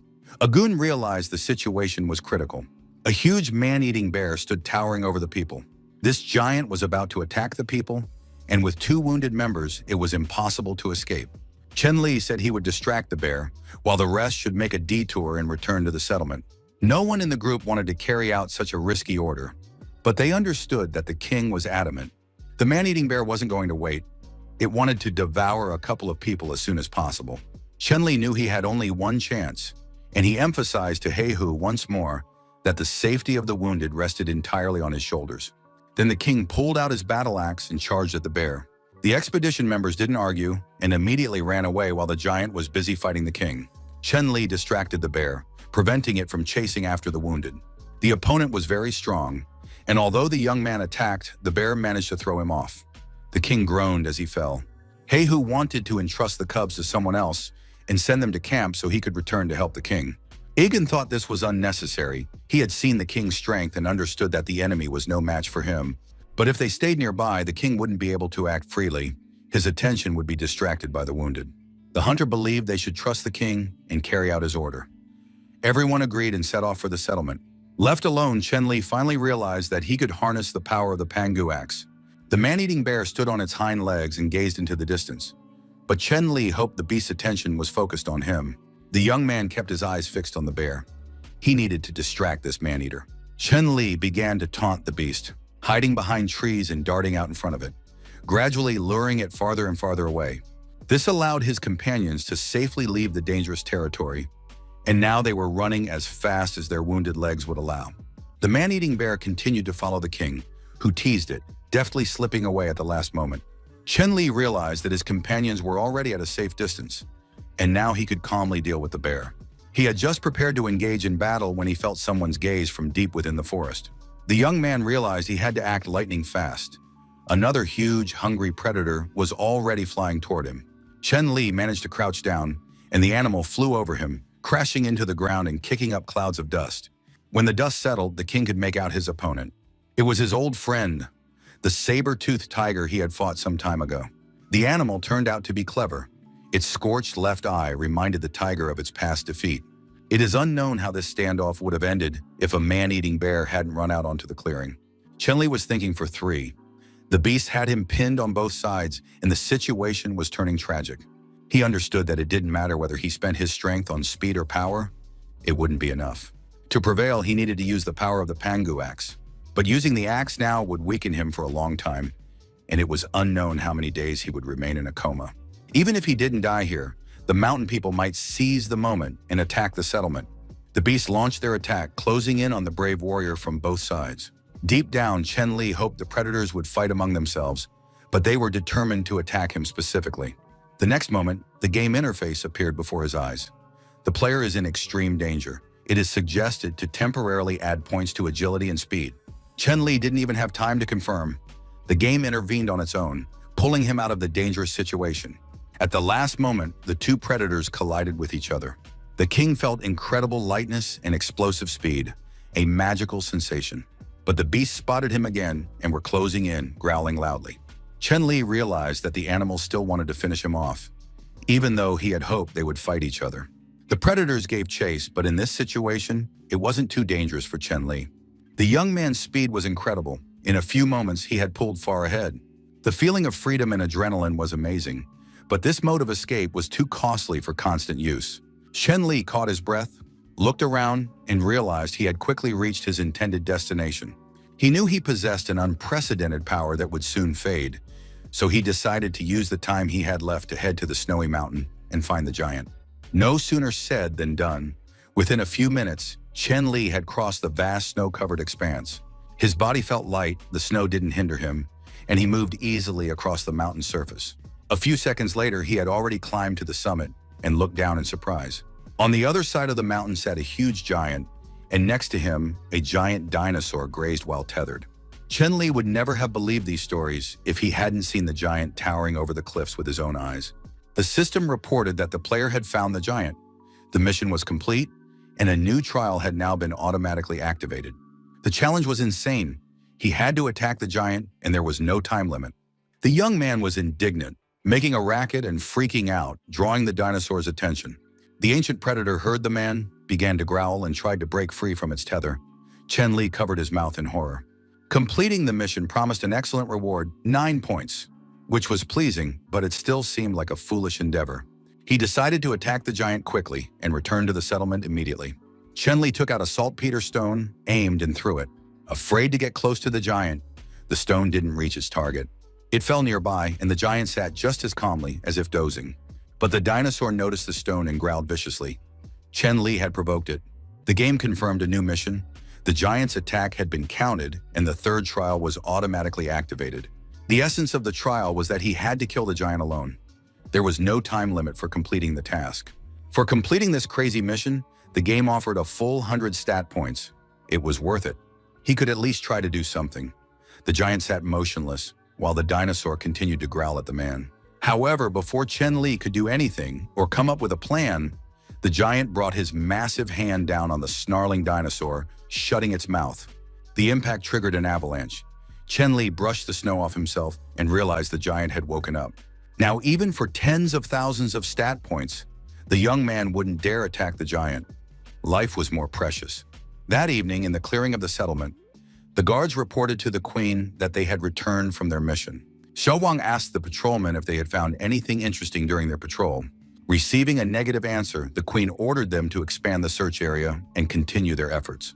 Ayun believed that everyone should prepare for the worst outcome, but the queen refused to listen. Xiao Wang was furious. The king had risked his life to save Ayun, carrying her out of the fire on his back, and the girl shouldn't have said such things. At that moment, the settlement was shaken by shouts. One of the members of the Sea tribe reported that the king had returned. Everyone rushed to meet the king, not noticing that the man could barely move, leaning on another man. Everyone wanted to know how he was feeling. Chen Li ordered that the queen be informed of his return and said that on the whole, he was unharmed. Shanglin didn't understand why the king hadn't lit a signal fire, since people would have come faster and escorted him home. However, the king didn't want to gather a large crowd and attract unnecessary attention. Queen Xiao Wang watched what was happening, ordered everyone to disperse, and let the king enter the palace to rest. Everyone was to return to their posts and go about their business. The queen would take care of the king herself. However, everyone present was to remain silent. If anyone let it slip, they were finished. The representatives of the Coconut Grove tribe and the Sea tribe lowered their eyes and silently accepted the order, preparing to keep their mouths shut. Chen Li entered the palace and Lu Tan immediately took his place as a guard at the entrance. The young man was glad that Fire and the others had arrived safely at the settlement. He was pleased that the hyena cubs had also made it home safely. Chen Li said he wanted the hunter Xiong to look after the hyena cubs in the future. When he went on long expeditions alone, the hunter would have many assistants. The queen listened almost without objection, then nudged the king with her foot and said that he must take care of himself first and foremost. No matter how resilient the king was, he needed rest too. Chen Li replied that he wasn't seriously injured, just exhausted, and would recover quickly after sleeping. Xiao Wang understood that arguing with the king was pointless and said she would pass on all the instructions to Shun. But now the queen was furious. She believed the king hadn't taken care of himself and had taken a great risk, and she didn't want to lose her husband before his time.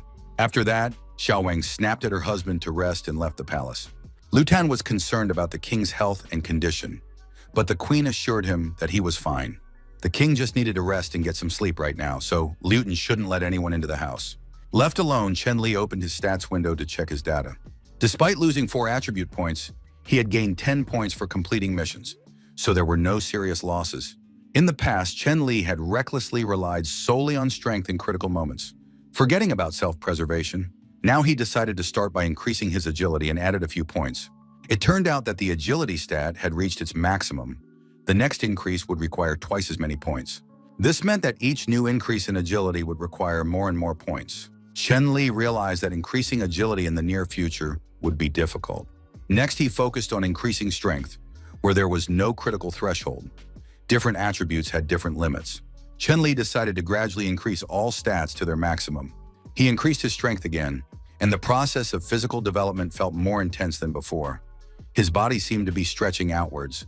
Chen Li glanced at his legs and saw that his boots had torn, and his legs had grown in length and girth. His pants couldn't withstand the increase in size either and ripped right off him. At this point, the guy had reached his maximum strength. He hadn't expected it to be so painful, and he was left without shoes or pants. There were no more points left to allocate, but 2 stats hadn't reached their maximum yet. Chen Li didn't understand how intelligence could affect his life. The higher the intelligence, the greater the chance of random quests with high rewards. Attribute points were a scarce resource, so it would be wasteful to increase intelligence just for the sake of a potential reward. The young man decided to first increase his stamina to the critical value. He also needed to ask the tribe members to sew a few new sets of clothes, the last thing the king had thought about before going to sleep. Chen Li slept soundly and peacefully all night. No one disturbed him. From early morning, members of the Water Tribe were fishing and doing quite well at it. Xu Xiao was teaching a girl from the Coconut Grove tribe the art of cutting and sewing, paying close attention to the neatness of the edges. Freshly caught fish were already roasting over a fire on the shore, and anyone who was hungry could come and eat the fresh meat right away. At the archery range, intense training had been underway since early morning. led by Queen Xiaowang herself. The girls had to learn how to use slingshots. At the queen's command, they swung the slingshots over their heads. Also, at the queen's signal, all the girls released their slings simultaneously, and the stones flew straight into the target. The targets were figures of people made of straw and sticks, and the girls were shooting at them. One of the girls reported to the queen that a total of 6 shots had been fired. One hit the edge, and another missed. Chenli approached the shooting range, and upon hearing the results, praised the girl, saying that for a start it was actually quite good. However, the king himself looked stunning that early morning. His muscles had become even stronger and more powerful, and he radiated confidence in his abilities. The queen was dissatisfied again. She didn't understand why the king wasn't resting, but was running around the village. Did he have a splinter in one spot or something? Chenli replied that as the king of the tribe, he had to know what his people were up to. The queen immediately noticed her husband's new pants and realized he hadn't slept again that night. Chenli was forced to make excuses to this jealous harpy, saying he had slept soundly all night. The queen agreed to believe him one last time. She noted that a squad of slingers had already been formed, but it would still take time to reach full combat readiness. The queen suggested a patrol and a mobile outpost, and Feng was the girl for the job. Chenli wanted to know how things were going and how Agun and Ayun were doing, hoping their wounds hadn't worsened. The queen reported that the hunter, Agun, had refused to have his wounds treated, stating that he did not want to be a burden to the tribe. So first thing in the morning, he went to guard the signal tower on the southern mountain. Ayun is responsible for bringing him food and water. She looks after the hunter, so there's no need to worry about him. The queen worries most of all about Ayun. The girl spends all her days and nights training with a bow. Now she barely puts her weapon down. Perhaps the queen was too strict with her. Ayun is currently in a really bad emotional state and is venting her aggression through training. Chenli told the queen that Ayun is very kind. She truly cares for the queen and takes on a lot for her sake. Chenli believed that Ayun should be treated better. He said he needed to return to the palace to regain his strength. The young man warned the queen that in a few days he would head north to gather precious millet seeds. Convinced that there was nothing to do in the settlement, since the residents were performing their duties perfectly, Chenli decided to devote himself to invention. Thus passed the next 4 days in the life of the newcomer settlement. Chenli was writing something on a stone tablet. A comb, a shovel, and several tools he had made lay nearby. He noted that as soon as he returned from the expedition, he would teach the people simple addition and subtraction so that he wouldn't have to do it alone in the future. The game awarded 10 technology points for creating writing and another 10 for creating mathematics. This was wonderful news. The current number of technology points reached 100, and the technology shop opened up to the player. In the technology shop, points could be exchanged for practical tools or inheritance tablets. Currently, the shop offered saltpeter and jars of medicine, hematite, a large pot, a set of spices, as well as inheritance tablets. The player really liked all of this. He was falling more and more in love with the game. The guy looked at the list of items again and started figuring out what exactly he would buy today. Soon a decision was made. He happily traded all his tech points for a single item. It turned out to be a large iron cauldron, which appeared before Chenli as if out of nowhere. It was indeed a useful item. The young man hadn't cooked anything tasty in a long time, and now he had the right cookware. Of course, anyone might have thought he'd wasted 30 points on a pot, but in reality, the king wanted to buy the cauldron not only for cooking and evaporating salt, but also because it was an iron object. If carried on his back, it would serve as armor. If strapped to his shoulder, the cauldron could be used as a shield. Besides, the cauldron could be used at a critical moment, brought down on opponents' heads and even used to destroy them. Luton entered the palace and thought that the king's mind and sanity were in a very bad state, for he was standing in a strange pose holding a strange object above himself. Luton explained his arrival by saying he had heard unusual sounds and had come in to check if everything was all right with the king. Chenli said he was simply communicating with other gods and spirits, but Liutan still didn't understand. After that, the king purposefully went out into the courtyard and began doing strange things that no one understood. Chenli managed to dig a furnace into the ground, light a fire, and boil water. For inventing the oven, he received technology points again. Outwardly, it resembled a tandoor. Chenli couldn't even figure out where he'd gotten this knowledge from. He'd once been in love with a professor and had absorbed a lot of information that was now coming in handy. He looked closely at the water and noted that it had already come to a boil, so he could add all the necessary ingredients. He added the vegetables and the fish he had caught. The king was preparing a royal fish soup. Chenli earned tech points for making soup and inventing new ways to cook. That was great. The player was very pleased. Not only was the food delicious, but he also earned extra points. At that moment, Shigu approached Chen Li, carrying something very carefully in his hands. The man reported that he had succeeded. It turned out that the coconut halves contained salt from their own salt works, which the people had set up on the coast. For inventing a method of extracting sea salt, the player also received technology points. Today really was a lucky day. Shigu showed up with the salt just in time. Chen Li used the salt to improve the soup's flavor and invited Shigu to stay for lunch. The king checked the stats. Thanks to his choice of cauldron, he was able to quickly recover the technology points he had spent. Chen Li asked Liu Tan to invite all the free residents to a delicious lunch.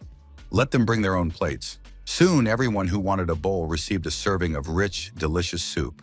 The people had never eaten such elaborately prepared dishes before. Absolutely, everyone loved the soup. The people understood that their king was doing everything he could and sharing his knowledge with them. There was plenty of soup, so there was no need to worry. Ayun happily served seconds to anyone who wanted them. However, when Shanglin asked for a third bowl, Ayun warned the girl to be more restrained, or there would be nothing left for the others. The king reassured the girls, saying he would cook a whole pot of soup for those currently patrolling the territory or stationed at the watchtowers. They still needed to take soup to the guys at the outpost, and the king promised that in 2 days he would personally bring them a fresh batch. Chen Li also said that as soon as he had some free time, he would teach people how to use chopsticks so they could eat the roast beef neatly and quickly. After that, the player demanded that the system open the technology shop for him. Chen Li once again had 100 technology points in his account and now wanted to decide what to exchange them for first. He realized he could teach people basic math and farming, so spending points on that didn't make sense.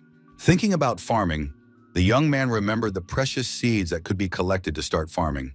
At that moment, someone from the outer patrol ran up to him and reported that a trap had been triggered in the north, but no human activity had been detected nearby. Chen Li realized that an animal had been caught in the trap, and if the prey was still alive, they would have to decide what to do with it. Xiao Wang told the girl that there was no need to bother the king with such trifles. Just kill the animal, and that would be that. The queen believed that her husband didn't need to do everything himself. He was too busy and hadn't spent time with Xiao Wang in a long time. Chen Li explained to the queen that he would be by her side for the rest of his life, but now they needed to set up the house and make some changes. After sealing those words with a passionate kiss, Chen Li sent the queen on her way and went to check the trap himself. If the prey was still alive, perhaps he could tame it. Chen Li told the queen that he was counting on her support and understanding. Xiao Wang was happy to have such a practical husband. In addition, the king noted that the nettles brought by the hunter, Agun, had already run out, so more needed to be gathered. But most of all, the king was thinking about the precious millet he wanted to harvest and cultivate. Accompanied by several warriors, Chen Li set off into the forest toward the trap that had been triggered. Soon, the girl led the entire group to the right spot. This time, an underground trap had been triggered, and the guard pointed out the pit to the king. Chen Li and the girl peered into the trap, but it wasn't immediately clear, especially to the king. He could imagine many things, yet what he saw was strange, and he didn't understand what was happening there. Now everyone present was looking into the trap, and the representative of the Coconut Grove tribe claimed that just a moment ago, the captive had been howling desperately. At the bottom of the pit lay a hyena. Its hind paw was impaled on a spike. The representative of the Sea tribe suggested that the hyena had come again, probably to fight the people. However, the hunter Xiong was certain that this was not the case. He believed that the hyena was just like the mother pig they had dealt with earlier. Moreover, Xiong had noticed signs of nursing on this hyena. Hunter Xiong was very sensitive to milk and could smell it from a great distance. This information pointed to only one thing. The mother of the cubs they had brought to their settlement was now trapped before them. Chen Li announced that they should try to lift the hyena out, even if it was dangerous. For a primitive man, this was a very risky move. But no one could argue with the king. No one wanted to go against him, and so the poor wounded animal was pulled out of the pit. Shigu examined the hyena and said that she was too weak to pose much of a danger to people. Chen Li instructed the hunter Jun to try to save the hyena, feed it, and tend to its wounds. Shun didn't understand why they were doing this. After all, the people had already raised the little jackals without a mother, so what was the point of the hyena? The king asked how the cubs were doing. It turned out they absolutely hated the meat Shun had been feeding them. The cubs lay there unresponsive. With each passing day, the hyena pups grew weaker, and the hunter tried to figure out what else he could feed them. Chen Li had been thinking along those lines. He suspected that raising wild cubs on his own would be very difficult. People had nearly killed them. Shen Li ordered that the injured hyena be taken to the settlement, tied up, fed meat, and then the cubs brought to her. Hunter Xiong was put in charge of this process. He was to make sure that the mother hyena and her cubs began to recover. Shen Li very much hoped that his decision to bring a wolf into the settlement's life would not have negative consequences. Ah Fing was to stay behind, repair the traps, and resume patrolling the territory while the king prepared to head north with the rest of the warriors. For a long time, the people walked through the forest without encountering any danger. There were no traces of wild animals or people from the mountain tribe. Finally, they reached their destination, and Chen Li saw the millet, which had already ripened. He picked a few ears of grain and realized that if people had arrived just a few days later, the harvest would have simply fallen to the ground. Seizing the moment, he gathered some medicinal herbs that grew in the area. The people became engrossed in the process and did not notice that evening had fallen. The entire group was returning, laden with valuable herbs and medicinal plants. Suddenly, they heard a loud and terrifying growl from the darkness. The king recognized the sound. Judging by the sound, it was a man-eating bear, and the king ordered everyone to hide in the bushes.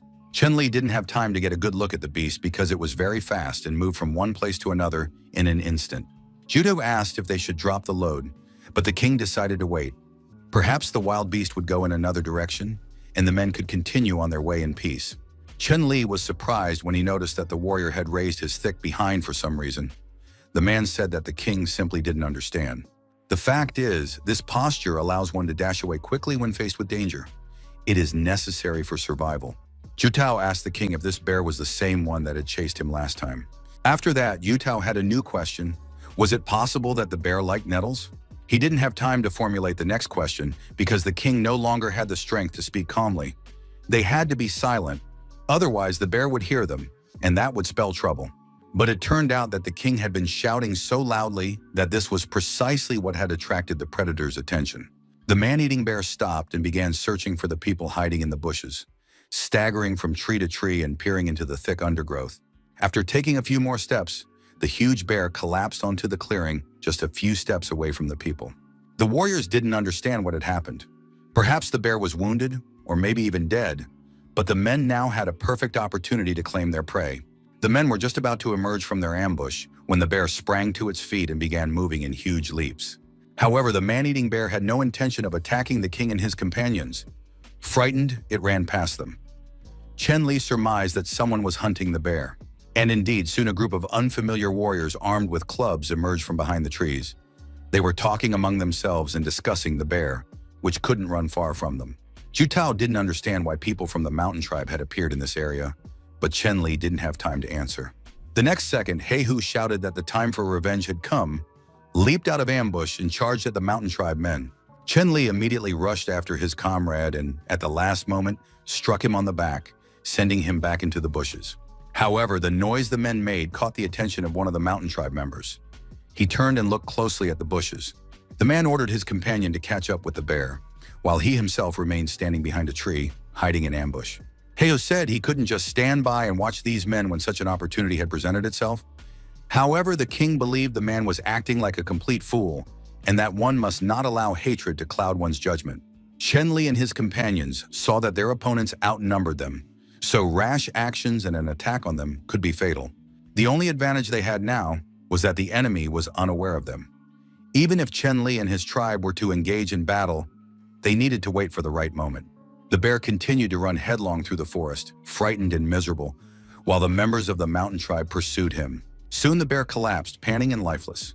The men realized he could no longer escape. But the members of the mountain tribe shouted at the beast to get up and keep running. At that moment, a huge hand landed on the man's head. It seemed as though the man's head were the size of a tennis ball. A giant appeared before them. He said that the bear had eaten venison mixed with white flowers and had been wounded in the stomach. "It's amazing how this animal managed to run so far," said the giant.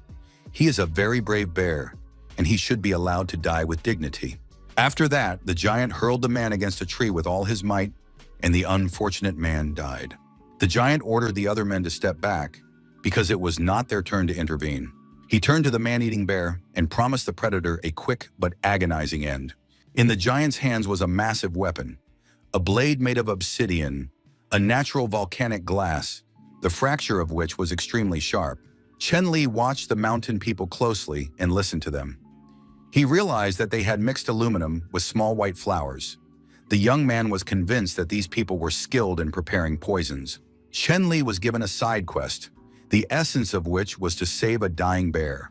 For this, he would receive attribute points and the bear's goodwill.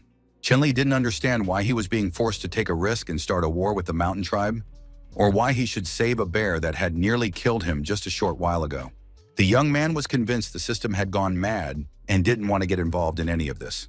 But a notification window announced that if he refused this one-time rare quest, it would never be available again. The situation was dire.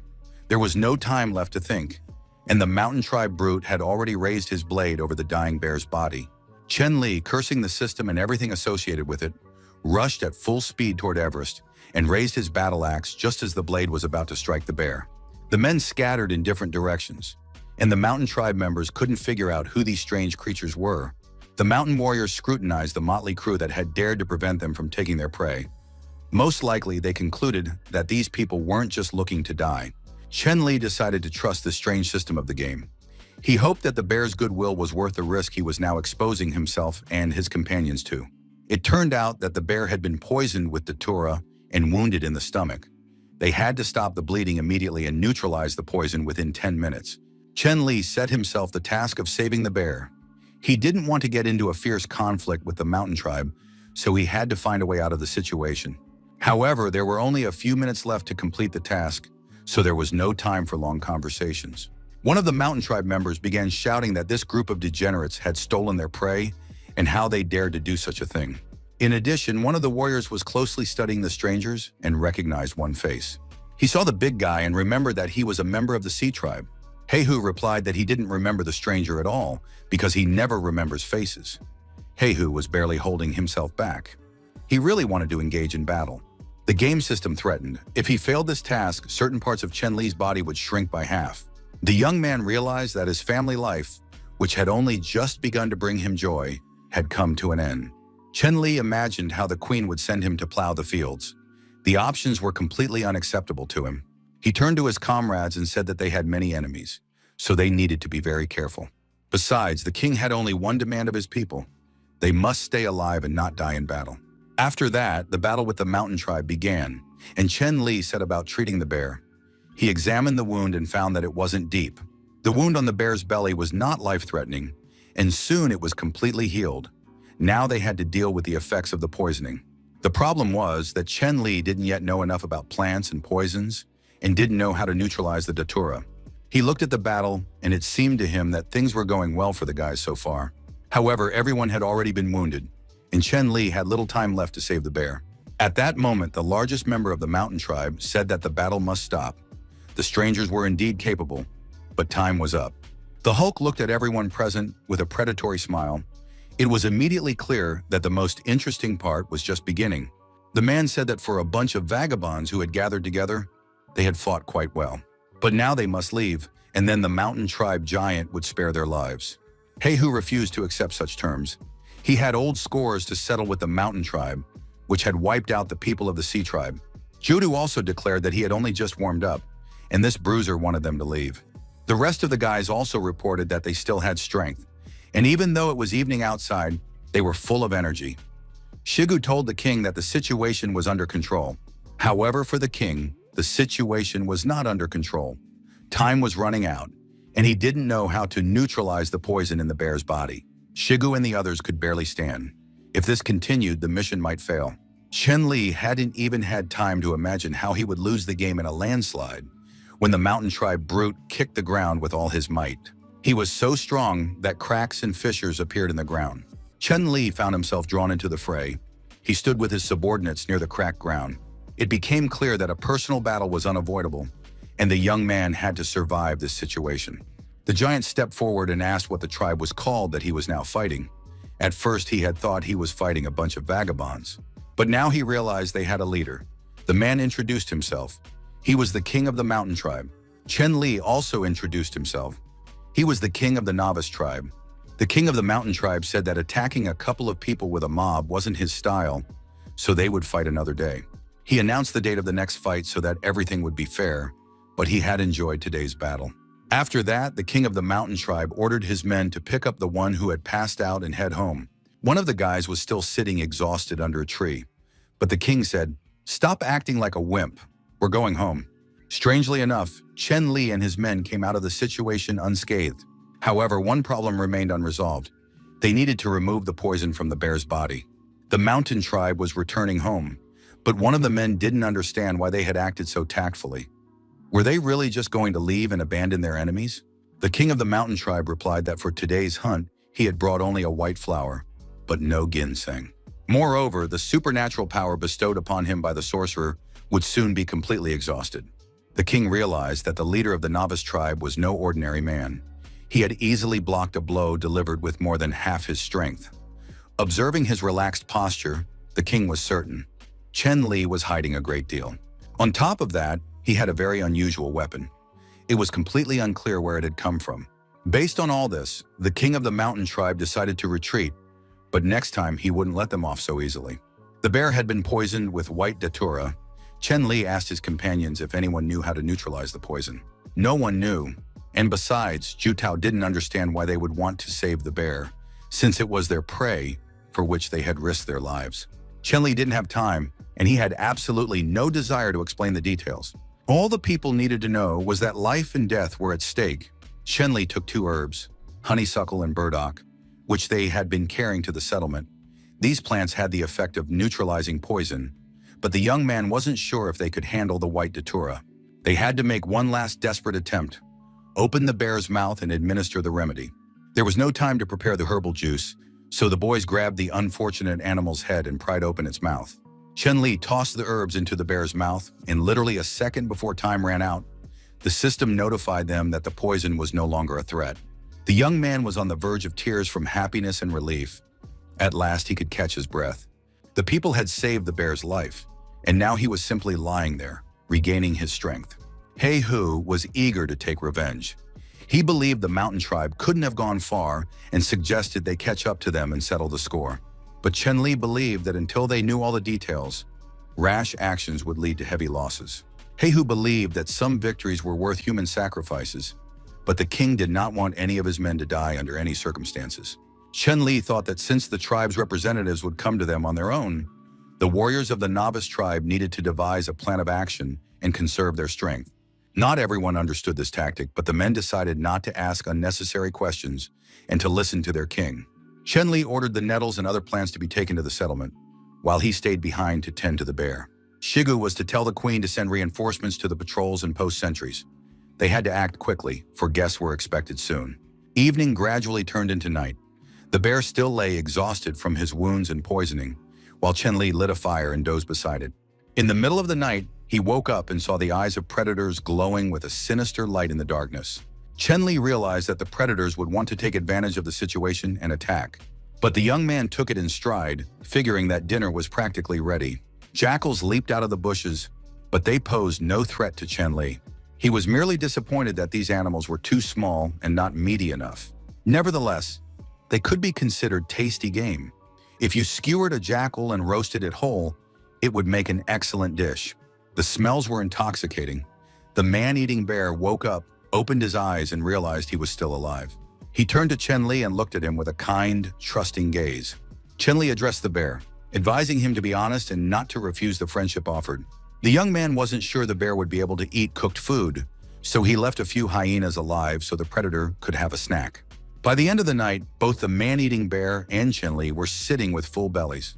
The mission to save the bear was successfully completed. Attribute points and the bear's goodwill were obtained.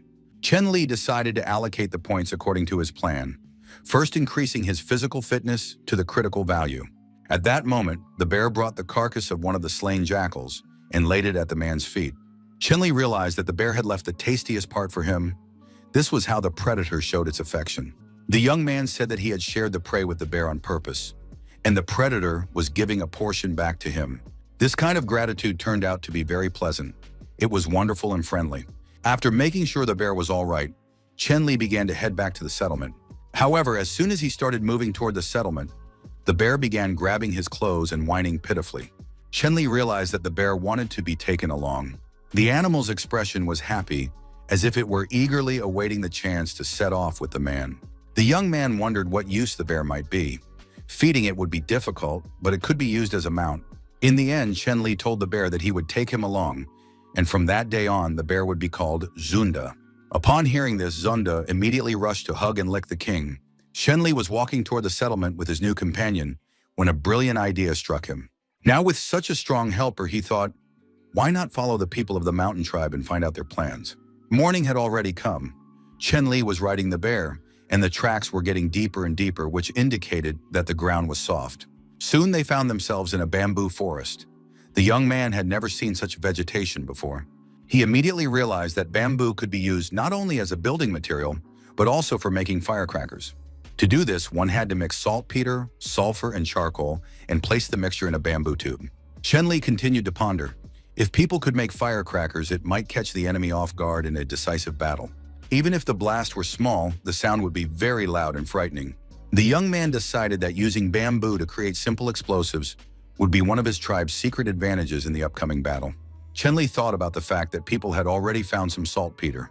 Charcoal was easy to come by as well. He would just need to use the method of burning it in a kiln. But things weren't looking so good with sulfur. The young man knew that sulfur could only be found near volcanoes. The player asked the system to open the map so he could look for a suitable location. Of course, there was nothing surprising about it, but the volcano on this land was located in the most inconvenient place. It was where the giant slept. If he didn't get too close to it, he could take a chance and look for sulfur. Last time, Chen Li had been too preoccupied with escaping the awakening giant as quickly as possible, so he hadn't considered the nearby resources. The young man ordered Zunde to turn around. They would take a risk and head north. Chen Li promised the bear he'd show him someone so huge that the bear might even wet himself from surprise and fear. And so the magnificent pair raced through the surrounding area toward the snowy mountain, the volcano, and the giant.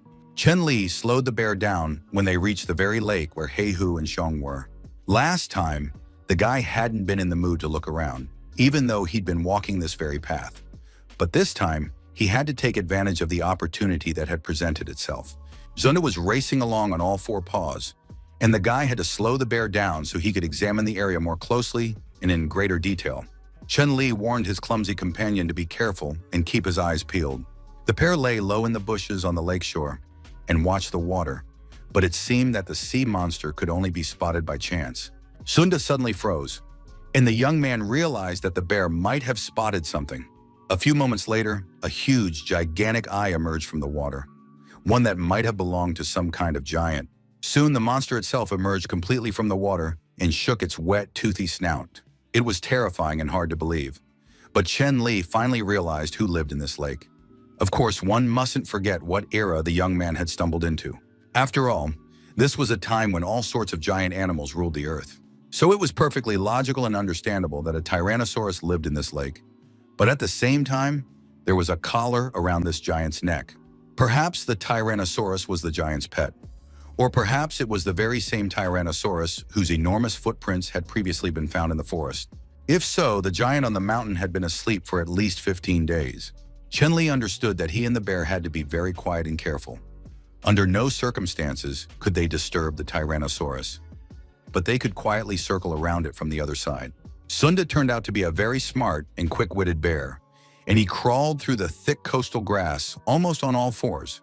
From its lofty height, the Tyrannosaurus did not notice the man and the bear, and now they had reached the snowy mountain.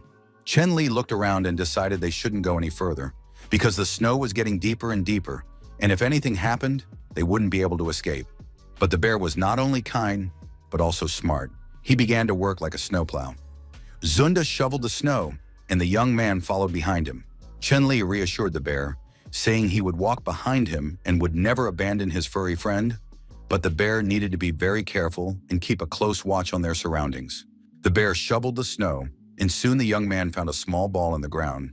It gave off a rather strange smell. Beneath the layer of snow was some kind of fragrant stone.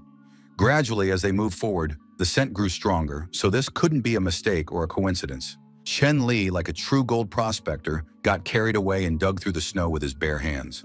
And soon the sought-after element was found. The young man's joy knew no bounds. This was better than finding gold. Chen Li began shouting and rejoicing that they had found sulfur, while the bear looked on in surprise at his dumbfounded human friend. This was excellent news, there could be no mistake. With such a supply of sulfur, firecracker production was just around the corner. And so, having finished his reconnaissance, the king returned with the bear to his settlement. People rushed out into the streets to greet the king, but a huge surprise awaited them. The thing was, their beloved king had arrived riding a huge bear. The people were very wary and didn't know how to react. Chen Li immediately addressed the people and said that this mighty bear was named Zunda. Now he was their friend. The hunter Xiong was absolutely thrilled. He wanted to become as strong and majestic as the king when he grew up.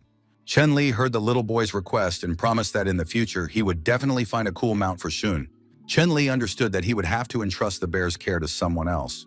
He couldn't teach Shun to ride for free. Chen Li handed the bamboo trunks to Ayu and ordered the girl to dry them, because they would come in handy for work in the near future. Queen Xiaowang stared in amazement at the enormous bear and was struck by how large and strong the animal was. The girl asked if she could ride it. At that moment, one of the representatives of the Sea tribe ran into the clearing. He shouted that things were very bad. Chen Li tried to calm the man down so they could figure out what had happened and why he was so alarmed and frightened. The man explained that a huge monster had appeared in the sea near the shore, and it was raging violently. This monster was creating such huge waves that they had already destroyed all the salt that was drying on the beach. The monster was very powerful, and the people of the Sea tribe couldn't handle it. Chen Li listened carefully to the young man and told him not to worry. The king would personally go to the beach to assess the situation. Everyone was counting on their loyal assistant. Chen Li quickly made his way to the beach, where a horrific scene unfolded before him. The remains of a destroyed building lay scattered along the shore, and a battle was raging in the water between the sea monster and members of the Sea tribe.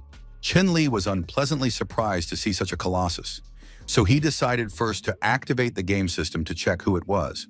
It turned out that in the water was an ichthyosaur, a large marine reptile. It resembled a fish but was very aggressive, reaching over 10 meters in length. Chen Li believed that this monster could not be left unpunished. Otherwise, it would keep coming back and destroying all the structures. The king decided to drag the ichthyosaur ashore and defeat it on land. Zunda understood his master's plan. He was a very fearless bear, and so armed with a battle axe, the king, riding the bear, rushed into the sea. Zunda gathered speed and leaped into the water, while the king swung his axe, preparing to deliver a fatal blow. But the ichthyosaur managed to fling the bear far to the side with its tail, and the blow of the axe did not have the expected effect. Chen Li realized that the damage he had inflicted on the water monster was negligible, and he needed to come up with a new plan. Chen Li bravely leaped into the ichthyosaur's mouth, intending to destroy it from within. Chen Li hoped to drag the monster ashore. However, the opposite happened. The sea giant began to sink into the depths, and it was clear that it was about to drag the man into the ocean's abyss. Chen Li held his breath, trapping oxygen in his lungs. But the boy knew, if nothing changed, he would drown faster than he would be eaten. The giant fish sank deeper and deeper into the water, and it seemed that nothing could stop it now. But Zunda was a very strong and brave bear. He grabbed the fish by the tail and held on tight, not letting it go any deeper. Chen Li realized that the bear was still sticking to his plan, so the young man now understood that he couldn't give up. However, he didn't know how to do that, because he couldn't hold out any longer without oxygen. But just then, someone appeared behind him. This creature resembled a beautiful mermaid, swimming with absolute ease and no trouble breathing. In her hands were sharp daggers. The girl struck several blows, and blood gushed from the body of the giant ancient fish. Chen Li released the wounded creature, which thrashed in its death throes while the young man himself began to sink. He realized he was sinking to the bottom. When the young man opened his eyes again, he found himself being watched by a bear and 2 members of the Sea tribe. All 3 were glad that the king had regained consciousness. Chen Li managed to sit up and saw that he was lying on a sandy shore next to a bear and a couple of people. Soon the young man noticed a stranger sitting on a rock. It was the beautiful Alana. The girl was very pretty. She had fair skin and long white hair. Unlike a mermaid, she had legs instead of a fishtail. The girl walked along the shore and sat down across from the king. It turned out that Alana also belonged to the Sea tribe. She was the best swimmer. It was this fragile girl who had killed the monster and pulled the king ashore. Members of the Sea tribe aren't known for their intelligence or quick wits, but compared to the rest of her tribe, Elaine was downright silly. Chen Li was very grateful to this girl, so he wasn't going to take offense at the fact that she was sitting in front of the king and picking at her food. Chen-Li noticed the weapon the girl was carrying. He wanted to know where she had gotten the obsidian dagger. Alain explained that her brother had once taken the weapon from a bad guy. The king wanted to know all the details. But Elaine asked her tribesmen if she could finally fight that nasty guy she had recently saved. A representative of her tribe whispered something in the girl's ear, and she listened very carefully. After that, Elaine jumped to her feet and said she didn't understand anything, but it seemed to her that the people had come to help her. Elaine explained that a crowd of bad people had invaded their land that day. The girl quickly lost consciousness. When she woke up, Brother Fang and the other members of the Sea Tribe were locked in the cave with her. They had been held captive all this time, forced to work and guarded. But yesterday, while they were working, something unusual happened. The girl's brother said he planned to take care of one of the bad guys and would give his weapon to Alana. The girl had to use the weapon to cut the rope and jump off the cliff. She had to jump straight into the river. That was the only way Alana could escape captivity alive. Alan tried to tell her brother that she didn't want to leave him, but Fang wouldn't listen to her. Her brother told her, once she escapes, she must find Hai-Ha. That guy was lucky, so he's probably still alive. Once Alana found Hai-Ha, she had to obey him in everything and do whatever he said. At that moment, one of the guards noticed that the two prisoners were talking to each other. The guard began shouting and dispersing the crowd. Fong signaled to his companions, telling them it was time to act. He hurled the carcass of a huge boar at the guard. After that, Alana grabbed the dagger that had fallen from the bad man's hands and ran across the river. As the girl was swimming toward the shore, she encountered a sea monster that was about to devour the king. Chen-Li listened carefully to the girl's story. Now everything became clear. The king said he would take along first to He-Hu, and then they would rescue the captives together. Alan understood almost nothing of what this man had said to her, but decided to simply follow him. Chen-Li remembered that he still needed to grab his axe and take the slain monster with him. And soon a very strange procession was walking along the seashore. Beside the king was the very frail girl, Elaine, and the bear was dragging the carcass of a huge ichthyosaur. The king returned to the settlement, and his arrival once again put everyone on high alert. Shigu and Hai-Hu stared wide-eyed at the new arrivals. He-Hu recognized Alana. The king promised to explain later someday how they had met and why they had come together. He-Hu was overjoyed to learn that about 10 more members of his tribe, including Fang, were alive and being held captive. He demanded that they set out immediately to free the captives, but the king said they needed to wait a little while. Of course, saving the people was very important, and now the situation was such that the king himself would soon have to be saved from an enraged He-Hu. But before the men could finish their discussion, the lighthouse on West Mountain sent out a signal. Chen-Li immediately became alert. It was clear that an invasion had occurred, and it wasn't animals because animals wouldn't have been able to light a fire. When the king of the mountain tribe left, he had indeed spoken of revenge, saying he would deal with the tribe of newcomers another time. The king was very upset that the mountain tribe had descended upon them so quickly, but now was not the time for panic. Chen-Li wanted to check everything out personally. The king ordered Shigu to lead the men to the fortress to regroup and reinforce their defenses so that the enemies could not attack them. He-Hu and Along were to head to West Mountain to take up an ambush position. A patrol team was to assist them there. Chen-Li ran off on reconnaissance, telling He-Hu under no circumstances to act on his own initiative, but to wait for the king near the trap zone.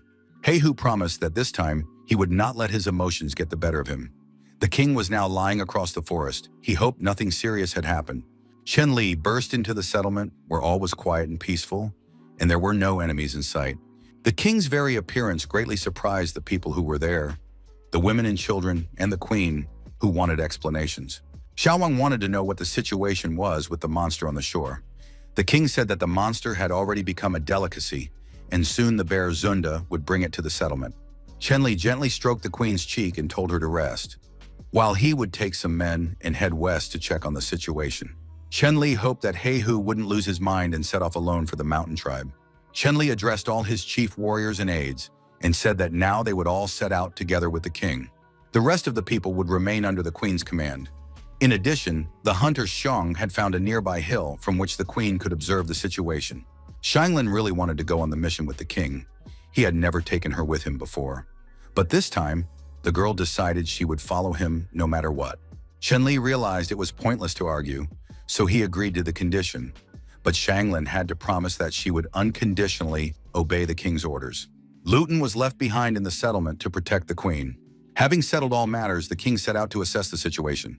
Lying in ambush, they saw a group of warriors from the mountain tribe crossing the river. Of course, everyone would have preferred it not to be so, but their eyes did not deceive them. And now the warriors of the mountain tribe were emerging from the water. At the head of the detachment marched the king of the mountain tribe himself, a huge, powerful giant. Soon he raised his hand and ordered his men to stop. After that, the king stepped aside and addressed the forest, saying that he knew his enemy was there, so let him come out and the men would settle things in a duel. Chen Li wasn't sure what was happening. He assumed that the king of the mountain tribe had spotted a trap ahead of him. The king said that his men could not be fooled. It was too quiet here. The birds weren't singing, the insects weren't chirping, and even the toads weren't croaking. If the representatives of the tribe of newcomers didn't show up now, the king would have to use the power of Shishin-Chao, and that wouldn't do anyone any good. Chen Li realized that a face-to-face meeting seemed to be the only option left to him. So the king of the newcomers stood up and emerged from the ambush along with his warriors. Two warriors from the water tribe, Hai Hu and Alang, also emerged from the water. It turned out that the people of the mountain tribe were surrounded on two sides. Of course, it couldn't be said that they were completely surrounded, but in any case, their enemies were in front and behind them. The king assessed the situation and said that things had turned out perfectly. Now they had equal numbers and they could fight with confidence. The king held his obsidian sword before him and challenged Chen Li to a duel. Heihu was barely holding back. He had already waited long enough, so he wanted to fight the king of the mountain tribe himself.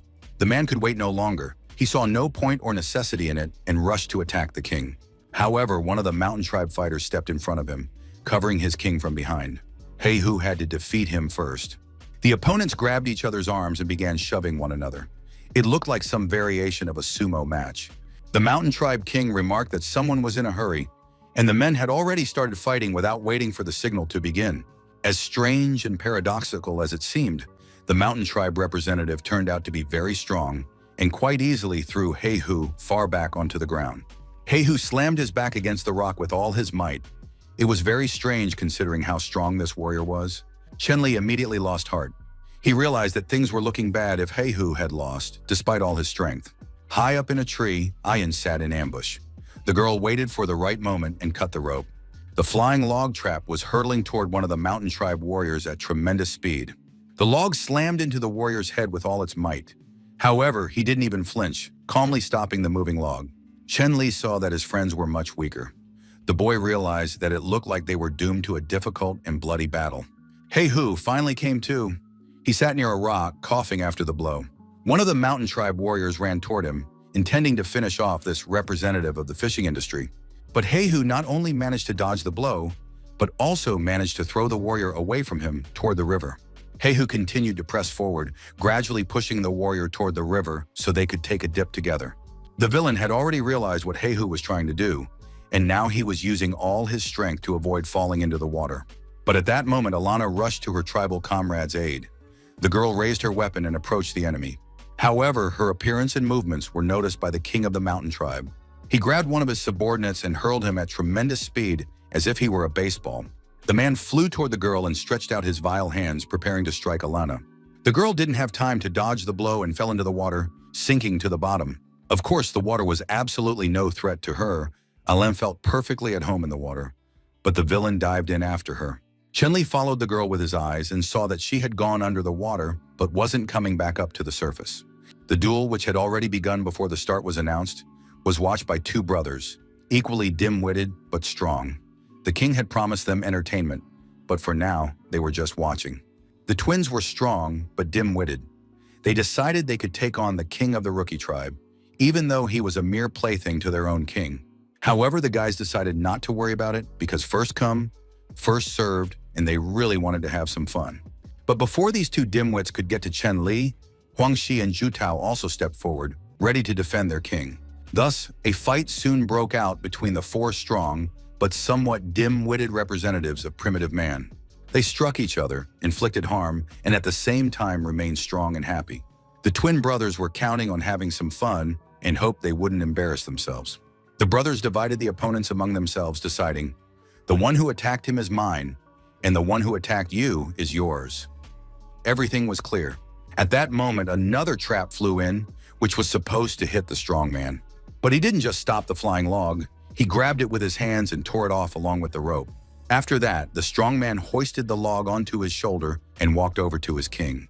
The Mountain King praised the dimwit, saying that he could play with the log as much as he wanted, but he shouldn't bother the king because the king was busy. The strong man didn't take offense.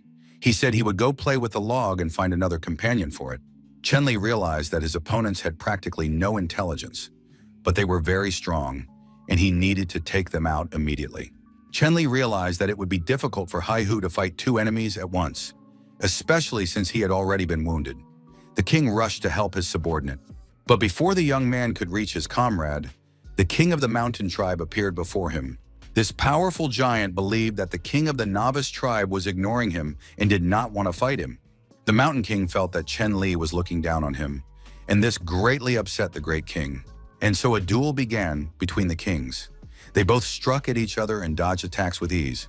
The Mountain King wanted his opponent to stop pretending and show him his true skills. Chen Li was putting a lot of effort into this battle, but at the same time, he could see how hard it was for Hai-Hu. He urgently needed to find someone to help Hai-Hu, because the strongest fighter, wielding a massive log, was already closing in on him. But soon he felt that the log had become strangely heavy. The dim-witted brute turned around and saw that the log was being held on the other side by the beautiful blonde, Shanglin. When it came to strength, the girl was second to none, and now the log was in her delicate, feminine hands. The huge oaf was absolutely thrilled because such a pretty girl wanted to play with him. The giant wanted to stroke Shanglin, but at that moment an arrow flew into his huge, thick hand. After that, several more arrows flew into the giant's body. He was very pleased. It turned out someone else had decided to play with him. The fool turned to his king, saying that the king really hadn't deceived him, and now the strong man had people to play with. Two of them at that. The king of the mountain tribe replied that the boy could have as much fun as he wanted. Otherwise, if he returned to the mountain, he would be left there alone again. Hunter Zhang watched the battle from his hiding place. He suggested that Ayun join the fight. The girl could also see that the king and the rest of their tribe were fighting with their last ounce of strength. Ayun knew that the trap she had used before was designed for a bear, and it had worked perfectly. But this giant brute hadn't been hurt by the blow, so if she and Little Shun joined the fight now, they wouldn't be able to help at all. Ayun decided to stay and distract the enemies, while Shun should go to the settlement and ask the queen to send reinforcements. The hunter Zun understood what was required of him and told the girl to be careful. Hai-Hu was still fighting his opponent, gradually pushing him toward the water, even though he was already nearly exhausted. However, the opponent was also struggling and couldn't break free from Hai-Hu's strong grip. At one point, the opponent managed to strike Hai-Hu with all his might between the shoulder blades, causing blood to spurt from the sea giant's throat. Hai-Hu knew he had only one option left. He had to push his opponent into the river. There was very little left. Hai-Hu grabbed his opponent, pressed him tightly against his body, and ran toward the river. He announced that they were going to take a swim, and of course, this was no battlefield for a member of the mountain tribe. At that moment, Alana leaped out of the water. The girl shouted that they shouldn't come here because the water was dangerous. Hai-Hu was about to throw his opponent into the water when he suddenly saw Alana's hand. The girl was sinking into the water. Hai-Hu realized she wouldn't be able to fight in the water. Hai-Hu continued to hold his opponent, who struggled to break free, hoping to avoid falling into the water. The villain delivered a powerful blow to Hai-Hu's head with both fists. It seemed that no one could save the sea giant, but as he fell, he managed to pin his opponent beneath him and slam his head into the ground. Now two opponents lay practically lifeless. Hai-Hu knew that without medical attention, he would be completely unable to help anyone in the near future. Meanwhile, the battle continued between four strong but dim-witted opponents, two of whom, the mountain tribe twins, were practically brainless. The guys from the novice tribe regularly trained under Shigu's guidance, and now Huan Shi told his comrade that they would need to use that move. The twins were almost happy because those two fools from the novice tribe were walking right into their hands. The brothers decided to deal with the one holding the stone hammer first. They simultaneously raised their swords and ran to attack the guy with the stone axe. It wasn't clear what had happened, whether the twins had managed to strike or not, but Huang Shi covered his eyes with his hands and began to cry, saying that it hurt a lot. Of course, his companion Huan Shi couldn't stand by and watch this, so he immediately ran to his friend to comfort him. Meanwhile, as things were unfolding, someone's sharp axe plunged into the chest of one of the twins. Now Huan Shi was standing in front of the second twin. He told his friend to step back and not get involved. The twin was furious on his brother's behalf and now hacked at this bald opponent with a tiny shield, who should have been looking out for himself first. It was unclear what was going through the minds of these seemingly grown and large men, but the twin quite calmly plunged his sword into Huanshi's body. Although Huanshi was wounded, he did not look defeated. At that moment, he finished counting from 3 to 1. As soon as he said 1, Huanshi grabbed his opponent's arm and took the sword from him, while at the same time Yutao leaped high into the air, holding an axe in his hands. The twin was firmly pinned down. The strong man held him by the arms and the axe was coming down straight onto his head.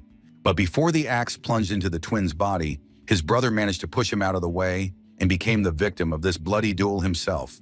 Ayun watched the battles closely and decided it was time to join in, even if only from a distance. The girl fired arrows, realizing that the enemy was very slow and easy to hit. But there was another problem with this opponent. He felt absolutely no pain, and it seemed as though the arrows were merely scratching him. It was clear that the beautiful Shanglin would soon run out of strength, because it was impossible to fight for so long while holding a huge log. Ayun watched as these two giant strong men shoved the log back and forth, but then the girl's gaze fell on a rope lying near her feet. Shanlin was indeed very tired by now. The girl probably regretted having volunteered to take part in this battle, and now arrows were starting to fall at her feet. Arrows rained down on the ground again and again. It was very strange. Ayun almost never missed. But suddenly an idea popped into Shanglin's head. Perhaps someone was trying to draw her attention to something. She just had to figure out what. The girl looked closely at the ground and saw a rope. Shanglin immediately guessed what the clever Ayun was trying to hint at. The girl tossed the log aside and leaped to the side at tremendous speed, grabbing the rope as she went. The dim-witted strong man holding onto the log asked, "Doesn't the beautiful blonde want to play with him anymore?" Shanglin confirmed that she would continue playing, but now they would have a new, even more interesting game, and the girl ran toward the strong man. She began running around the guy holding the log, smiling sweetly at him and paying him compliments. The strong man was very pleased. He understood that the girl was playing with him. She appears from time to time, and that makes the game very interesting. Shanglin had just finished circling him. She called out to him and said it was now his turn to play with her. The strong man turned to look for the beauty, but it turned out his legs were tied with a rope, and he fell to the ground with all his might, letting the log slip from his hands.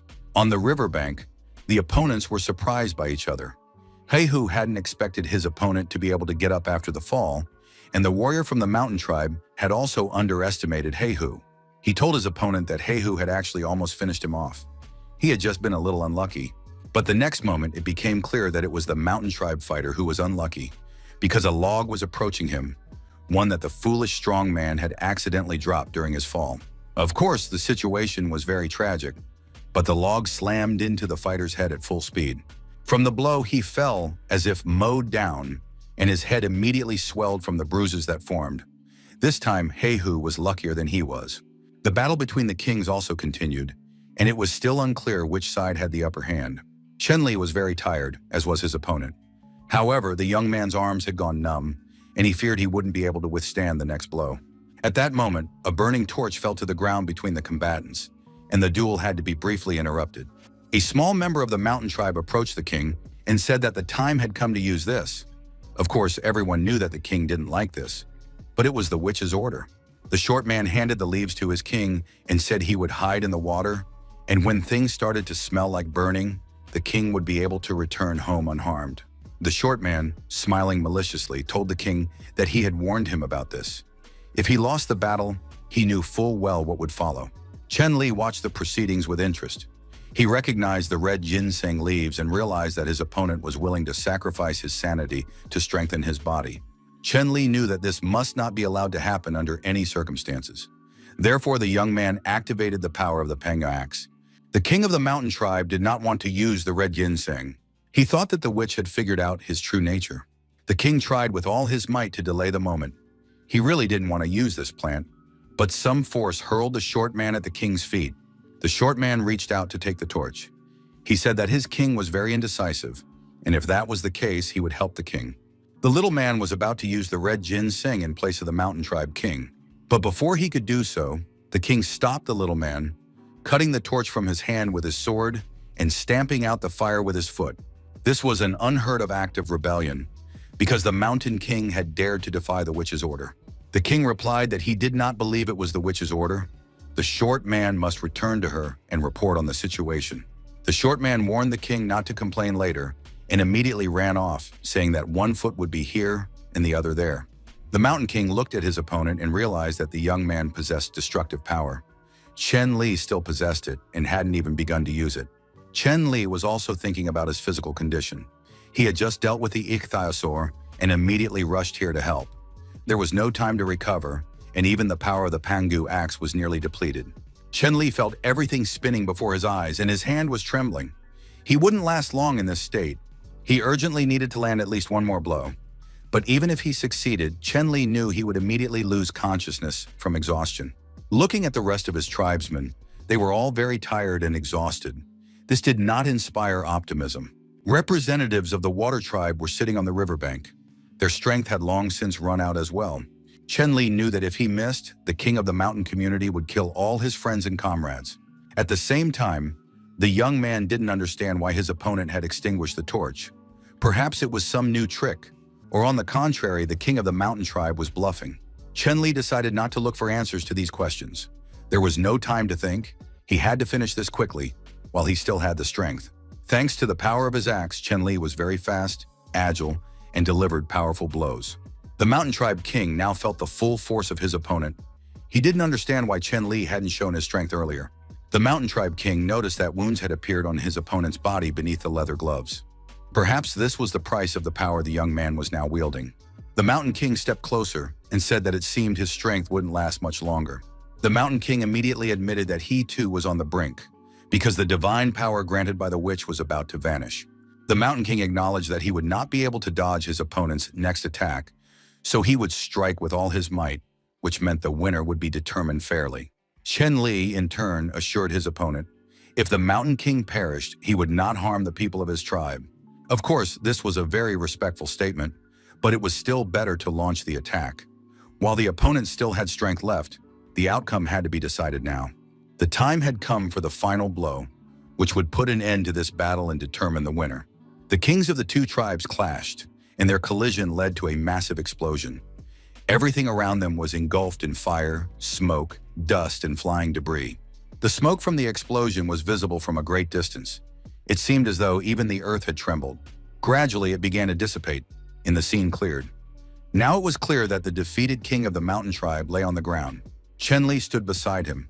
It felt as though his arm was about to tear into tiny pieces. The pain was excruciating and unbearable.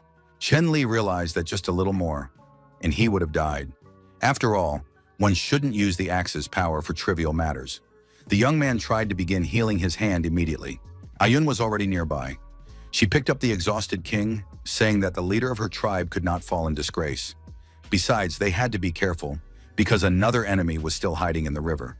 It soon became clear that this battle would end successfully, because the queen appeared ahead with reinforcements. Chen Li ordered that they check to make sure Alani was safe. After that, Ayun could leave, but the main thing was to help and ensure Alani's safety. Ayun confirmed to the king that she would carry out everything. After that, the young man could no longer stand on his feet. He needed to rest immediately. The first thing Chen Li saw when he came to and opened his eyes was the beautiful queen. Xiaowang personally spent sleepless nights by her king's side, refusing to leave him in the care of her attendants. Chen Li finally woke up, opened his eyes, and seeing the queen standing over him, couldn't understand how she had ended up on the battlefield. The young man was very concerned about matters related to the battle. He wanted to know how Alang was doing, whether the enemies had retreated, and how badly his friends were injured. But the queen said she would answer all his questions later.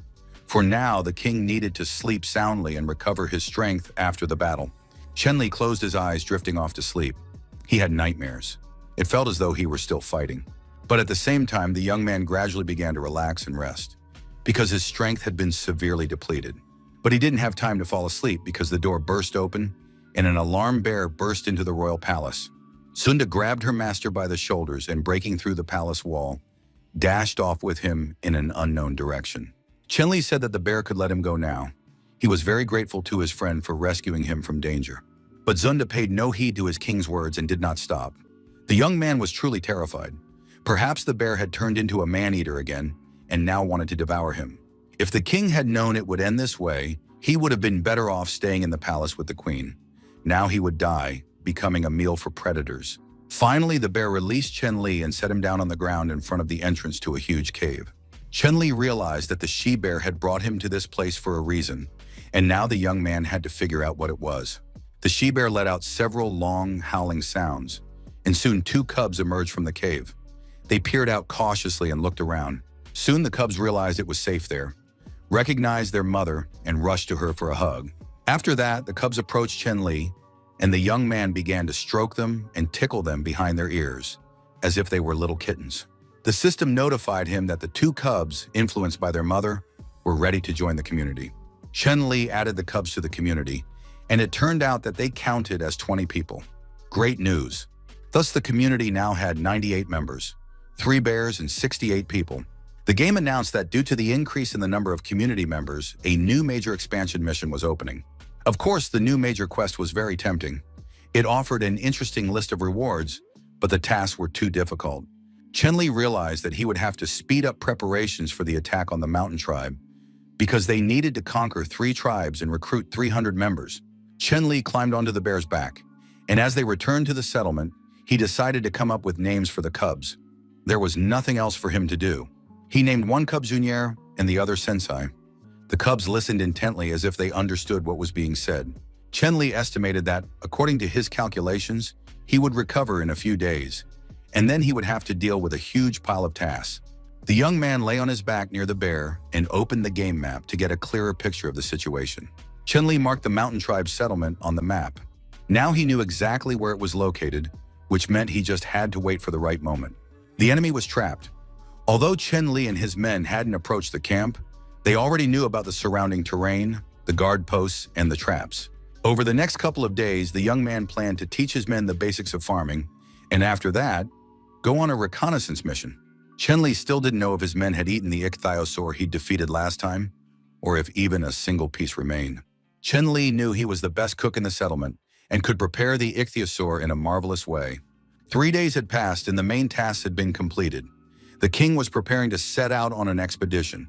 Chen-Li sat on Bear's back and said goodbye to the people seeing him off. Queen Xiao Wang was there, along with Ayan, a smart and tactful assistant. Chen-Li told the hunter Shun about the bear cubs, saying he would return in a few days and asking him to take care of the little ones in the meantime. Shun was now raising not only little jackals but also bear cubs. The hunter was very pleased.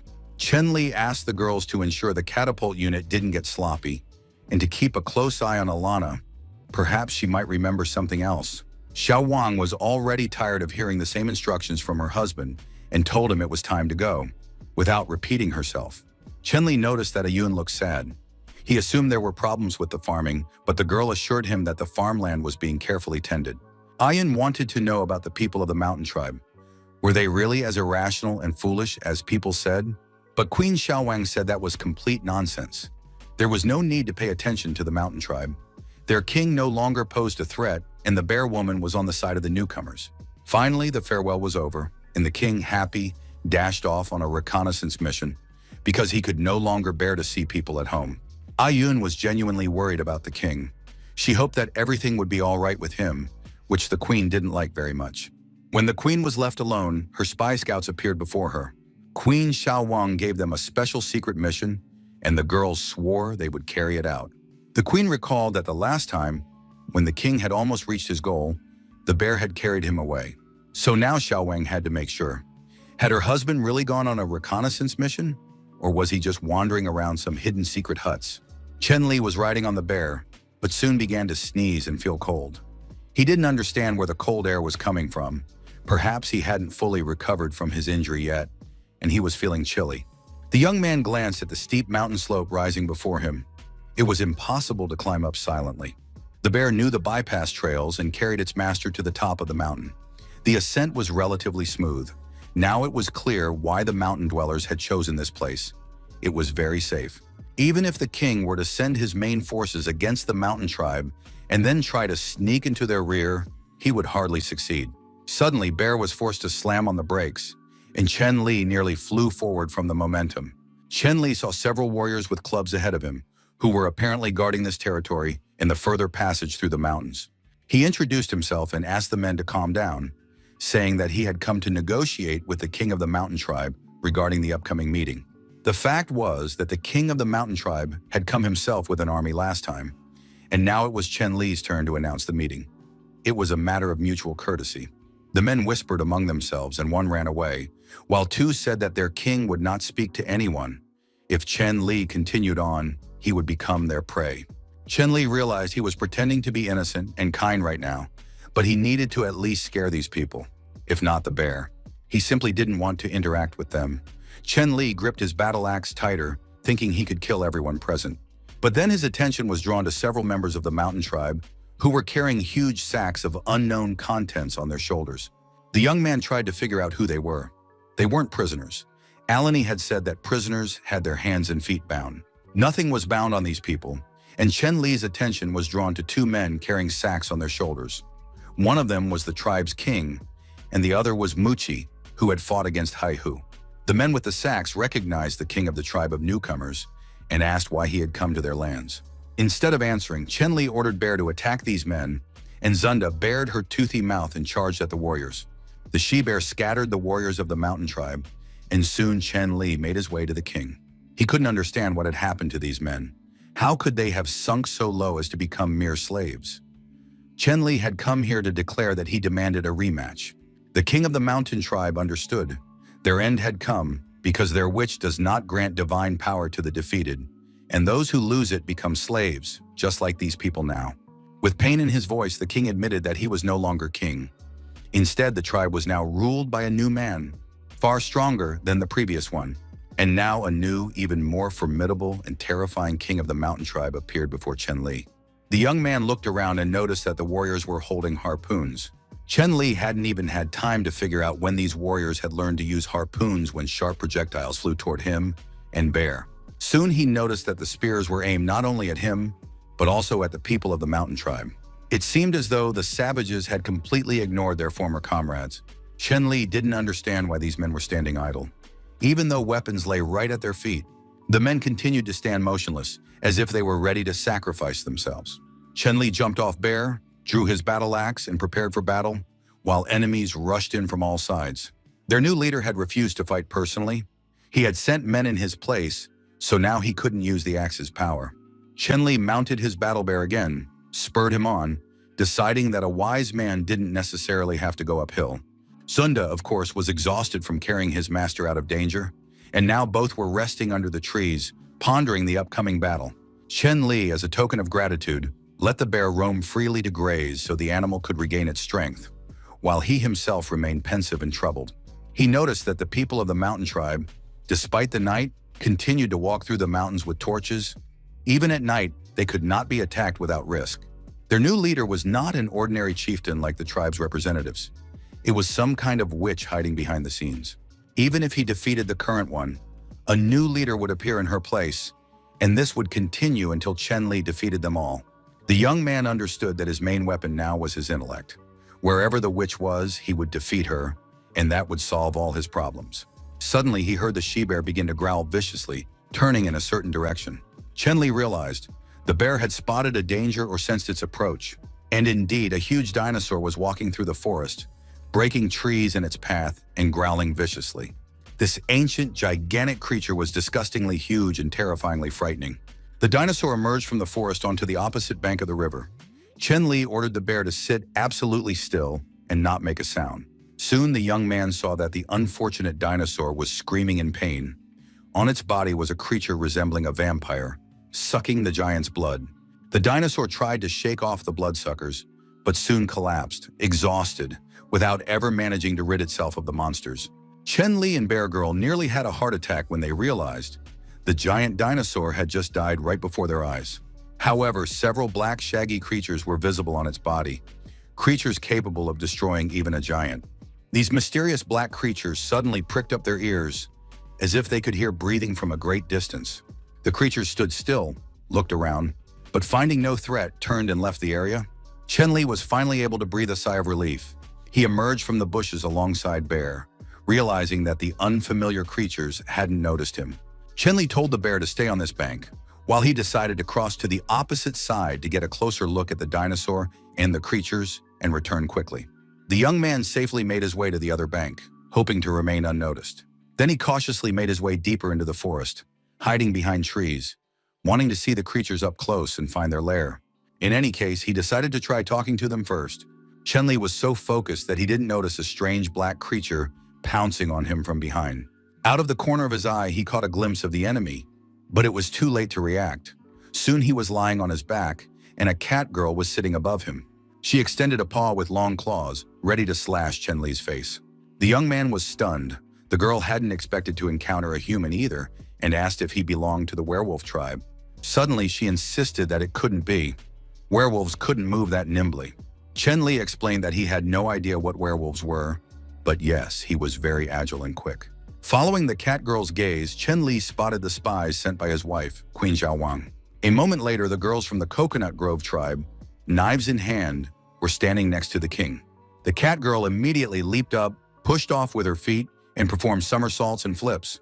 In just a few moments, she was already perched high in a tree, saying she had made a mistake, while the strangers were ready to tear her apart. The girl realized it had been wrong to intrude and run back and forth. After that, she warned them. It would be better for the strangers to cross the river because it was too dangerous here. Otherwise, they would later hold it against her for not warning them. The spies asked the king how he was feeling, and the cat girl vanished among the trees. Chen-Li was puzzled. He wanted to know which tribe the stranger belonged to and what kind of werewolves she was talking about. But it turned out that no one knew anything. The girls had also heard about werewolves for the first time, so they couldn't say anything. Chen-Li wanted to find out first how the girls had ended up here before they went out to scout the situation. The poor girls didn't know what to tell the king. They didn't want to lie, and they certainly didn't want to betray their queen. Chen-Li wasn't upset with the girls. He regretted that they weren't very resilient underwater. The river was wide, and swimming across it would be extremely difficult. The bear might not be able to manage it. But then the young man remembered that Bear was indeed waiting for him on the opposite bank. Chen-Li encouraged the girls, telling them they didn't need to linger. They would be home soon. He showed them the path along which people from the mountain tribe were constantly coming and going. The king explained that he had been watching this path for a long time. It led to the tribe's settlement, but was patrolled around the clock. Chen-Li asked the spies to help him scout out whether there was another path here that could be used to sneak into the settlement unnoticed. However, the cat girl was very worried about herself. Left behind. It was decided not to touch the problems on the other side of the river for now. First, they had to deal with the mountain tribe, since they'd been causing a lot of trouble and problems lately. Chen-Li decided that someone had to stay here to keep watch. The she-bear would hide just in case, and he entrusted the rest to the girls. The king said he would head west along the river to scout the area and return the next day before sunset. Walking alone for a long time, Chen-Li soon came to a waterfall. He thought this was probably where Alana had jumped into the river when she escaped from captivity. As he drew closer, he saw how high and dangerous the waterfall was. Looking at it, it was impossible to imagine that anyone could have survived jumping from such a height. Alain was an almost unreal child, capable of such a feat, but now there was no one beside the king. He decided to climb up the mountain ledges, which he was quite good at. His only fear was an ambush at the top. Otherwise, he would have to jump into the waterfall, and below lay a river with a strong current. Either way, the outcome was the same. Chen-Li climbed down from the cliff and decided to look for a safer place. He walked along the river again, trying to find a path to sneak into the settlement. Soon he heard voices and saw the silhouettes of people. It turned out they were patrolling here too. Chen-Li was relatively far away and couldn't see clearly, so he decided to get closer. As he crept forward, he overheard a conversation. One stranger said, "Bro, can we really trust that guy's words?" The second replied, "Trusting him is our only chance. There's nothing else left." A third man approached them saying, "If we hadn't been friends as kids, I'd never help you." He also noted that he hadn't been a member of the mountain tribe for a long time. Despite the risk, he was willing to show them the way, the most he could do. Chen-Li felt the tension almost burst out of his pants. The voice of one of the strangers sounded all too familiar. The voice added that he was glad he'd managed to secretly record the location of the traps. He also said they were lucky not to have run into a patrol. The group of strangers hadn't met just anyone, but Lutan. Lutan of the mountain tribe asked them not to scatter. If a trap went off, he wouldn't be able to save them. Chen-Li was in shock, not so much because of the enemies in his settlement, but because of who turned out to be the traitor. He couldn't believe his ears. Lutan, his personal bodyguard, had once been a member of the mountain tribe. Perhaps he was now operating undercover.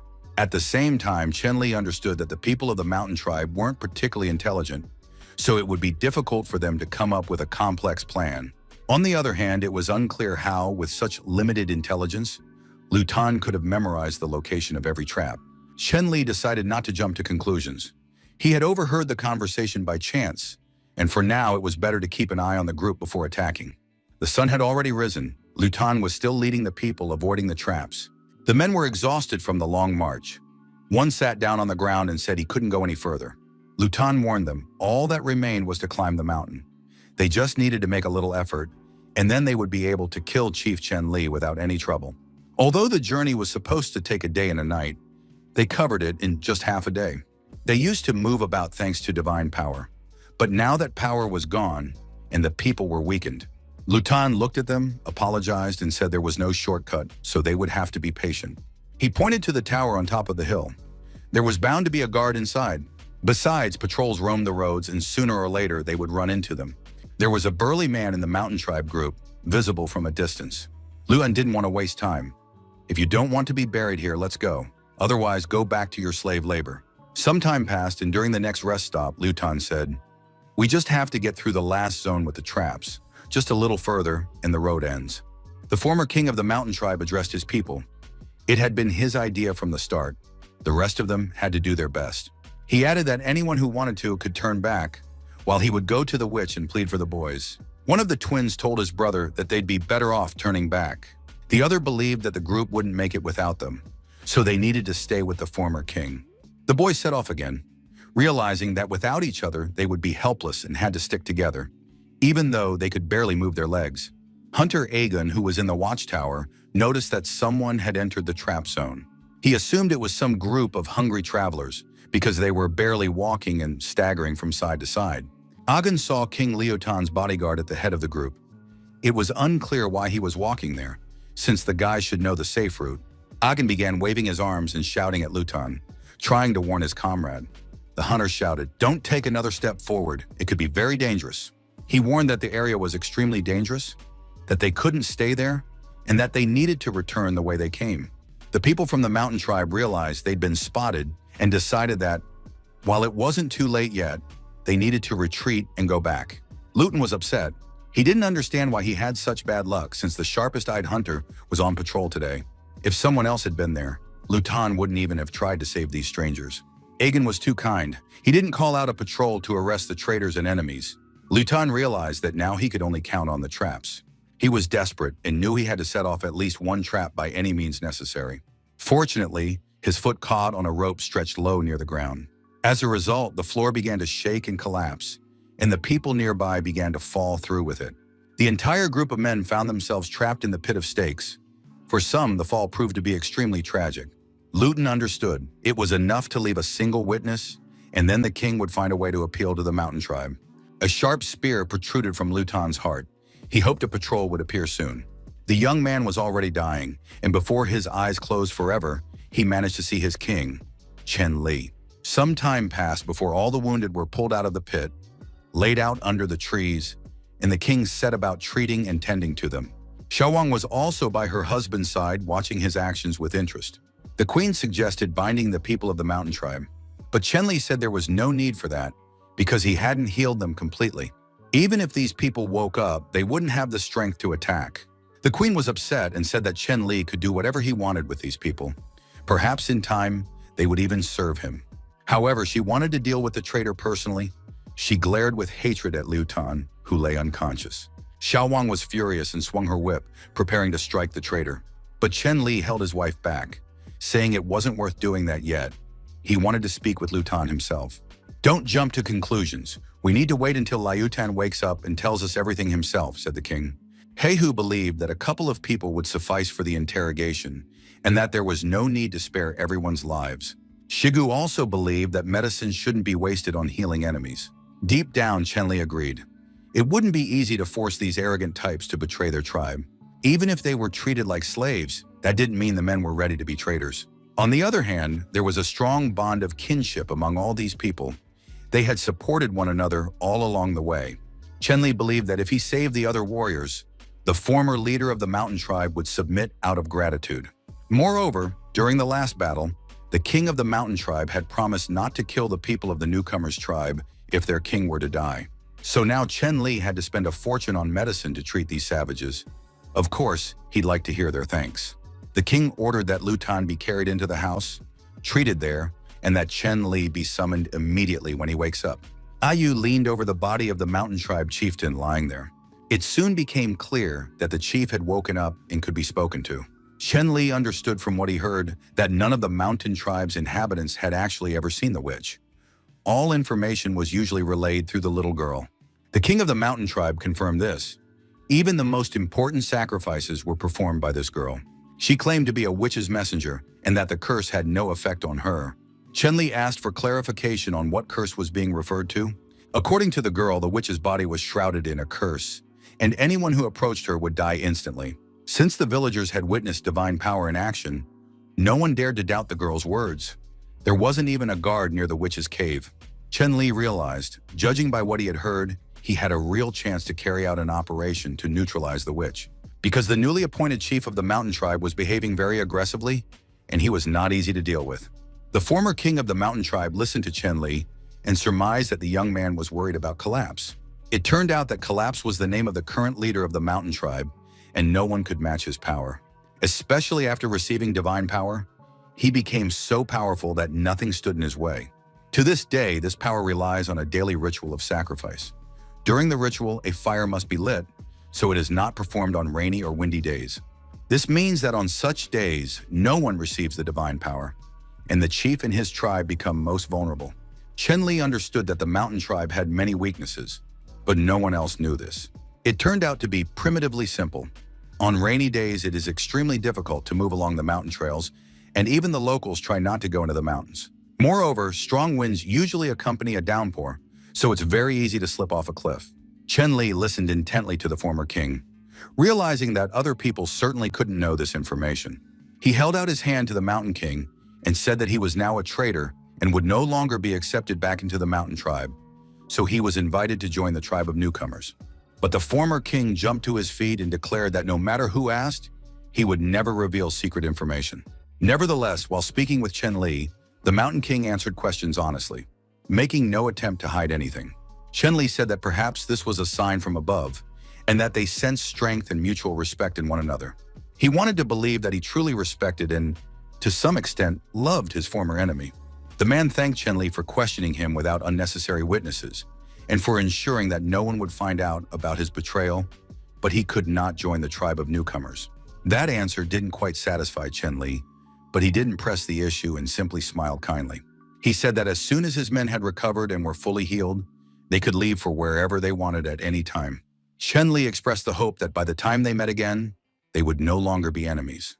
Of course, being friends wasn't possible yet, so at least not being enemies was already a good start.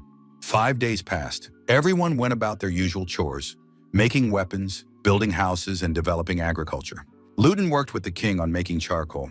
Chen Li explained that they needed to gather charcoal, sulfur, saltpeter, and bamboo stalks. There had to be plenty of charcoal. Ayu quietly asked the king if he had forgiven Liu Tan, and he replied that the bodyguard had only pretended to be a traitor to dispel the rumors. Ayu doubted that perhaps Liu Tan was deceiving them, but Chen Li was certain. Liu Tan had nearly lost his life for the king's sake, and he didn't have the brains for such complex schemes. Of course, one had to keep in mind that Liu Tan was good at pretending. Ayu reported that the former king of the mountain tribe had left the camp that morning along with his men. They had received food, water, and weapons. It was assumed they would have to wander through the forest for some time. Chen Li was certain. Nothing was required of them now. All that remained was to wait. The rest depended on the mountain dwellers. He figured that almost everything was ready. Weapons, shields, armor, poison, food, firecrackers. All that was left was to wait for the storm. The people in the settlement continued to work in their respective fields. Now they knew that labor ennobles and turns a monkey into a human. Chen Li decided to check the statistics and the state of the warehouse. It turned out that the 3 vials of medicine spent on healing the warriors had cost a whopping 70 technology points. Prices for items were unstable. After every transaction, they doubled. There was a knock at the door, and the king's chief aides and Nadezhda appeared before him. Chen Li said he had summoned them to explain everything honestly and frankly. He decided to get straight to the plan without beating around the bush. He proposed dividing all the soldiers into 4 squads, each of which would be responsible for its own area. Heihu was to take 3 trusted subordinates and head to the mountain to rescue the prisoners. Afin had discovered the prisoners' location a few days earlier and was to guide Heihu there to rescue them. Shigu was responsible for leading and commanding the main unit. They spent the entire night discussing the details, strategies, and tactics of the military operation. Chenli noticed that his wife, Queen Xiaowang, was not particularly enthusiastic about the plan. The girl wasn't sure she could trust Shigu, so she didn't want to give him the treasures. At the same time, they couldn't leave the rebel at home to guard the house. Chenli replied that the entire group would be heading out on the military operation, so the women, children, and elderly would need protection in the settlement. Luton's wounds hadn't healed yet, so it would be ideal if he stayed behind to guard the camp. Chenli understood that many, including the queen, were angry with him, and he had to prove his loyalty. He wanted to show Liu Tan his regard for the tribe's people, because he was certain that Liu Tan was no traitor. Xiaowang didn't argue with her husband, but she stuck to her opinion. If Liu Tan did anything suspicious, she would be proven right. Besides, the next battle would be against Liu Tan's former clan. It would be too cruel to force him to fight against his former comrades. At that moment, Ayu ran as fast as she could toward the royal palace, and braving the strong wind, delivered the excellent news to the king. Chenli stepped outside and indeed felt a hurricane-force storm wind. This wind was bound to drive away the clouds and rain would soon begin. There was little time left to prepare. Chenli addressed the people who were resting and told them they needed to pack up immediately and set off. One of the groups was standing near the waterfall. The people were gazing in wonder at the towering waterfall and the raging mountain river. Chenli explained that Alana was already lying in wait nearby. If anyone fell into the water, she would be responsible for rescuing them.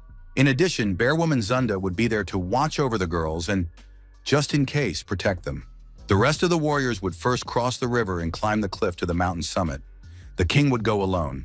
Everyone must strictly follow the plan and not forget a single detail. Chenli looked around, continuing to analyze the situation and trying to recall what he might have overlooked. All the groups of warriors were lying in ambush where they were supposed to be, armed and fully focused on victory. Shigu estimated the time. The leader and the others should have already reached the spot. He held out the flare and asked his comrade to light the fuse. Once the fuse was lit, Shigu threw the grenade and ordered his men to get out of there quickly. The grenade exploded with a powerful blast, terrifying the guards from the mountain tribe. Moreover, it blew a hole in the rock. The squad led by Shigu immediately launched an attack on the mountain dwellers. The mountain tribe members were terrified after the explosion, and it turned out not to be all that difficult to deal with them. A burly man appeared at the top of the mountain, most likely the new leader of the mountain tribe. Shigu was pleased. His task was to draw in as many enemies as possible. Soon the entire cliff was swarming with warriors from the mountain tribe. Shigu ordered his men to form a defensive line, and they all regrouped immediately. The men took cover behind their shields and parried the arrows and spears raining down on them. There were too many enemies, and even Huanxi suggested that it wasn't too late to retreat. But Shigu was adamant. They had to hold their ground because the tribe's chief was still standing at the summit and hadn't begun to descend. At that moment, a subordinate approached Collapse and asked if they should send reinforcements, since these people were no easy foe. But Collapse gave a negative answer.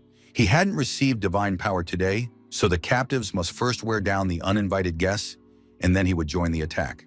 On the other side of the cliff at that time, the captive members of the Water Tribe were working under the supervision of their jailers.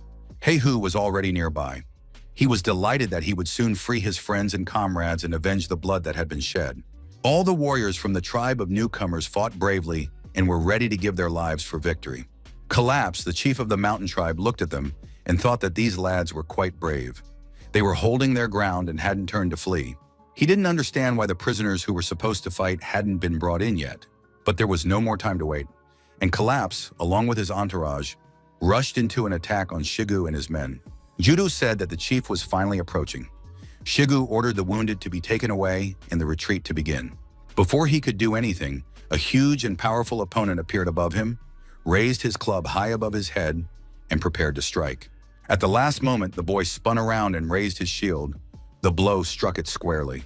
Jutao was holding a small jar of medicine, and he immediately decided to treat himself. The young man drank the entire contents and was once again full of strength to continue the battle with Collapse. Finally, a group of armed captives appeared, who were supposed to fight on the side of the mountain tribe. The girls stood in front of them.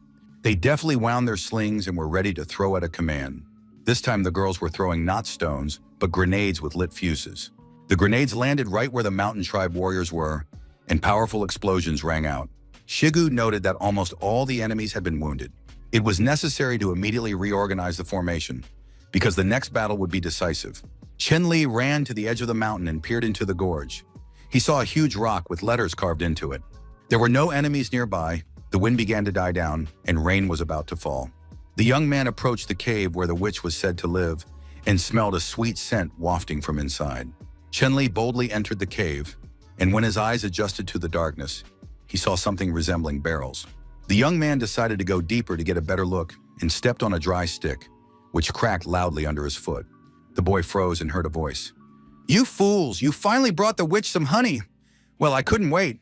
Chen-Li didn't understand the words, but he heard the rest. "Idiot, don't come any closer, put it back where you found it and leave. Aren't you afraid of the witch's curse at all?" The young man realized the voice was female and roughly determined where it was coming from. Chen-Li walked past the barrels but saw no one. Suddenly, one of the barrels swung open and a girl jumped out.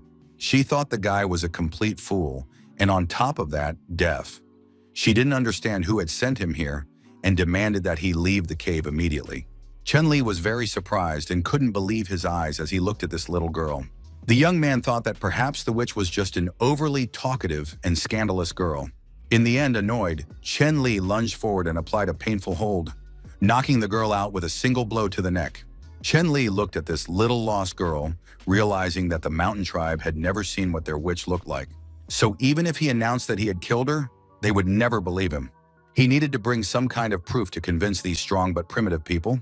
However, if none of the mountain tribe's inhabitants had seen the witch, he could try to blackmail them.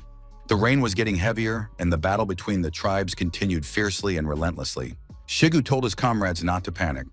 All the wounded were in the rear, and there was enough medicine for absolutely everyone.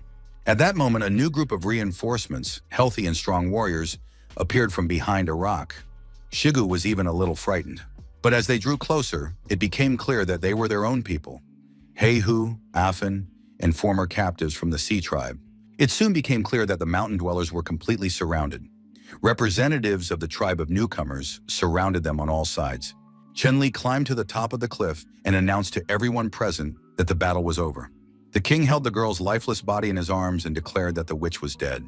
Horror and panic were etched on the faces of the mountain tribe warriors. They had relied on the witch's divine power and aid. What would they do now? The men began to scatter in panic, trying to hide and realizing that there was nothing they could do. Collapse tried to stop his men and force them to return, but Queen Xiao Wang declared that it was useless. The girl announced that Collapse must prepare for death. She swung her whip and sharp spikes pierced the giant's arm. Collapse managed to hurl his massive club, which flew at the queen at tremendous speed. But Shigu proved to be agile and quick. He raised a massive shield made of a cauldron and parried the attack. The queen said there was no need to worry and ordered Shigu to catch up with the warriors of the mountain tribe. But Chen-Li wouldn't let them run after them and said they should be let go. Everything had already been resolved. Most of these warriors were severely wounded and unable to continue fighting. The battle had been won, so they could stop. By morning, all the warriors had returned to the newcomers' settlement. Among them were many wounded and weakened. The last vial of healing ointment, which the king had kept on hand just in case, had to be used. This wasn't a problem, since it saved people's lives. Lutan reported to the king that 5 men had died on the battlefield, and 4 more prisoners had also passed away. The king ordered them to be buried in the north at the foot of the mountain. In war, casualties are inevitable. Chen-Li checked the game statistics and, taking into account the population losses, found that the tribe had grown by 20 people. Newcomers from among the mountain dwellers had joined the tribe. In the future, enemies would only grow stronger, so casualties would also increase. At that moment, the king was informed that the girl from the cave had woken up, and he immediately went to visit her. The little troublemaker was tied up with ropes and hung from a tree, where she continued to scream and curse loudly. Upon seeing the king, the girl screamed that she recognized him. "That's the very scoundrel who dared to hit me on the head. If he unties me, I'll immediately show him the full power of a witch." Chen-Li realized that only someone with diplomatic skills could handle this screamer, so he left the girl in Ayu's care. Some time passed before Ayu found the king again and reported that the girl had calmed down. The king approached the tree again. The girl's hands and feet were bound, and her mouth was stuffed with leaves. She spat out the remains of the treat and demanded more, because the sweetness of this herb fades quickly. Ayu explained that it was licorice root, which grew in abundance here, but the girl had to promise to be obedient. After that, Ayu said that now the king could come closer. Chenli was holding a few licorice leaves in his hands, but first he wanted to ask a few questions and get answers, and only then treat the girl. However, the girl didn't wait and grabbed the leaves, biting the king's fingers. The little troublemaker started screaming that the king was trying to trick her with grass. That wouldn't do for her. The girl wanted only honey, lots of honey. Chenli stroked the girl's cheek, saying that in the future she would get as much honey as she wanted. These strokes felt very pleasant to the girl. She said that the local king was strange, but decided to stay here. It wasn't long before the cheeky girl climbed onto the king's head and cheerfully kicked her legs in the air. She thought that this was, of course, not the most comfortable place, but she could get used to it. The main thing was that no one would send her back to her father. The girl didn't want to have anything to do with her smelly relatives. Soon the girl told the king that her father was the great sorcerer of the werewolf clan and that she had learned magic from him. He is so powerful that he can turn a person into a wolf. The girl said that her real father had been turned into a wolf by her new sorcerer father. Chenli was in shock. It turned out that all the werewolves he had encountered in the forest had once been ordinary people. Only a few girls remained in human form. They had been selected to serve the great sorcerer, while all the others had been turned into beasts. The girl's name was Xiao Yu. Chenli hadn't expected to hear such a thing. It seemed best not to provoke the werewolf tribe living on the opposite side of the river. In any case, one had to hope that the werewolves weren't planning to act aggressively. He couldn't wait for evening to come so they could start dinner. That evening, a large bonfire was lit in the center of the settlement. Everyone gathered around it, warming themselves, resting, eating, and spending time together. Chenli advised the little witch to get some good rest while she had the chance. Shanglin was sitting by the fire. She noticed that Ayu was dressed up very nicely today. The girl said that once the chief went to rest, Shanglin would find out everything. Shanglin broke into an understanding smile. As a woman, she understood Ayu, who wanted to seize the moment while the king was happy. After saying this, Shanglin jumped to her feet and declared that the first one wouldn't be the one with flowers on her head, but the one who ran to him first. After that, Shanglin ran off shouting, "Chief, here I am," and flew toward the king. This time, Chenli didn't have time to do anything to defend himself. He only had time to think, "Mom, not this. No, please, Mom. Help." Everything.